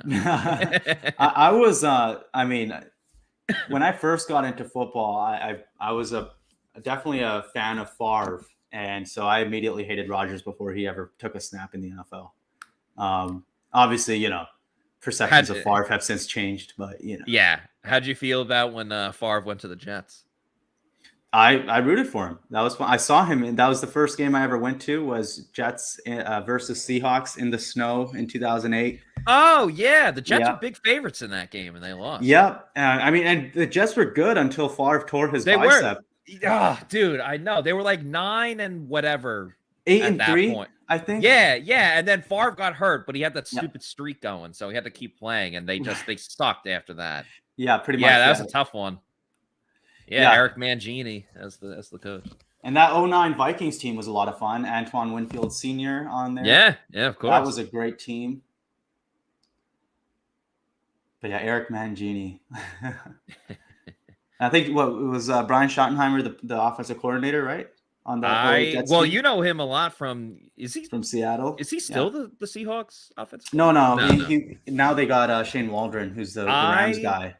Despised Brian Schottenheimer as an offensive coordinator. And I get it. Like, he didn't have great quarterbacks with them, like with Sanchez and stuff like that. I hated his play calling. Every third down would be like, all right, let's have 4 players as the Bucs do a great job. Vita Vea, a hat trick of sacks. You might have to share that one with Joe Tryon-Shoyinka, but that's all right. They're bros because they both played at Washington. He might have just took the MVP from Camarda. Yeah, really has. As Shaggy says here, Vita Vea in all caps. Nicely done by the Bucs defense, keeping their team in the game. To be fair, it does look like Camarda put them in pretty good field position. Also true. It's a tight race. And of course, that sack is brought to you by Pirate Republic. Check out the Long John Pilsner, Take No Quarter IPA, and the Golden Haze, a Belgian wit beer. Bucs get the stop on 3rd and very, very, very long. So nicely done there. But yeah, my point about Schottenheimer is like the Jets would be in 3rd and whatever. I guess it doesn't matter because 3rd manageable is a myth anyway. And he would have like 4 wide receivers just run like, say it was 3rd and 4, he'd have 4 wide receivers run like 5 button hooks. And it's like, yeah, well, the defense is very easy to plan against them when you have everyone running the same route and no one goes more than 10 yards down the field. I hated him as an offensive coordinator.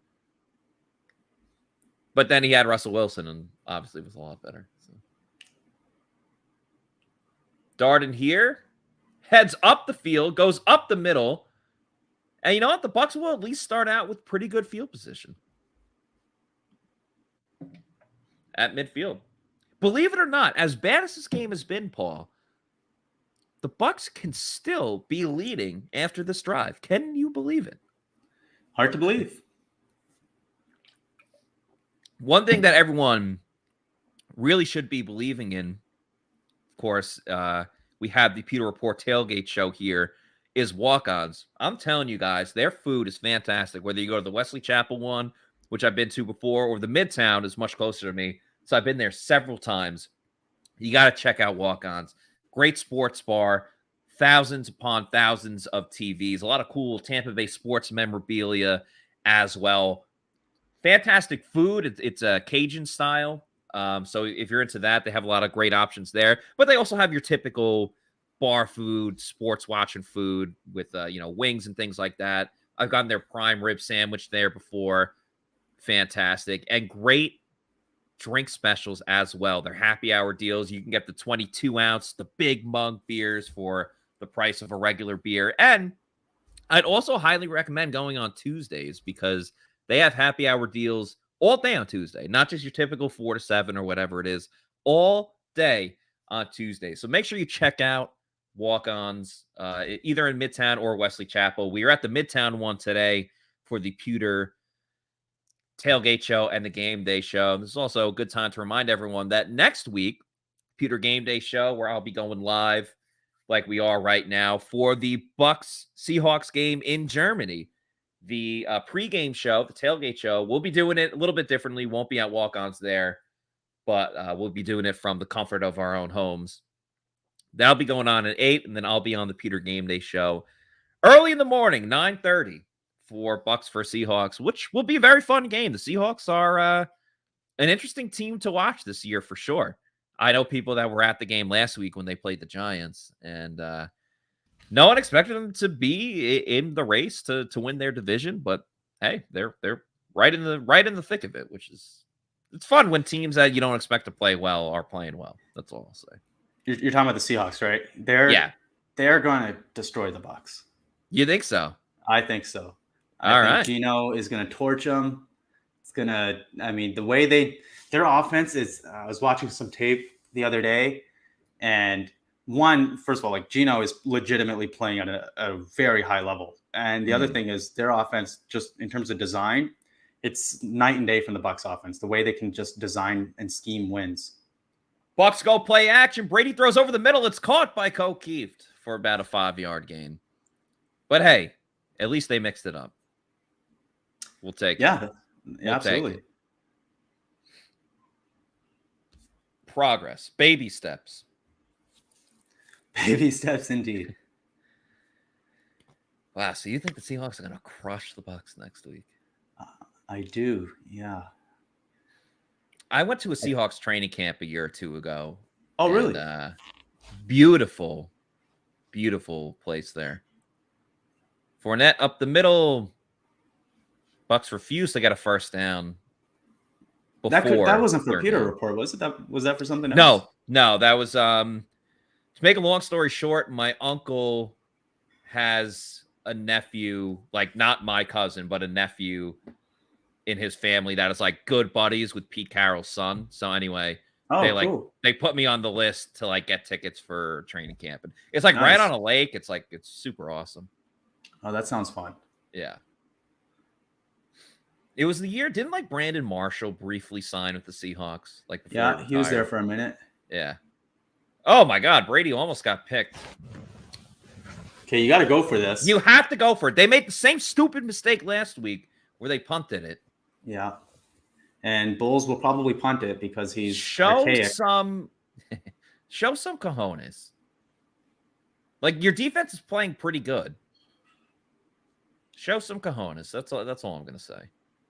I think they're going for it because that fan looks happy. You just based off that guy's reaction. Yeah. Good body language. Brady in shotgun gets the snap and timeout LA. Oh boy.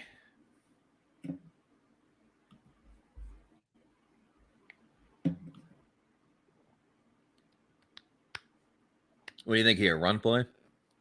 No, I think they pass it. I think I was being sarcastic. I think they should go some sort of bunch, condensed look, create a bunch of rubs at the lines. Though, I mean, the Rams don't play a ton of man, even in these type of situations where a lot of teams do. Yeah. So I don't know. But it shouldn't be so hard to get 2 yards. It would be nice if they could just like make something a little easy for themselves. You know, like even a lot of the pass plays that they complete, there's a defender like right on whoever's guarding the receiver. Like there's never guys in open spaces. No, hardly ever. And you got Godwin, Scotty Miller to your left, Kate Otten as well, Mike Evans on the right, Leonard Fournette in the backfield.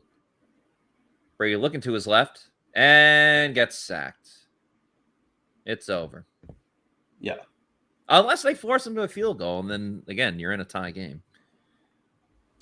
I think it's over. This team is just bad. They're awful. Yeah. I mean, Aaron Donald just steamrolled Donovan Smith. Todd Bowles is pissed. At this point, it's like, what do you even do? This team is terrible. Not bad, terrible.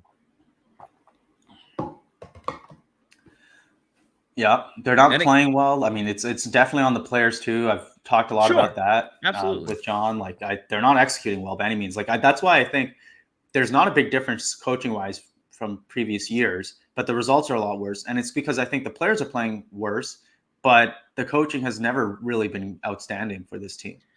And you know what's the most psychotic thing out of all of this is if the Bucs lose and it's looking that way, as they show the Seahawks scoring. They're still only going to be one game out of first place in the NFC South because the Falcons lost today. So there's still, I mean, you're not going to give up anyway, but still a lot to play for. Yeah. A lot. Definitely. And then they'll get that home playoff game and they'll probably win that because there's no logic to anything anymore.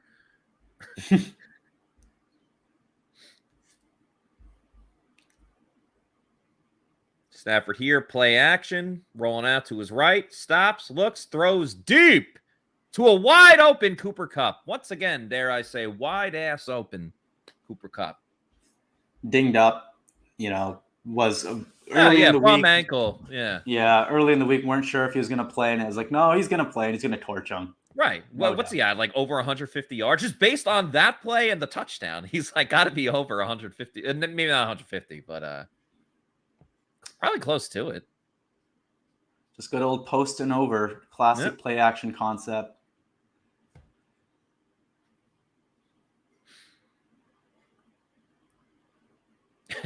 $121 yards for Kupp, 86 for the rest of the team. Yeah, if only there was one guy you knew you had to key in on. Yeah, who would have thought? Nice play by Will Golston, friend of the program. Again, holding them to a field goal here, while it seems like things are in dire straits for the Bucs, you're still only down a touchdown. Or if you allow the touchdown, then you have to go up tempo, and that's only when the Bucs offense plays well. So kind of a win-win. That's my spin zone for the Bucs. Second and goal from the 10.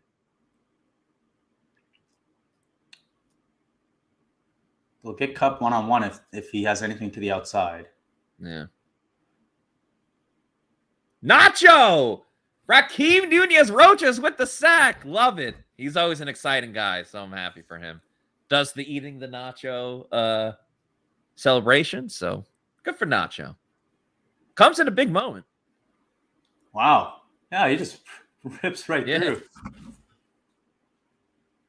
Nice. Okay. So third and what? What is this? I know it's goal, but yeah, like third and 17. We'll say third and 17, St. Paddy's Day. Do they celebrate that in Canada? Or is it just Thanksgiving that you guys don't celebrate? What was it that you just asked? St. Paddy's Day. Oh, yeah. We celebrate that. We have Thanksgiving too, but it's a different date. It happened already. Gotcha. Yeah, I saw Renee Paquette tweeting about that. I don't know if you know who she is, but Renee Paquette was tweeting about that. All right. Bucs get the stop. Matt Gay will trot on the field for a field goal. Okay, so like you're saying, should still one be possession game within reach. And they don't even have to get the 2-point conversion, which has hurt them terribly this season as well. Right. Field goal is good. And 13-6. Low scoring, kind of like what a lot of us projected. Man. Where's my phone at? I'm so tired of watching these guys. Yeah, they don't like really bring a ton of excitement, especially in recent weeks. But something that can bring a lot of excitement, of course, is hitting the lanes at pin chasers at their bowling alley, where they have multiple locations, as you see on the screen there. East Pasco, Zephyr Hills, Midtown, and Veterans. They have one pretty close to the Advent Health Training Center where the Bucs have their practice facility. It's a great night out with friends and family. It's more than just going to a bowling lane. They have great deals every single night, whether it's all you can eat pizza, all you can bowl. Dollar beers is also a nice little deal there. And they serve brunch on the weekends. That's pretty cool. The food is very underrated. As Matt Gay, did he kick this out of bounds? Sure did. Nope, they're saying a touchback. Damn. What? That was close. But anyway, the food is very underrated. Great pizza, chicken tendies, nachos, all fantastic. Can't go wrong with any of those selections.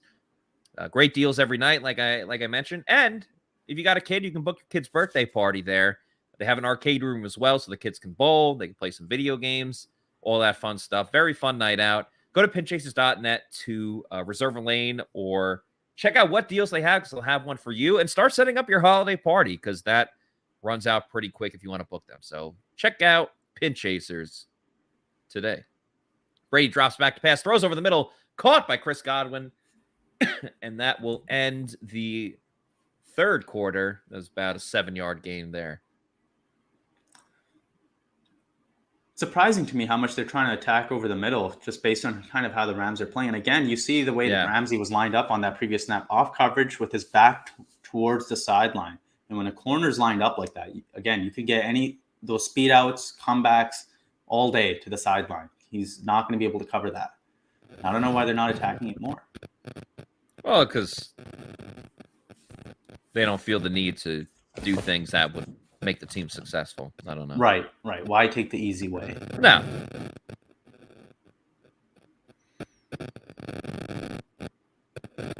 People are complaining about, does this team throw downfield? Not really going to give you deep shots, just the way the Rams play. They're so about keeping that dome over the offense.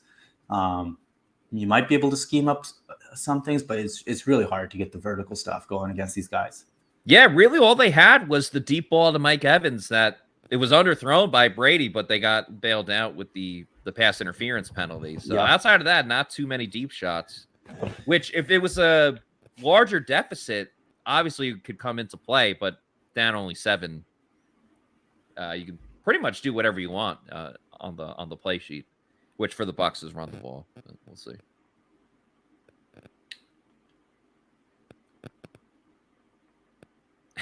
Tony says, man, I wish we had media like Philly or New York City. They destroy these clowns. So tell me, so New York media, like, is it really as bad as, these kind of comments imply? Do you think they'd be going after Bulls? They did when he coached the Jets. Yeah. I mean, it's certainly a different market. There's a lot more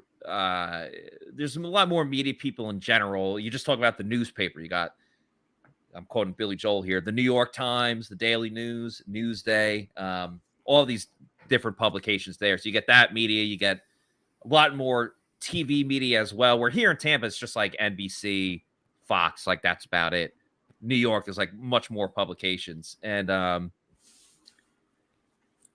mean, they're a little more in your face about it, or like, why would you do this? Why would you do that? Like that type of stuff. Not to say that Tampa media doesn't. It's just New Yorkers in general are a little more FU in general. Yeah. So, I definitely wish there were some of that. I mean, I'm seeing some media members just on Twitter trying to advocate for the coaches, say they do need to run more and this type of stuff. Like, it's just so ridiculous. Yeah. I mean, it's not the case. Or should not be the case. Brady, and as they run the ball, Fournette gets about 3 yards. So it'll be 3rd and 1. When was the last time they picked up a first down on 1st or 2nd down? Probably during the 2-minute drive. Yeah, I was going to say. That's it. Maybe like 2 games ago. That's what it feels like. Yeah.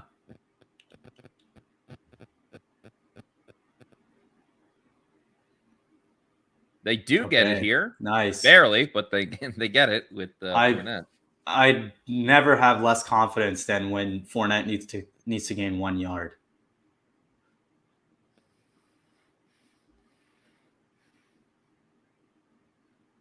Oh, now they're going up tempo. Would you look at that? It wouldn't shock me at all if they got like 15 yards here. Nope, just essentially a screen to Godwin that loses yards. They're so bad.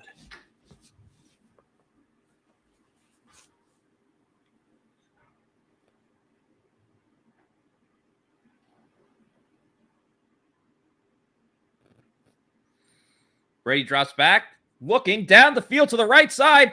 It's dropped by Mike Evans. What the heck? Can't hand it to him any better. I mean, holy crap. He tried to catch. Yeah, he was out of bounds, so it would have been a penalty. But was he pushed out of bounds? That's the question. Good job by Ramsey forcing Evans out of bounds. That's yeah, good coverage by him. That's always a fun battle, Evans against Jalen Ramsey. 3rd and 12. Brady has time. Looks, and it's batted at the line of scrimmage by Aaron Donald. You can't make this stuff up.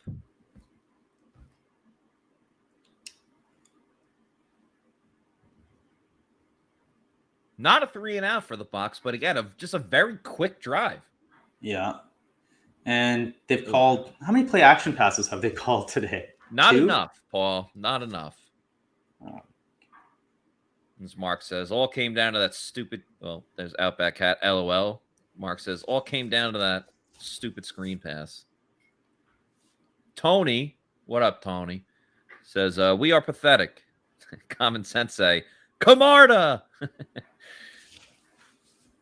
Oh, and that was a touchback too. Yeah, unfortunately. Kenneth getting straight to the point. Good God, we suck. Horam here says receivers, ... We need Odell Beckham Jr. While true, why would Odell want to sign here? Why? Like, at the beginning of the season, sure. Totally understand. Maybe not with Russell Gage and Julio here. Or at least if there's only one of the two. But why would he want to come here now? This team is probably going to lose their 4th straight and their 5th out of their last 6 or 6 out of their last 7. I can't even keep track with it now. It's been that bad. Like, there's reports that the Cowboys want him. He's been linked to Buffalo. I mean, Buffalo just lost to the Jets, but, you know. Even the Rams make more sense. Yeah, even the Rams would make more sense. Like, there's no reason for him, other than that he admires Tom Brady. There'd be no reason for him to go to the Bucs. So, yeah. I'll gladly admit I'm wrong if he somehow signs here, but I just think that's very silly and not going to happen. Yeah. Bob Saget here. RIP Bob Saget. He was a funny guy. How much longer until Leftwich is fired? We'll see. It could be after this game. Or maybe after next week against the Seahawks, because then you have the bye week, so you can change a lot of things there. It doesn't really seem like Bowles is doing a great job of diagnosing what the problems are on offense based off of literally everything that he's said ever. So yeah. I don't see one. I don't know if that means Leftwich would even be likely to get fired. And secondly, if he did, I don't know if it would change anything. In fact, I could even see it making things worse. Yeah. I like Dalton's game plan here. Screw the game plan. Just throw it deep. Man. Horam says reason talking about Odell NFC South. Yeah, but okay, you're gonna, even if you win the NFC South, you're not gonna win it with a great record. So you're gonna end up playing like the top wild card team, which is probably gonna be Dallas, I would guess. And sure, it's a home game, which is better. And then even if you win that, odds are you're playing against the Eagles in the second round. So yeah, and the Eagles, I mean, they would probably wreck these guys right now. Yeah. Which is so funny because, again, mostly the same players. Not everyone. I understand Gronk's not there. Ali Marpet. But the Bucs smoked the Eagles in the wild card round last season. So yeah, it's funny how a lot can change.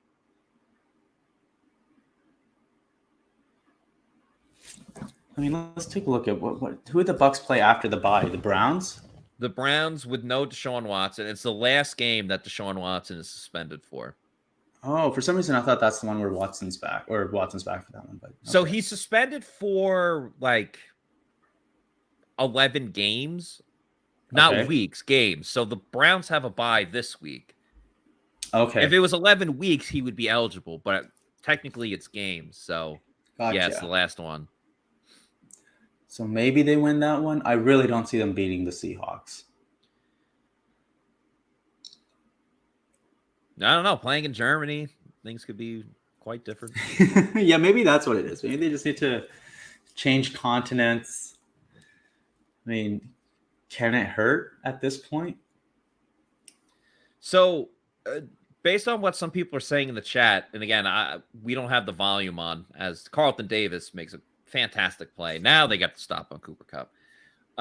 It seemed like, and maybe the broadcasters were saying this, Jim Nantz and Tony Romo, that the ball did land on like the 1 yard line or the 1 inch line in this case, and that Bowles probably should have challenged it. So a lot of people are unhappy that Todd Bowles did not challenge it. As Peter says, clearly in, stupid Bowles. God bless you. Tony's looking forward to the Germany Buccaneers. Could be different. Buccaneers undefeated in Germany, so could change things there. 3rd and 11 for the Rams. Stafford going deep. He just overthrows everyone. I mean, the Rams offense has been horrible like they've been all year. They're statistically the worst offense in the league, which is hard to believe when, you've been watching the Bucs every week. Yeah, I mean, the only touchdown that was scored in this game was the Kupp play. Yeah. Yeah. And so it's pretty inexcusable that the Bucs wouldn't be able to win this. 6th 3-and-out for the Rams today. Wow. Jeez. And the Bucs still can't do anything with it. Oh, Darden muffs the punt, but catches it right away. I guess it's not technically a muff if it doesn't hit the ground. That was a close one. Cardinals making it close against the Seahawks. I had the over in that game, so feeling pretty good about that. What was the total? I want to say 42. Okay. So wait, then I think you already won, right? Yeah. I'm trying to think. I've been on a lot of different stuff.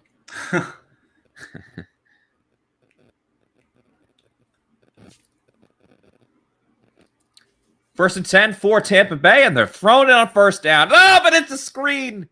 Damn it. Just when you think you got something going. Why? Why do they... How do they see the things that they're terrible at and just think they need to do more of it? Yeah. What did I have? Oh, never mind. It was 49, so I need another touchdown. But the Seahawks are just going to try to kill the clock. Hey, Kate Otten making an appearance, makes the catch for a first down.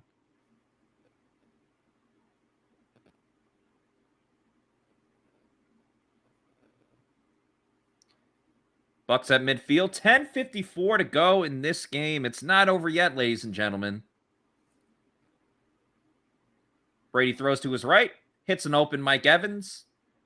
He'll wrestle with some Rams players and picks up about 8 yards. Nice Bucs pass going protection. up tempo. Yeah, nice pass protection by Rashad White there, which has been a huge issue for Fournette this year.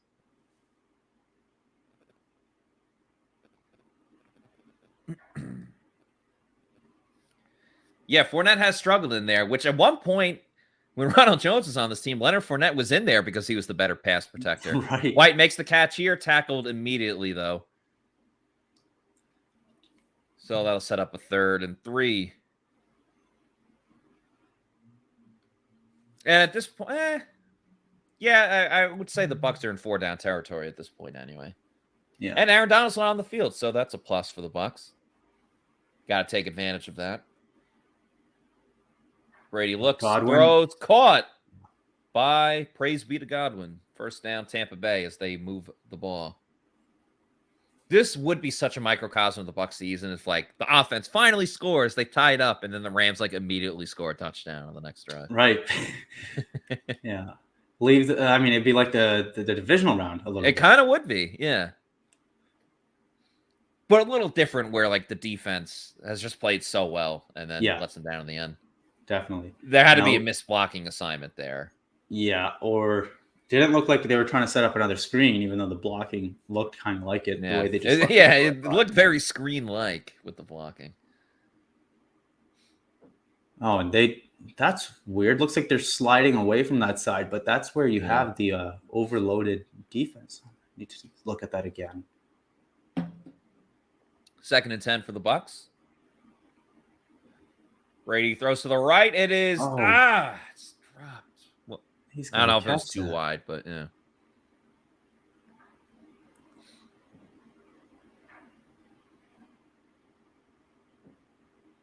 Just a couple of inches too wide. Yeah.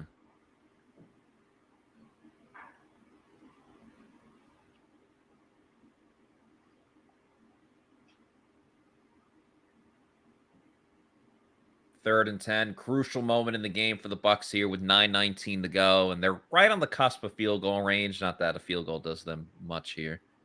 Brady throws. He's got Otten open. Oh, I think he's a yard short, though. Yeah, you got to go for it. You're a yard short. Definitely. But do you do the patented Brady QB sneak? Oh, no. What was the call? Holding. Oh, on Donovan Smith, a back-breaking holding call. His second holding call of the game. Oh, really? I'm not saying that's a bad call, but that's just a really, really tough moment to get a penalty like that for the Bucs, who've been penalized 7 times in this game. Now screen to Fournette. He makes the defender miss, heading up the field. Leonard Fournette makes it, at least if they want to go for it, it'll be like a 4th and 3. I think it might be a little more than that. Oh, and they're taking the offense off the field. Are you kidding? You got to go there. They're booing. The Bucs fans are booing. As they should. There's no way that kicking is correct here. I mean, God forbid they're punting. Oh, Andrew Holman getting a lot of screen time. Shout out to Andrew, works in the Bucs PR department. They're attempting a field goal. Okay. I mean, that's pathetic. I hope he misses. No offense to Ryan Suckup. It's a 50-yard attempt, too. Suckup's not known for his leg. Snap is high. The kick it was accurate, and it's good. So the Bucs are now down 13-9. Which doesn't, other than if they get the ball back and they score a touchdown. Oh, is that the ball that where Brady broke the record for passing yards? They've been showing I think they said he's the first quarterback to ever get to 100,000 passing yards. Yeah, that's what I meant. Yeah, field goal does absolutely nothing. So, yeah, whatever. Can't expect these coaches to make the worst decisions possible over and over again. Who knows? Maybe Stafford finally throws that pick here, even though they're probably going to run it twice. Yeah, maybe. Yeah. I think it's more like he just hits dagger on him. Bad football.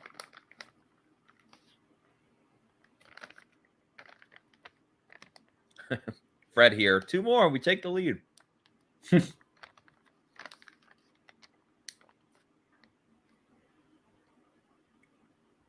Excuse my chewing. Vortex. Not even an analytics thing, just common sense. It's true.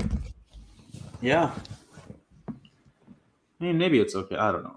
Probably not. Tony here. Bowles inspires zero confidence. It's kind of true. Definitely. Yeah, it never really feels like the Bucs come in with a schematic edge or that they really outthink their opponents on either side of the ball. I mean, to be fair, the defensive play calling over the season has been better. And I'm not just saying that because of the results. Like the play calling has made a lot of sense. And I think they've made some improvements. Offensively, no. No, they've regressed on offense. There's no other way to really say it. Yeah. Peter here, just need a field goal and a safety, boys. It's true. Just maybe a Stafford pick 6. Yeah, I wouldn't hate that. Charlie Abrahams, the coaching staff is just soft. RBL 85 says they're booing the staff. You know what? They probably should. Kevin L says, what did they do over the last 10 days? Play Madden? Of course, alluding to the fact that the Bucs coaching staff did some scouting and self-scouting about where they need to improve and everything like that. Oh, yeah? What did they say about that? Bowles pretty much said that they've identified where they need to correct mistakes and things of that nature without specifically going into where they need to get better at. Yeah, I'm sure at this point it's like everything. So right.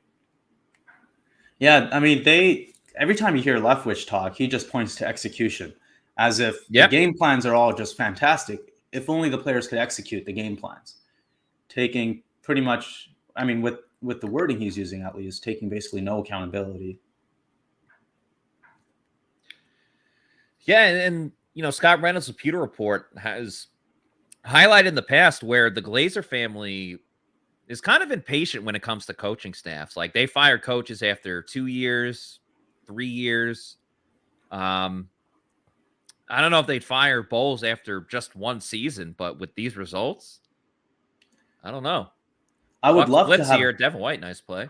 I would love for Bowles to be a coordinator. I mean, obviously, there's no way you can demote him now. But offensively, you need a regime change. Sean Payton. Right. I mean, that would be wild. Sean Payton, what he could do with this offense would be unbelievable. I know Bucs fans obviously hate Sean Payton, but yeah, if he's coaching for your team, you know. Yeah, he is elite on the offensive side of the ball. I mean, there's very few of even in his league. I guess you could say maybe Andy Reid and maybe Kyle Shanahan. McDaniel will get there. Second and 12 for the Rams. Deserves a shout. A sweep to Cooper Kupp. Once again, very much snuffed out by the Bucs defense. So good job by them. Now, the thing that has hurt the Bucs defense in recent weeks, situational football, getting off the field on 3rd and long in particular. I mean, you know very well from going to the Bucs Steelers game how they could not get off the field on 3rd and long. And they absolutely need to here on a 3rd and 15 with 6 and change to go. Yeah, I'm watching Mitch Trubisky just, rip off first downs on 3rd and forever.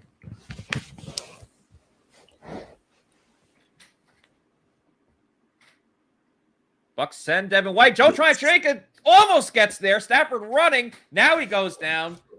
So look at that. Jannard Avery will get credit with the sack. And again, I mean, sorry, go ahead. No. Who almost got the tackle there? Was that Joe Tryon-Shoyinka? Okay. Had like 65% of the play. And then Avery does the rest. Yeah, they blitzed Devin White on the play as well. All right, Bucs are going to have a chance. Have a chance. I mean, they don't deserve the Bucs today. Yeah, they don't deserve a chance, but they do. 4 sacks for the Bucs defense today. Only 1 touchdown allowed. Jalen Darden makes the catch, heads to his favorite spot, the sideline, and goes out of bounds after about 5 or 10 yards. All right, it's crunch time. It's not over yet. Somehow, some way. Yeah. Nothing to really feel good about here. Yeah. Damn, those are some ugly games next week, too. Those are some ugly suits. Yeah, not the best. This is or probably the CBS. most pessimistic and negative I've been on any of these live streams over the last 2 years. Well, they've broken you down, man. They have. They have. We kind of joke. I'll say it after this play. Oh my God, it's a screen. At least Scotty Miller's fast though. We kind of joke because like Tristan Wirfs is obviously like one of the best tackles in the league. He's one of the like most genuine, upbeat, happy like type of people. And you know, granted, when he's been in the league, this is his third year. Like the team's been good. They won a Super Bowl. So we like in the media, we've been joking like when is he like going to break? You know, and he's still like very upbeat, positive, all that stuff. Rashad White makes the catch, gets a first down. It's a first down that's not on third down. Unbelievable. Look at that. And yeah, you were saying he's one of the most like upbeat, fun, Yeah. nice people, and it's just like, when is he gonna break? Like because Oh, of the okay, right. losing and the like media, not specifically getting after him because like there's really nothing you can get after Tristan Wirfs for. Mike Evans with another drop here. Yeah, kind of a rough game for Mike. Yeah, a couple of rough games. I mean, I know he had a good stat line last week, but he definitely missed some opportunities last week too. And I mean, it's a low throw, but like, I don't know. You're Mike Evans. Make that catch. 2nd and 10. Don't run the ball. They did not run the ball. Scotty Miller, another reception, and he heads up the field. So 3rd and 4-ish. Yeah. They're about like 1 or 2 first downs away from kicking another field goal. 3rd and 3.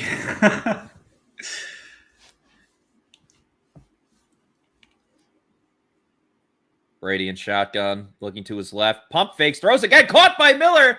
I don't know why he went to the ground, but nonetheless, it's a first down. I feel like if Scotty stays up, he could have like potentially broke it for a touchdown.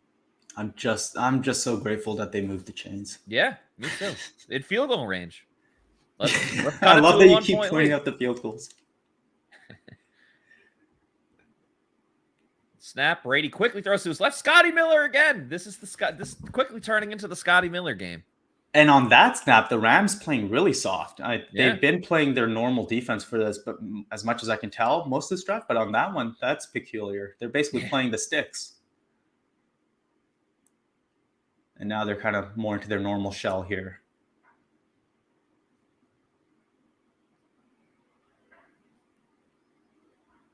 Second and 3. They're going to run it with White. Barely gets back to the line of scrimmage.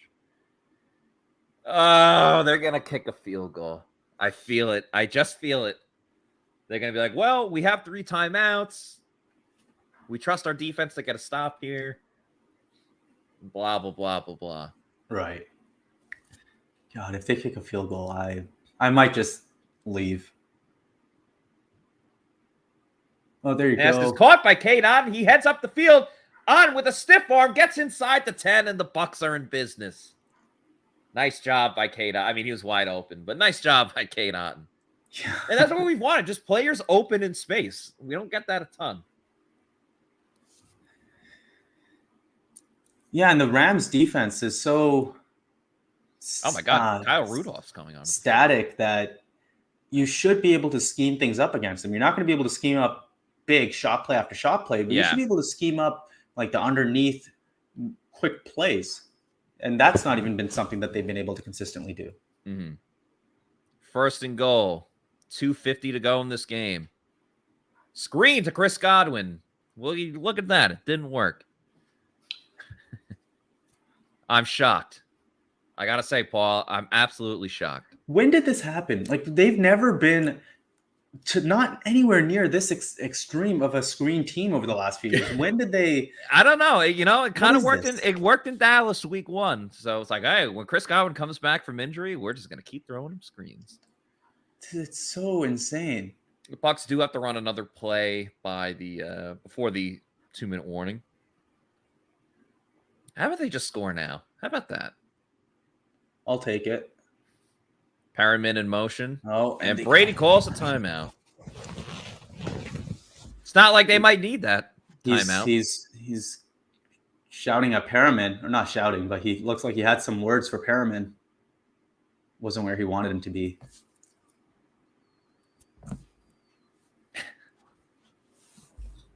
God. What an ugly game. What an ugly team. Julio hasn't come back in, has he? No, I don't think so. He did not look good after that. I think it was an incomplete pass, but either way. Yeah, the one where he fell down. Yeah. That's what it was. All right, let's do it again.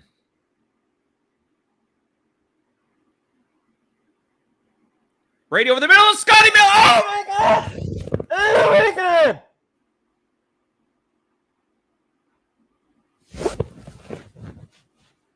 Scotty Miller just drops it. Oh, just my. drops a wide open pass. Hit him in the face. Hit him in the face mask. He dropped a wide open pass. So it's 3rd and goal for the Bucs. Today. 3rd and goal for Tampa Bay. Brady gets a snap, looks, throws over the middle. Popped up in the air, nearly intercepted. Otten could not hold on to it. So the Bucs will have 4th and goal after the 2-minute warning. Might I add, with only 2 timeouts now. Right. Good point. Because Perriman couldn't get lined up correctly. I have no creative segue to get to this, but if the Bucs do score, they would feel pretty rejuvenated after playing so bad all game. So let's hear from Age Rejuvenation. At Age Rejuvenation, we have a lot of interest about erectile dysfunction in men. It's not like my sex life was dormant, but you can always improve. I was having an adverse effect on my marriage and was very happy with the results. We have various treatment programs available to enhance their physical abilities that can improve blood flow and sensitivity. The pulse wave has made it so much better. It's been a significant improvement. The good news was that I heard it from my wife. Stop waiting. Start doing Age Rejuvenation. Look better, feel better, have better sex using Age Rejuvenation. John Gilmore and Scott Reynolds talked about it a ton. They are not just spokesmen. They are clients of the product as well. They can help you with testosterone therapy, peptide therapy, stem cell as well. Go to agerejuvenation.com for more information on that product as we get to the most crucial moment of the game. In a weird way, it almost feels like the season is in the balance. On Judgment Day, as I've dubbed it, between two teams underperforming and not playing up to their... This is they're in the factory at the end of Terminator 2, Judgment Day. You know, you've got the Sarah Connor clone, and you're right down to the wire. Can you get the bad Terminator into the big lava, or not? I have not seen that movie, but a Really? good reference nonetheless. I'm aware of it. You know, Schwarzenegger, the future, all that stuff. Oh my! Yeah. Well, I haven't seen Groundhog Day, so that reference went over my head as well. I didn't see it either, but I don't even know what it's about. I have no idea. Bill Murray, it's like, I don't know. He wakes up every day and does the same routine every day. Okay, without changing, which has been the Bucs. You know, Right. don't do this on offense, don't do that on offense. Defense breaks down in the second half, even though they didn't today. Have to give them credit for that. All right, 4th and goal. Season on the line. Seriously. Bucs will have it at what? The 7-yard line? I think Brady's going to get sacked. That's my prediction. Perriman in motion. Let's see if he lines up correctly this time.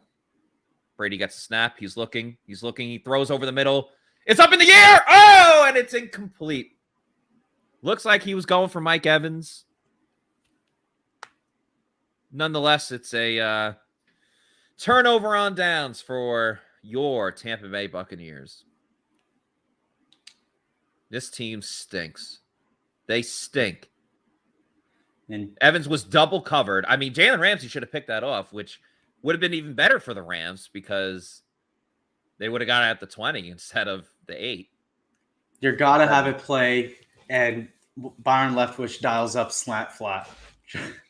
Just, the most basic West Coast offense play.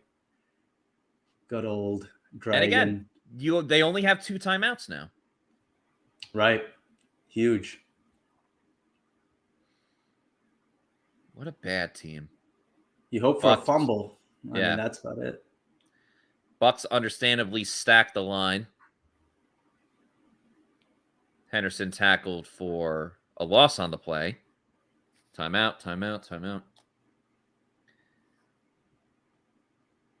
I'm sure there's like stats and stuff behind it, but in a lot of these situations, if a team has like 2 timeouts, they'll call a timeout on the first play, call a timeout on the second play, and then be out. But I almost feel like it'd be better to call a timeout on the first play, let them run the second play, because you know it's going to be 40 seconds with the clock, and then you just call the timeout after that, because then the team will get a delay of game penalty or like do something like that. I don't know. That's just something I always wondered as when coaches are in that situation.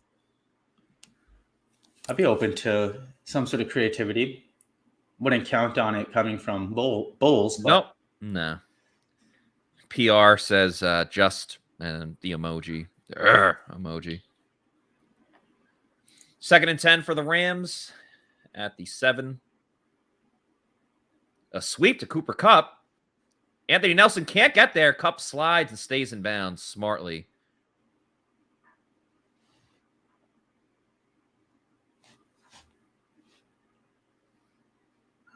Bucs use their final timeout with a minute 35 to go. 39, sorry.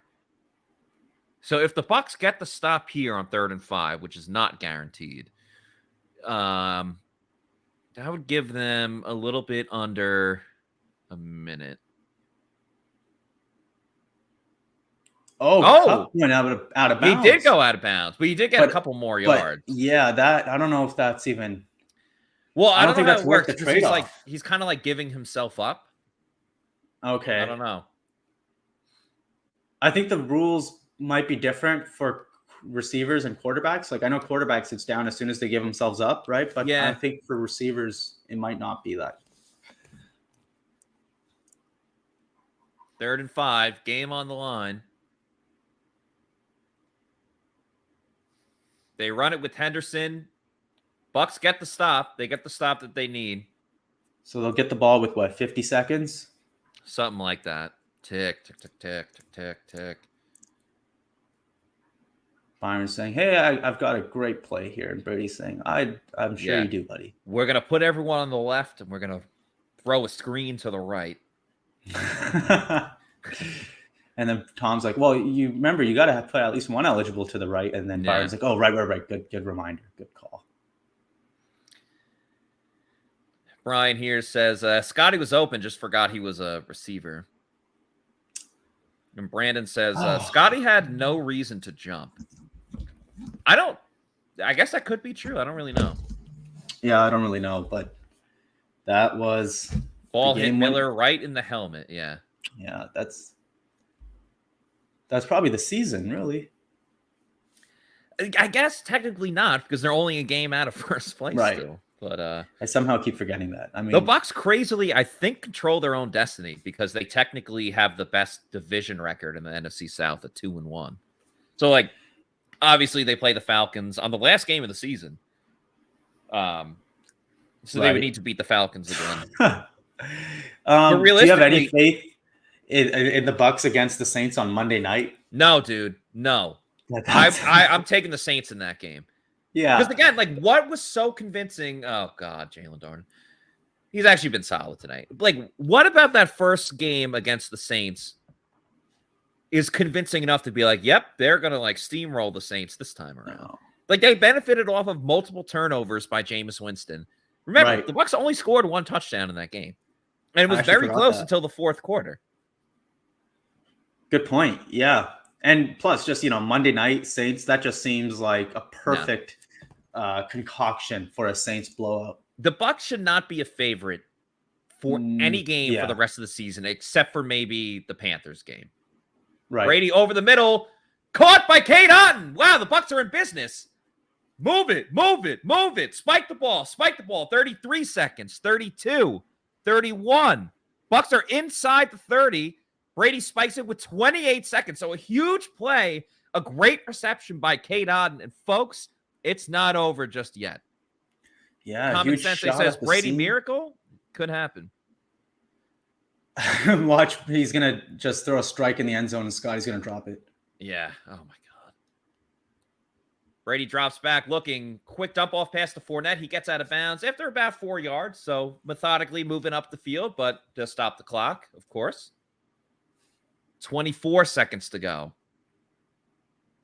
And they show the stat. Tom Brady's 68 career game-winning drives in fourth quarter and overtime. Would be very nice to get to his 69th with one today or tonight. Brady looking, throws it to his left. Caught by Scotty Miller, and he gets out of bounds. The Bucs are at the 14-yard line with 19 seconds to go. This is coming down to the wire for such a crappy game. A very entertaining ending. Brady has thrown 56 times. Scotty Miller, 6 receptions for 47 yards. All right, Bucs at the 14. 19 seconds to go. Brady gets the snap. Looks to his left. He's got Miller open again. He makes the catch and gets out of bounds with 16 seconds. The Bucs are at like the 7 or 8 yard line, just like they were last time. Yeah, they're going to get a couple of shots to the end zone here. I mean, they should be able to pick up the... yeah, I don't know. And they look a little confused lining up.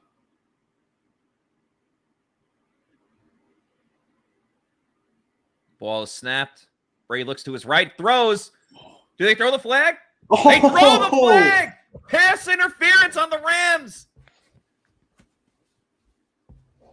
Bucs are going to get the ball at the 1 yard line with 13 seconds to go. Holy. And thankfully, even if Byron Leftwich wanted to, they can't run the ball because they have no timeout. Don't be so sure. Oh, man. Bulls with the excitement of someone who just got $20 back on their taxes. All right, here we go. First and goal, 13 seconds to go. K. Dotton goes in motion. Oh, you can get a fade to Evans one-on-one with the way they're lined up here. Brady gets a snap. They fake it to Fournette. Throws to K. Dotton. Makes the catch. He's in. Touchdown, Buccaneers. K. Dotton with his first career touchdown in the NFL. And the Bucs take the lead late in the game. With 9 seconds to go, the Bucs lead 15-13. Oh, my goodness. K. Dotton, what a way to get your first career touchdown. And Brady does it again. And it's fitting after he's the one that had that big seam reception to get them down the field. And by the way, I think this is actually an RPO on the goal line. And by the way, Brady again with the right foot forward, which would check out. But man, if they really gave a run pass option with no timeouts, I'm glad it worked. Holy. The extra point by Ryan Suckup is good, which is very important because there's still 9 seconds. And sure, very likely that the Bucs can win, but as they show Tom Brady and Byron Leftwich hugging the tightest of hugs I've ever seen from a coach and a player on the sideline. But that extra point was very important because if the Rams get in field goal range, and Matt Gay, as Bucs fans know, have an absolute boot. So they would even attempt like a 65-yarder if it came to it. Would make it a tie game versus the Rams winning it. Great play there. As you mentioned, could have been an RPO. I actually think I was wrong. It looked like it when I first saw it, but it doesn't look like the offensive line pushes up at all. So I think that was just play action. Okay. Either way, a nice play design. K. Dotton gets just enough room. Everyone's been calling for presence in the red zone. Sean, say again? I say, they obviously need someone to step up in the red zone at tight end. With Gronk gone and Otten showing it there, showing his importance. Yeah. And Sean McVay's like, I'm fine. I'll retire when Stafford leaves. So they spent all day #establishing it, and then it paid off. The long con. The long con. The long con indeed. For 3 years, let's just be at the bottom of the league for play action, because in week 9, when we need to save our season from the 1 yard line, we're going to dial it up to K. Dotton. All right, Bulls, don't call cover 0 here again and just give it to Cooper Kupp. I don't care if they triple team Cooper Kupp. Do not let him get 15 yards down the field. I didn't with open realize space. the Rams used all their timeouts. Yeah, I don't know when they did that. When did they do that? Yeah, I don't know. Is that But maybe it's just a graphic error? But we're about to see some schoolyard BS here. And Jannard Avery on the field once again. False start. And a false start. I like how Sean Hockley, after one flag was out, he just threw his flag out as well for emphasis. Well, completely unnecessary. 9 seconds to go still. Man. Okay, at least they're not going to blitz. I mean, everybody is like 100 yards back, so. Yeah. Whew.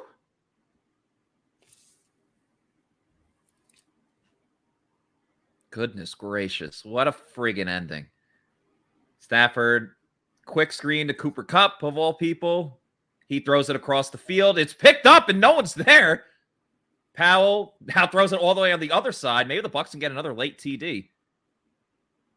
Now to a lineman. He throws it behind. And Kupp throws it away one last time.